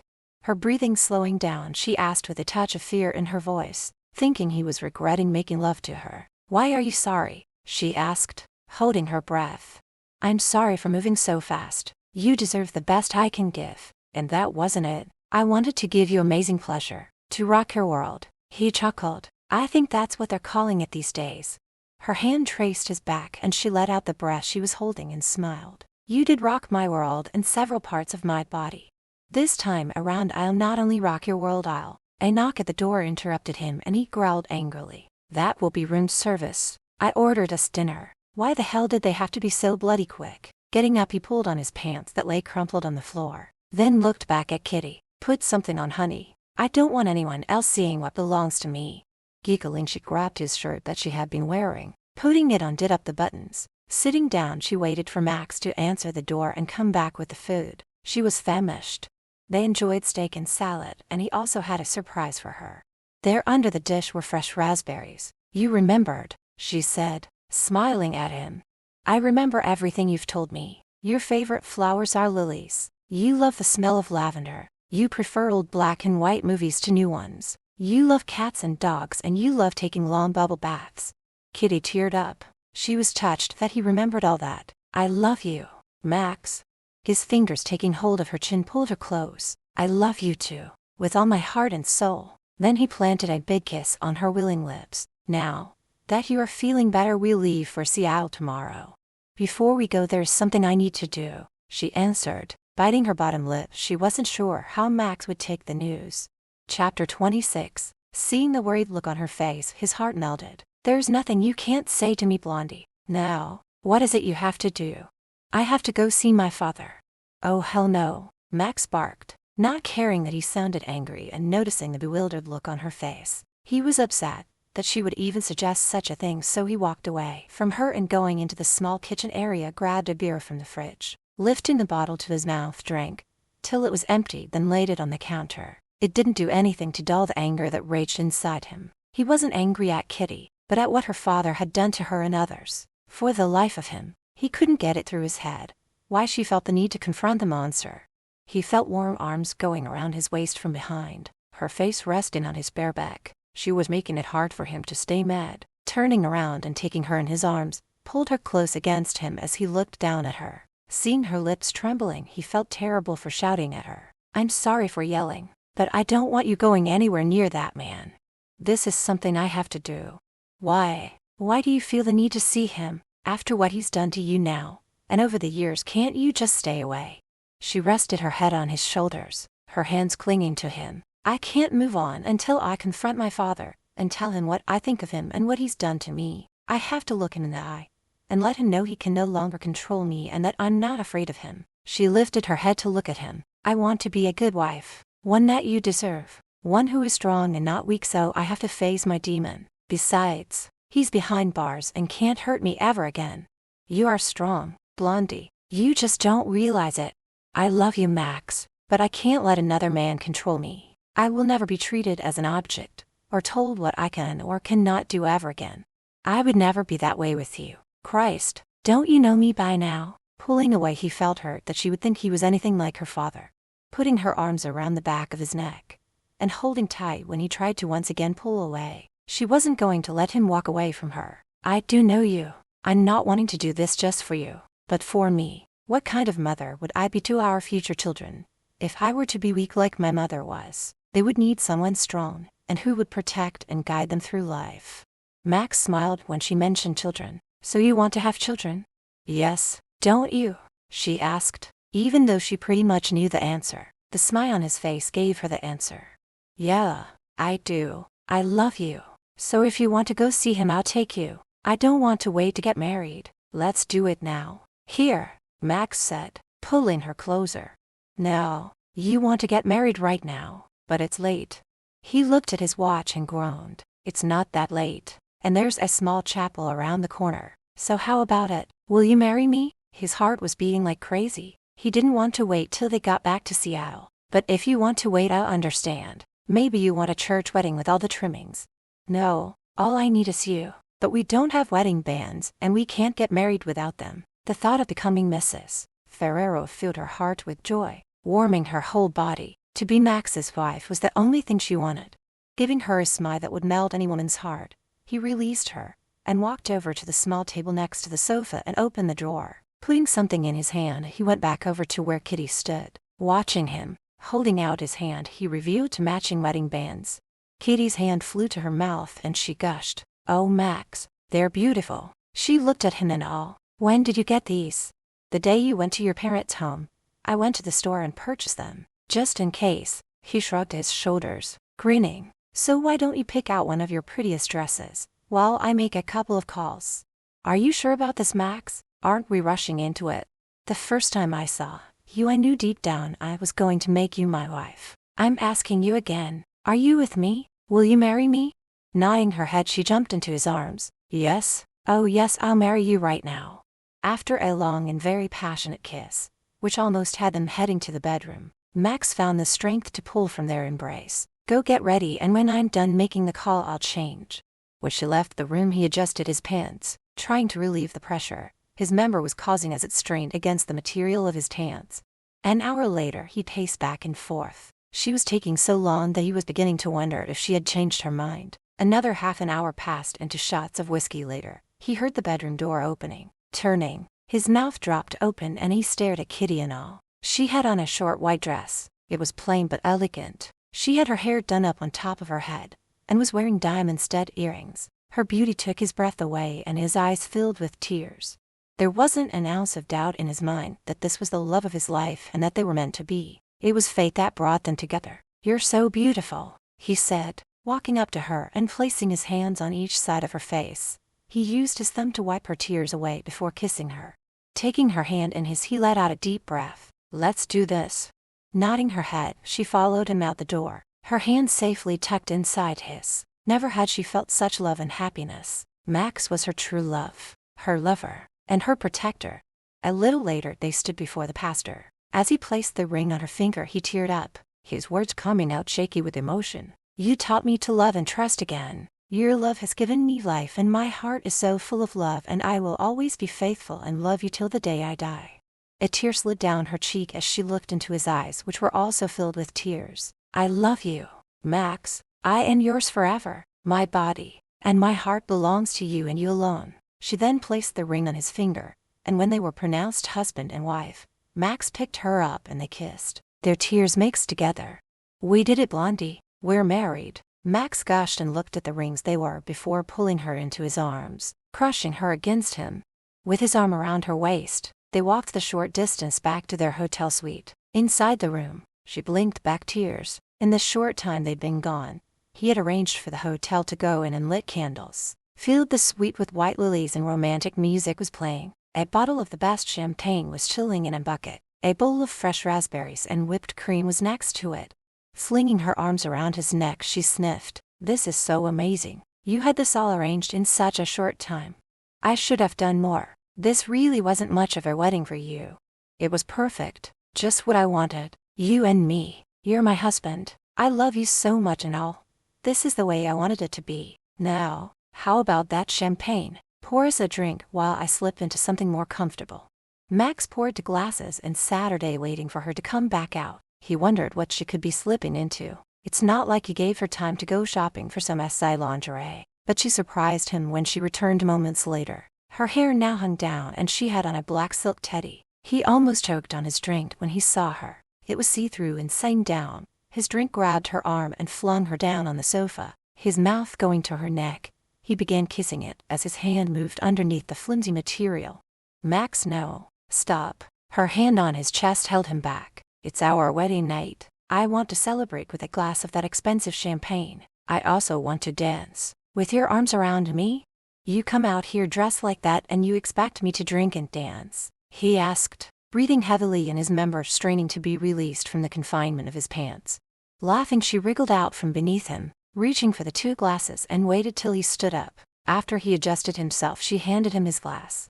He swallowed it in one gulp, giving her a wicked grin. "All done. Now for the wedding night, SX, he said, pulling her back into his arms. "Dance with me, Max," she said, looking at him with eyes that seemed to sparkle. "One dance, Mrs. Ferrero. Then I'm taking you into the bedroom and tearing this off you." He fingers the silky material. "I will then have my way with you." As they swayed to the beat of the music, she removed his tie, undoing the buttons on his shirt. Her fingers traced the contour of his chest, driving him mad with desire. "I can't wait. You're too damn SI in this thing. And I want to make love to my wife." Scooping her up in his arms, carried her to bed and laid her down. Removing the pants, he climbed in. Holding the material of her teddy in his hands, he tore it till it pulled apart. "Max, you've ruined it," she cried out. "I'll buy you more. Hell, I'll buy 100 of the damn things." He knew she wasn't mad. The opposite, actually. She seemed turned on by his caveman behavior, and moaned when his mouth traveled down her body. But when he stopped and jumped out of bed, she protested loudly. "What are you doing? Get your bum back here and finish what you started." "I'll be right back. I forgot something," he said as he winked at her. Seconds later, he returned with the champagne and whipped cream, grinning from ear to ear. "Now what are you planning on doing with that?" She pointed to the cream. "You'll see," was all he said as he climbed back into bed. Chapter 27. "Good morning, Mrs. Ferrero," Max said as he ran his hand down her slender body, loving her curves as he moved up, his hand resting on her breast. His hand and her body still felt sticky from the whipped cream he had placed on her nipples, running a thin line down to her inner thigh. Of course, she had to get in on the action, squirting some on his manhood, driving him through the roof when she licked it off. "Morning, husband," she purred back in a sigh tone. Stroking her face, he smiled. "I love you." "I love you too, Max." She went to get up, but he grabbed her hand. "Don't go. I'm not done with you yet." Swatting at him playfully, she giggled. "I need a shower. After last night, I'm all sticky thanks to you." "That's a great idea. Let's shower," he said, taking her hand in his and leading her to the bathroom, both still naked. Turning the water on, he pulled her in with him. He just knew this was going to be the longest shower of his life, and the best. "Oh God, Max." She screamed his name when he lifted her up against the wall and entered her. Her legs were around his waist, her hand grabbing a handful of his hair as his thrusts became harder and faster. Stars flashed behind her eyes when a second orgasm hit and she felt him coming inside her, experiencing his own orgasm. "Shit, Blondie, I can't get enough of you," he said with ragged breath. His lungs were burning and his heart was racing. Slowly setting her down, he crushed her mouth with his in a passionate kiss that left her breathless and knees weak. Later, as she was brushing her hair, he came up behind her. His arms going around her waist, he placed his mouth on her neck, sucking lightly, making her giggle. "Max, stop. I'm trying to get ready. I can't help myself. I'm married to the most beautiful woman in the world." She turned to face him and smiled. "You look so damn hot in a suit, though you looked really in jeans and a t-shirt." "Glad you think so, because when we get home that's all I wear, except for when I go into the office or out for the night." Putting his arms around her, he turned serious. A frown appeared on his face. "You don't have to do this. Let's just jump on the plane right now and go home." He couldn't help being worried about her. He didn't want her father to hurt her any more than he already had. "Home, our home," she said dreamily. She was dying to see where she would be living with the man she planned on growing old with. To where they would be raising a family. To enjoying their grandchildren someday. Grandchildren. It was something she had always dreamed of her whole life. A husband who loved her and kids. Before she met Max, she never thought it would happen. But here she was, about to embark on a new life. "So how about it? Let's just leave now," Max said, looking down at her. Brushing his hair from his eyes, she reached up and kissed him. "We will, right after I see him, and tell him exactly what I think of how he treated me." Max let out an exasperated sigh. "Okay, we'll do it your way." 2 hours later, they walked into the prison, where David Edison would be spending the rest of his life. Kitty felt the beads of sweat that trickled down her cleavage. She suddenly felt sick to her stomach and almost turned around. But Max's hand squeezed hers, letting her know he was there for her. Knowing he would never let anything happen to her, she regained her confidence. "It's not too late to change your mind, Kitty. I can do this," she said, standing up straight, her chin held high. "I can go in with you." "No, Max, I have to do this on my own." Walking to the door, she stopped to look back at him, smiled, then disappeared. The guard led her down a hallway to a steel door. Opening it, he motioned for her to go in. As soon as she was inside the room, the door closed behind her. Her eyes went to where her father Saturday. His one wrist was cuffed to the table. She looked into a pair of eyes that were hard and cold. She felt a chill go through her. "What the hell are you doing here?" David Edison's cold, harsh voice roared out. Kitty fought to control her urge to flee. Instead, she Saturday down across from him. Looking him over, she noticed how much he had aged. He wasn't wearing one of his expensive suits, but jeans and a pullover. It felt like a weight had been lifted off her shoulders when she realized she was no longer afraid of him. So, for the first time in her life, she stared him straight in the eye without flinching or looking away. "I'm here to get answers from you," she said. "To what?" he barked. "To what you did to me. I'm your daughter, and yet you had me committed, when you knew damn well there was nothing wrong with me." Her father looked at her hand and saw the wedding band. "You're married." It was more of a statement than a question. "Yes, Max and I got married last night." She couldn't help smiling as she thought of them saying their vows to one another. "So now you're his whore." "I'm not his whore, I'm his wife," she said as she stared at her father with anger flashing in her eyes. "Oh, you're his whore all right, just like your mother's mine. Mark my word, little girl, when he becomes bored with you, you will then be nothing but a legal whore to him." "You're wrong about Max. He will never be anything like you. Why have you been so mean to me all my life? What have I done to make you hate me enough to have me committed?" His eyes narrowed and turned dark. "You were a mistake, And because you look so much like your mother when she was your age. Also because you were born a girl and not a boy. A son I could have lived with, but another bitch. No thank you. Kitty swallowed the lump in her throat. How can you hate me for being born a girl? It's not my fault. All my life you were cruel, sending me away to that institution just because I dared talk back to you. Every time I tried to stand up to you I was threatened with being sent back. Well, look at you now, father, chained up like a dog. You don't look so scary now. Now you look like a pathetic old man. David raised his free hand to slap Kitty, but with strength she never knew she possessed grabbed his wrist in midair. No, father, you will never raise your hand to me again. She then released him and sat her day back. When I get out of prison, I'll come looking for you and that bastard who put me in here. And believe me, little girl, you will be sorry. Father, you will never get out of here. You'll die here, old and alone. I can't understand what my mother ever saw in you, or why she stayed with you. He leaned forward. Your mother was a weak, stupid tramp. Still is. If you had just done what I told you, I would never have put you in that hospital. All you had to do was marry Gary. But no, you had to fight me on it. You're just like your mother. Wake. Kitty refused to let her father see her cry, so she stood up to leave. How can you hate me so much? For God's sake, I'm your daughter, your flesh and blood. Banging his fist on the table, he stood up, glaring at her. You're not my daughter. Deny me if you want to. I no longer care. I'm sterile, Kitty. I could never father a child. Go ahead. Ask that slut you call a mother. She'll tell you. Kitty felt the room spinning and had to grab onto the table so as not to fall. She had to get away from the man who she thought was her father. Banging on the door, she yelled for the guard to let her out. Before leaving, she turned back to David, who she thought was her father. Who is my father? That doesn't matter. He's long dead. Way before you were born. I made sure of it, he said, an evil laugh coming out of his mouth. Running back to the waiting area, Max stood when he saw her and seeing the shape she was, and took her in the folds of his protective arms. Honey, what happened? Did he hurt you? Tears fell down her face. Get me out of here, please.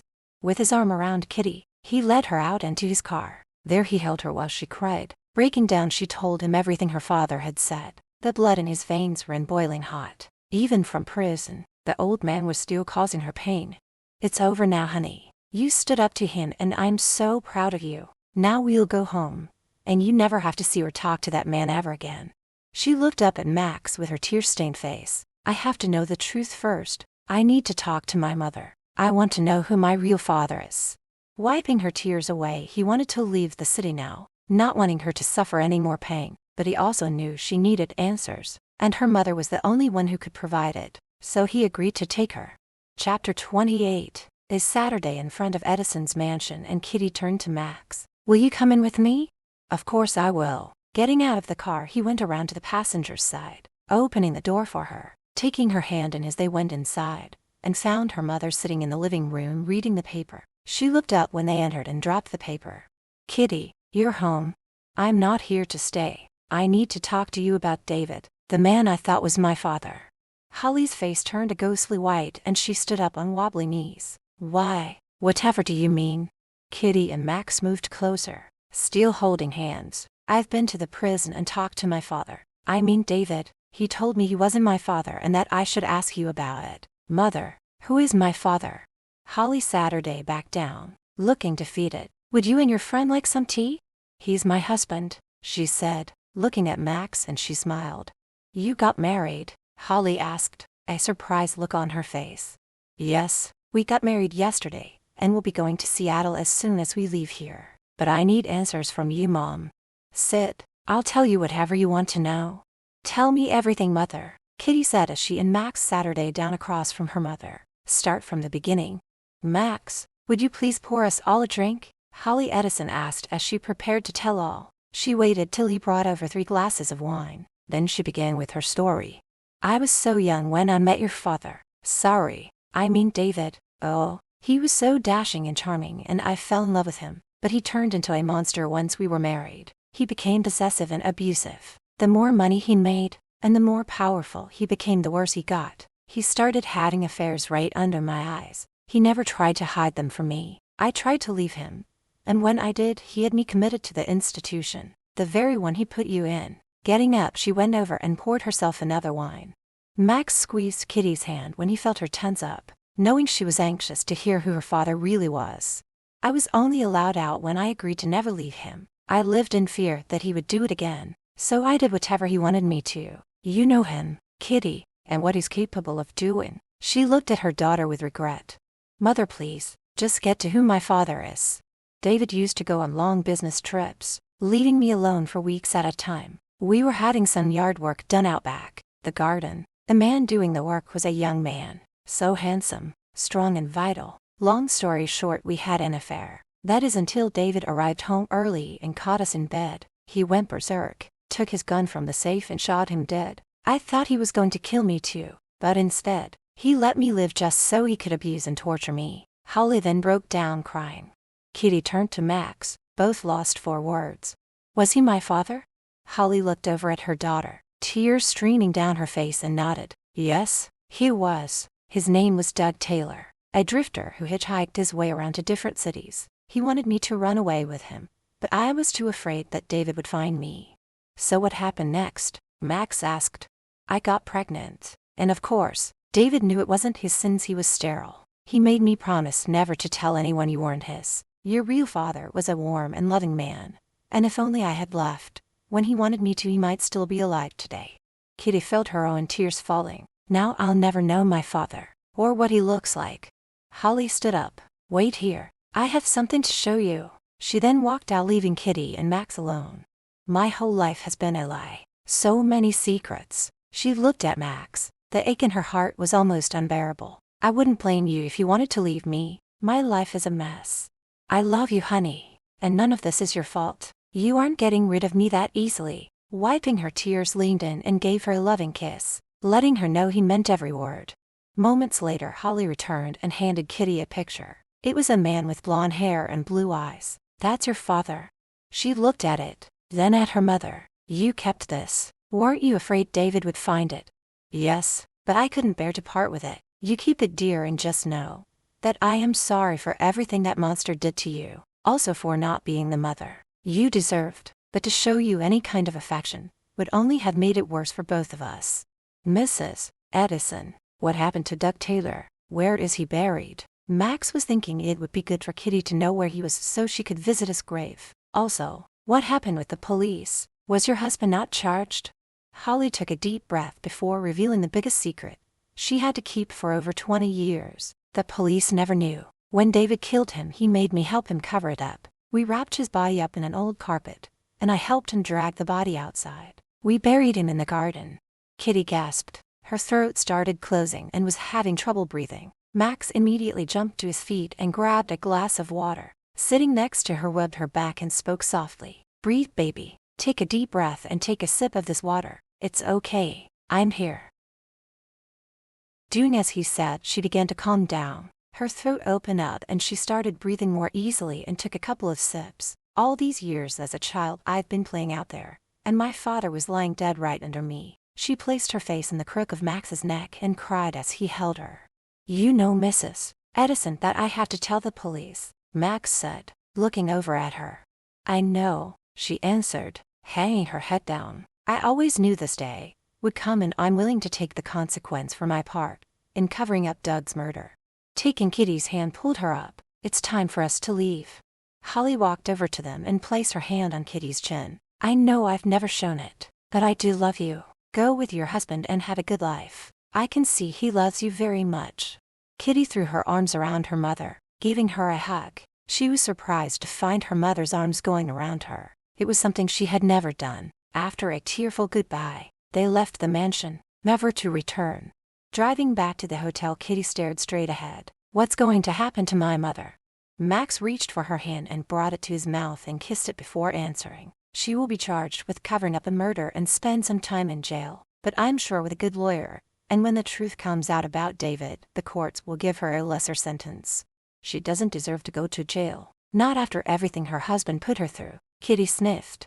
Max planned to take Kitty back to Seattle today, but first, they had to go back to the hotel and gather their things. In the elevator, she leaned back against Max and with his arm around her waist. He felt her slipping down, so lifting her up in his arms, he saw she had fainted. It had been too much for her to handle. First the visit with David, now learning the truth about her real father, was just too much for her to deal with all at once. Once inside the suite, he carried her into the bedroom and laid her down, covering her with a blanket. When she opened her eyes and tried sitting up, he held her down. "You fainted. Stay still. Max, promise me we will never keep secrets from each other." "I promise. Now rest while I make some calls, and then I'll order us something to eat. Is there anything in particular you want?" "Pizza," she replied. "Okay, Blondie, pizza it is. Now rest, woman," he said, giving her a soft kiss on the lips. 2 hours later she woke and took a shower. Though her nightgowns were here, she felt the need to wear Max's shirt. Smelling the pizza, her stomach growled. So she did up the shirt and went into the other room. He smiled when he saw her. It pleased him to see her in his shirt. "God, you look so assy in that. Come here, you." Cupping the back of her head, he pulled her in for a kiss. "Hungry?" he asked. "Starving, but let's eat first," she said, teasing him. "You have color back in your face. Are you feeling better?" he asked in between bites. "Yes, so I guess you called the police," she said, taking a bite of her third piece of pizza. "I wish my mother didn't have to go to prison." "She won't be. I told the police that I got a phone call from a stranger, telling me how David had murdered Doug Taylor, because he found out his wife was having an affair with him. I let them know where to find the body. I called your mother and told her to go along with my story that she was having an affair, and that one day he never showed up and she thought he had skipped town. Thank you, Max. And my father, I mean David, what will happen to him? Not that I really care. He can rot in hell. He'll be charged with murder and maybe the death penalty. Let's go home, Max. Now," Kitty said, jumping up and standing before him as he sat her down on the sofa, his eyes glued on her bare legs. Sitting on the edge of the sofa, he grabbed a hold of her legs, pulling her close as he ran his hand up her leg and under the shirt. "Tomorrow, right now, I'm going to take you into the bedroom and have my wicked way with you." Kitty squealed when he flung her over his shoulder. "What are you, some kind of caveman?" Playing along, he grunted and slapped her rear as he sprinted to the other room. Chapter 29. "I can't wait to see your home," Kitty said as she snuggled up to Max on the plane. They were finally on their way to Seattle. "It's our home, Blondie, and we will only be there for a couple of days." "What do you mean?" she asked, looking at him quizzically. "I'm taking you on a 3-week honeymoon to Jamaica. I've rented a small cabin by the ocean, very secluded." "That sounds heavenly, but you don't have to. I mean, because of me you've missed so much work already.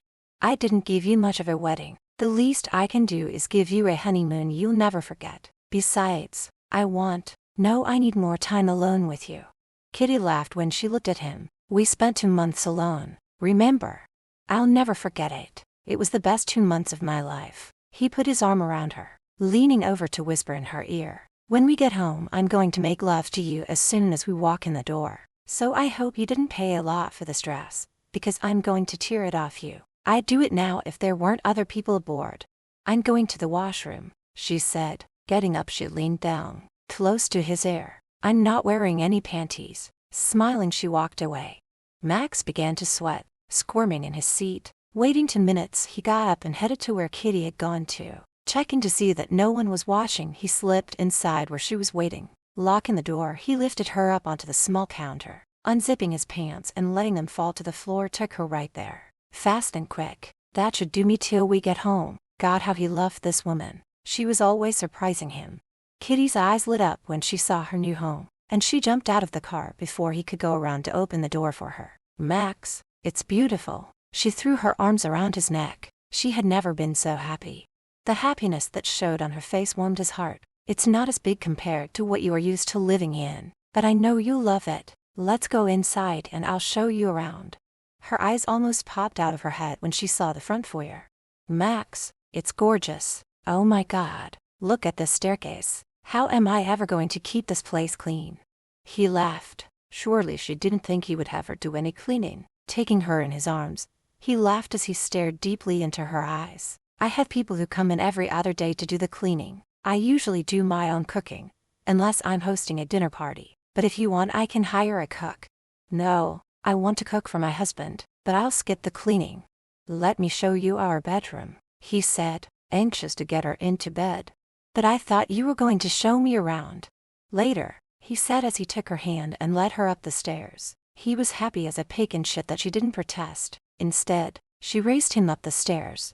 The next 2 days were spent enjoying each other and Kitty checking out her new home. Max was determined to make love to her in every room of the house, and he almost succeeded, but time had run out, and they were due to leave on their honeymoon. "We have to make one stop before we head to the airport," he said once they were seated in the car. "Where?" she asked. "To my office building. I want to show you where I work since you'll be spending some time there. Also, I want you to meet the people who work for me." As soon as they entered the building, Kitty stared in awe. The first floor had small shops, a coffee and donut store, a gift store, and a dry cleaner. There were also a couple of empty stores. They stepped onto the elevator and went to the top floor. When they stepped out, Max was greeted by all who passed by. He introduced Kitty to them. Stepping into his office, she looked around. It was very posh with its leather sofa and chairs. His desk was enormous. There was a small bar off to the side. "Nice, really nice," Kitty said, giving him an approving nod. Taking her in his arms, grinning like a schoolboy with a hard-on, for the cheerleader tilted his head towards the desk. "I'd always wanted to have SX on my desk." Giving him a playful pushback, laughed. "Another time. Right now we should think about getting to the airport." Just then someone knocked on the door and entered. "I heard you were back." Max smiled, his arms still around her. "Carl, come in. I want you to meet my wife Kitty." Taking her hand, Carl kissed the back of it and warmly smiled at her. "A pleasure to meet the woman who has put the smile back on this man's face." He then looked at Max. "So I hope you're here to do some work?" "Actually, we're off to Jamaica for a 3-week honeymoon, so you'll be in charge a while longer." "Did you get done what I asked you to do?" "Yup, all arranged," Carl answered. "I'll be writing myself another huge bonus check for all this extra work I've been doing." Max laughed as he started steering Kitty out of the office. "No problem, Carl. See you when we get back." "He seems nice," Kitty said when they stepped into the elevator. "He is, and trustworthy. We have one more stop before we head to the airport." "Where?" she asked, curious when she saw the way he was looking at her. "You find out. It's a surprise," Max said, winking at her. Taking her hand in his, they stepped out of the elevator and walked past the stores, and he stopped when they reached an empty store. Taking out a set of keys from his pocket, Max unlocked the door and let Kitty enter first. "So what do you think, Blondie?" "Well, I think it's an empty store, and I'm wondering what we're doing here, when we should be on a plane headed to Jamaica." She was anxious to get going. The thought of spending 3 weeks alone with Max thrilled her. Max went and put his arm around her waist from behind. "You once told me your dream was to have your own hair salon. This would be the perfect place for you to begin." Kitty pulled away and turned to face him. "What?" she said, shocked. Taking her hands in his, "This is your chance to live your dream, to do what you've always wanted. You won't mind if I work. I want you to be happy, and if this makes you happy, then I'm all for it." He turned her back around, putting his arms back around her waist and his lips against her ear. "Just picture it, where you want things, the people you'll have working for you. You'll be the boss. You can work as little or as much as you want, and the best part is you'll be working under me. And you know how much I love having you under me." He nibbled on her ear, making her giggle. "Oh Max, is SX all you think about?" "Is it? Whenever I'm with you. With you being so close, we can have lunch together, and you can visit me in my office, and we'll be able to try out my desk." Moving away, she looked around. Her mind was racing with all kinds of thoughts. The rent must be high in this place. I know the owner, and I'm betting he'll let you have it for free. "Why would he do that?" she asked, looking at him skeptically. Max leaned against the wall, arms crossed, a sly smile on his face. "Because he's deeply in love with his wife. I own this building, Blondie." "You do? But I thought you only had an office here." "Shit, Max, just how rich are you?" "Very," he replied. "How about it? Do you want it?" Kitty's eyes filled with tears. She never thought she would ever be this happy, had never felt so much love from anyone before. Yes, I do." She ran and flung herself into his arms. Her lips crushed his lips in an earth-shattering kiss. "If we don't leave this instant, I'll end up taking you into the back room, tear off your dress and make love to you on the floor." "There's no way I'm missing Jamaica," she said, taking his hand and dragging him out the door. An hour later, they were seated on the plane. Max had rented a small cabin on a private part of the beach where they could be alone. The first few days they spent in bed. Neither one could get enough of the other. They took long walks on the beach, and at night when it was warm, they went swimming in the nude and made love under the stars. Laying on a blanket on top of the sand after making love, they talked, each one telling the other about their fears, their dreams. Kitty laughed so hard, she almost peed herself when Max confessed he was afraid of spiders. A big, tough guy like you afraid of spiders? Don't worry, I'll protect you, she laughed. After 2 weeks they took the small boat that was there for them to use in the nearest town. There they enjoyed a lovely meal and champagne and later danced under the stars. Returning back to their little paradise, Max laid down and went to sleep. Kitty, not being able to sleep, walked down to the water and sat her down looking out over the water, enjoying the quiet and beauty. She must have been there a couple of hours when she heard someone coming. Turning her head, she smiled when she saw Max, wearing only his briefs. He sat her down next to her, putting his arm around her. I woke up and you were gone. Why are you out here alone? I couldn't sleep. I'm so happy, but I'm also scared. Why, Blondie? He looked at her, concern written all over his face. You make me happy. I find myself smiling all the time. In my whole life, I've never been this happy or smiled so much. I'm afraid that it might end, that you'll fall out of love with me, or that you'll find someone else. Kitty felt like a fool for crying, but losing him was her greatest fear. Taking her chin in his hand, he lifted her face up. You listen to me, Blondie. I will always love you till the day I die. There will never be another woman for me, and I will devote my life to making sure you never stop smiling. Laying her down, his mouth went to her neck, and his hand went under the gown she wore till he reached between her legs. Hearing her soft breath moans, and feeling the wetness as he stroked a finger inside her womanly folds, he became so turned on he climbed on top, and with one hard thrust, he surged inside her, making her gasp in surprise. He wasn't gentle as he ravished her body. His hands, mouth and throbbing erection took them both to a new height of sexual arousal. Max, what got into you? You were like an animal, so high and forceful. Did I hurt you? God, he hoped not, and he didn't know what had gotten into him. No, you didn't. Hell, that was the best ever, she said, cuddling up to him. It was getting cool, and when she shivered he held her closer, rubbing her all over. She knew they could have gone inside, but this felt too good and didn't want him to stop. The honeymoon was coming to an end, making them both a little sad, but they also knew there was a whole new beginning for them as man and wife back in Seattle.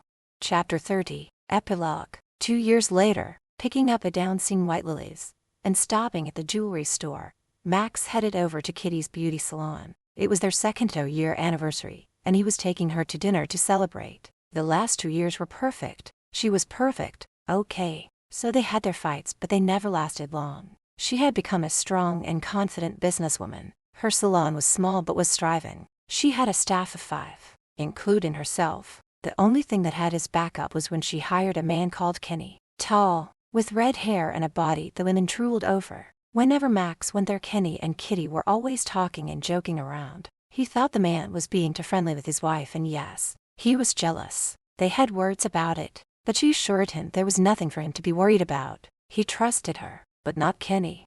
Max looked in before opening the door and saw the two of them. Kenny had his hands on her shoulders and he kissed her. Seeing this, he saw red and stormed in. Dropping the flowers on the table, pushed Kenny away from Kitty. He raised his fist and was about to strike when she stepped in between them. Max, stop, she cried out. His eyes blazing with rage went to move closer to Kenny, but she placed her hands on his chest, stopping him. Get out of the way, Kitty. No man is going to kiss my wife and get away with it. Baby, it's not what it looks like. She took his face in her hands, forcing him to look at her. Let's go into my office and I'll explain. Whenever she called him baby, and the way she would look into his eyes, it always calmed him down when he was about to lose his cool. Grabbing the flowers and glaring at Kenny, he let her take him by the hand, as they went into the small office in the back. Are those flowers for me? She asked, giving him a smile that melted his heart. Happy anniversary, sweetheart, he said, handing her the flowers. Taking the flowers, she smelled them before moving into his arms, where he crushed her against him. His kiss was deep and passionate. Moaning, she dropped the flowers and wrapped her arms around his neck. I love you, Max. Happy anniversary. I'm going to kill Kenny, he said as he released her and moved towards the door, but stopped when she grabbed his arm. You don't have to do that. Yes, I do. You're my wife and I saw everything. I saw him taking hold of you and kissing you. Now I have to teach him not to kiss another man's wife. Max, he's gay. No way he's gay. And if he is, then why was he kissing you? It was hard for him to picture Kenny as being gay. He was always flirting with the female clients. On many occasions, he had witnessed women stuffing their phone numbers into his pocket. I swear he is. So you see, that kiss was innocent. Well, why was he kissing you? Because I made him manager. He was just thanking me. Max's brows raised, wondering why she would do that. But you're the manager? You love this shop. Kitty smiled. I do. That I'm taking some time off. I don't understand, Blondie. You love working here. Don't get me wrong. Whatever you want to do is fine with me. But why? It's not good for me right now to be around all the chemicals that are in the hair dyes and sprays. Seeing the confused look on his face, she put her arms around his neck. I was going to tell you later at dinner. I'm pregnant, Max. We're having a baby. His eyes popped wide open, his mouth moving but no words would come out. When she saw his eyes filling with tears, she took his face in her hands. Nodding her head, she felt her own tears coming. Say something. Anything. She knew he was happy with the news but wanted him to say it out loud. Max was rendered speechless. What Kitty had just told him was what he'd been wanting to hear for months now. You're pregnant? Yup. Nodding her head again. Max was happy beyond words. He had to say something more before she thought he wasn't happy about it. My God, Blondie, I knew you are having a baby. He stuttered his words, pulling her tighter against him and kissing her, letting her know with his lips rather than words how happy he was. You need to apologize to Kenny, she said once Max finally released her. I will, but first, tell me when. I mean, how far along are you? I'm not really sure. I just took a pregnancy test this morning and it was positive. I made a doctor's appointment for tomorrow. I'm hoping you'll go with me. Are you kidding me? I plan on going to every appointment, and will be by your side throughout it all. I love you, baby. I didn't think I could get any happier than I already am. I was wrong. We have to things to celebrate tonight. After swallowing his pride, he apologized to Kenny before leaving for their dinner. At the restaurant, he canceled the champagne and ordered sparkling water for them both. Kitty had to laugh at Max. He was beaming with pride when he told everyone he came across that he was going to be a dad. Perfect strangers had to endure his excitement over becoming a father. It only made her love him all that much more. I have a gift for you, he said, handing her a velvet box. Max, we agreed on no gifts, yet you keep buying me things for every occasion. Might as well give up. I plan on spoiling you forever. That I don't have anything for you, she cried out. Yes, you have. Your undying love and now a family. You gave me a reason for living and taught me to love and trust again. Now, open your gift. Tearing off the ribbon, she opened it and gasped. It's beautiful. I love it, she said, taking the diamond tennis bracelet from the box. Put it on me, please. My pleasure. Taking it from her dainty hand, placed it around her wrist. Doing it up, he then kissed her hand. That night he made love to her as though it was the first time, with passion and hunger, yet tender and loving. 7 months later, Kitty was now 8 months pregnant, and for the most part, she was doing good. A little morning sickness in the beginning, but today when she went to visit Max at his office, after checking in with Kenny, the pains began. He was in a meeting, so she waited for him inside his office. She doubled up in pain, clutching her stomach when his secretary, June, walked in. Mrs. Ferrero. Oh, God, are you all right? June asked frantically. Kitty's eyes teared up, the pain blurring her vision. Get my husband, she cried out, panic gripping her. June received a tongue lashing from Max when she barged into the meeting, until he was told something was wrong with Kitty. He tore out of the boardroom and rushed to his office, finding Kitty doubled over, crying out in pain. Baby, what's wrong? Something's wrong, Max. The baby, she cried. He picked her up in his arms and carried her to the elevator, Carl following right behind him. You have to drive us to the hospital, he ordered him. Carl drove, Max in the back seat holding Kitty. It broke his heart seeing how much pain she was in, and so afraid for the baby. It's too early, Max. I can't lose our baby, she said as tears fell, wetting his arm. You won't, sweetheart. Just hold on. We're almost there. He wasn't sure who he was trying to convince more, him or Kitty. His fear grew worse when he saw blood on her dress. As soon as they reached the hospital, she was rushed into emergency. Max was forced to wait outside in the waiting room until the doctor showed up to have a few words with him. Carl tried to comfort him, but he was shrugged off. It's Dusu and Carl. She still has a month to go and she's bleeding. Where the fuck is the doctor? Max, calm down. You won't be of any help to your wife this way. Here comes the doctor now. He'll tell you what's going on. My wife, doctor, how are she and the baby? We stopped the bleeding, but I'm afraid she's gone into labor. Mr. Ferrero, I have to be honest with you. Your wife is very weak. She's lost a lot of blood. What are you telling me? His heart was pounding so hard he was finding it hard to breathe. I'm sorry, she might not survive the birth. Shaking his head. No, don't you dare tell me that. I won't lose her. I need to be with my wife. Now, he said, raising his voice. When Kitty saw him, she grabbed his hand. She was frightened, and having him there made her feel better. If anything happens to me, promise you'll take care of our baby. Max forced himself to be strong and not cry, though his eyes were wet with tears. You listen to me, Blondie. You are going to be just fine. You and the baby. We will take care of our baby together. You're not leaving me, is that clear? His voice and tone were harsh. Normally he would never talk to her in such a manner. He hoped she would be pissed at him for yelling at her and fight to stay alive. The baby's almost here. One really big push, Mrs. Ferrero, the doctor ordered. Max, she whispered weakly. You can do it, Blondie. I love you. Sweetheart. He held her hand, praying to God to let his family live. He had never been afraid before, but now he was. Without Kitty, he didn't know if he'd be able to go on living, baby or no baby. Then the sound of a baby crying tore him away from his thoughts. Kitty and Max smiled at one another. It's a girl, sweetheart. We have a little girl. Leaning down, he gave her a kiss. She raised her hand, stroking his face. I love you. The baby was placed in her arms. What are we going to call her? Kitty asked as she cradled the baby in her arms. As tired as she was, she wouldn't let go. They didn't have a chance to answer. Max was told to leave and the baby was taken to be weighed and cleaned up. Kitty was bleeding and they had to take care of her, so Carl waited next to Max, both waiting anxiously for word on Kitty. It was then that Max finally broke down and cried. The thought of losing the woman he loved, the only one he would ever love, was killing him. 40 minutes later, the doctor returned to let them know that both mother and daughter were going to be fine. Though Kitty was weak and would have to remain in the hospital for a few days, she had survived. Max sat by her side while she slept. She looked so pale and small in the hospital bed. When she opened her eyes and smiled at him, his heart was bursting with relief and love for her. Max, I'm here, baby. I want to see her, our daughter. Going over to the bassinet, he gently picked up the tiny sleeping infant and placed her in Kitty's arms. The baby, small, weighing just 5 pounds, and being born a month early, was healthy, with no problems at all. What are we going to call her? Asked Kitty. Max thought for a moment before speaking. It was fate that brought us together. Let's call her Faith. Kitty smiled, liking it. I love it. Faith Ferrero. Welcome, my sweet baby. Taking the baby from Kitty, placed her back in the bassinet and, knowing she was exhausted, kissed her. I love you. You sleep now, and when you wake up, I'll be right here.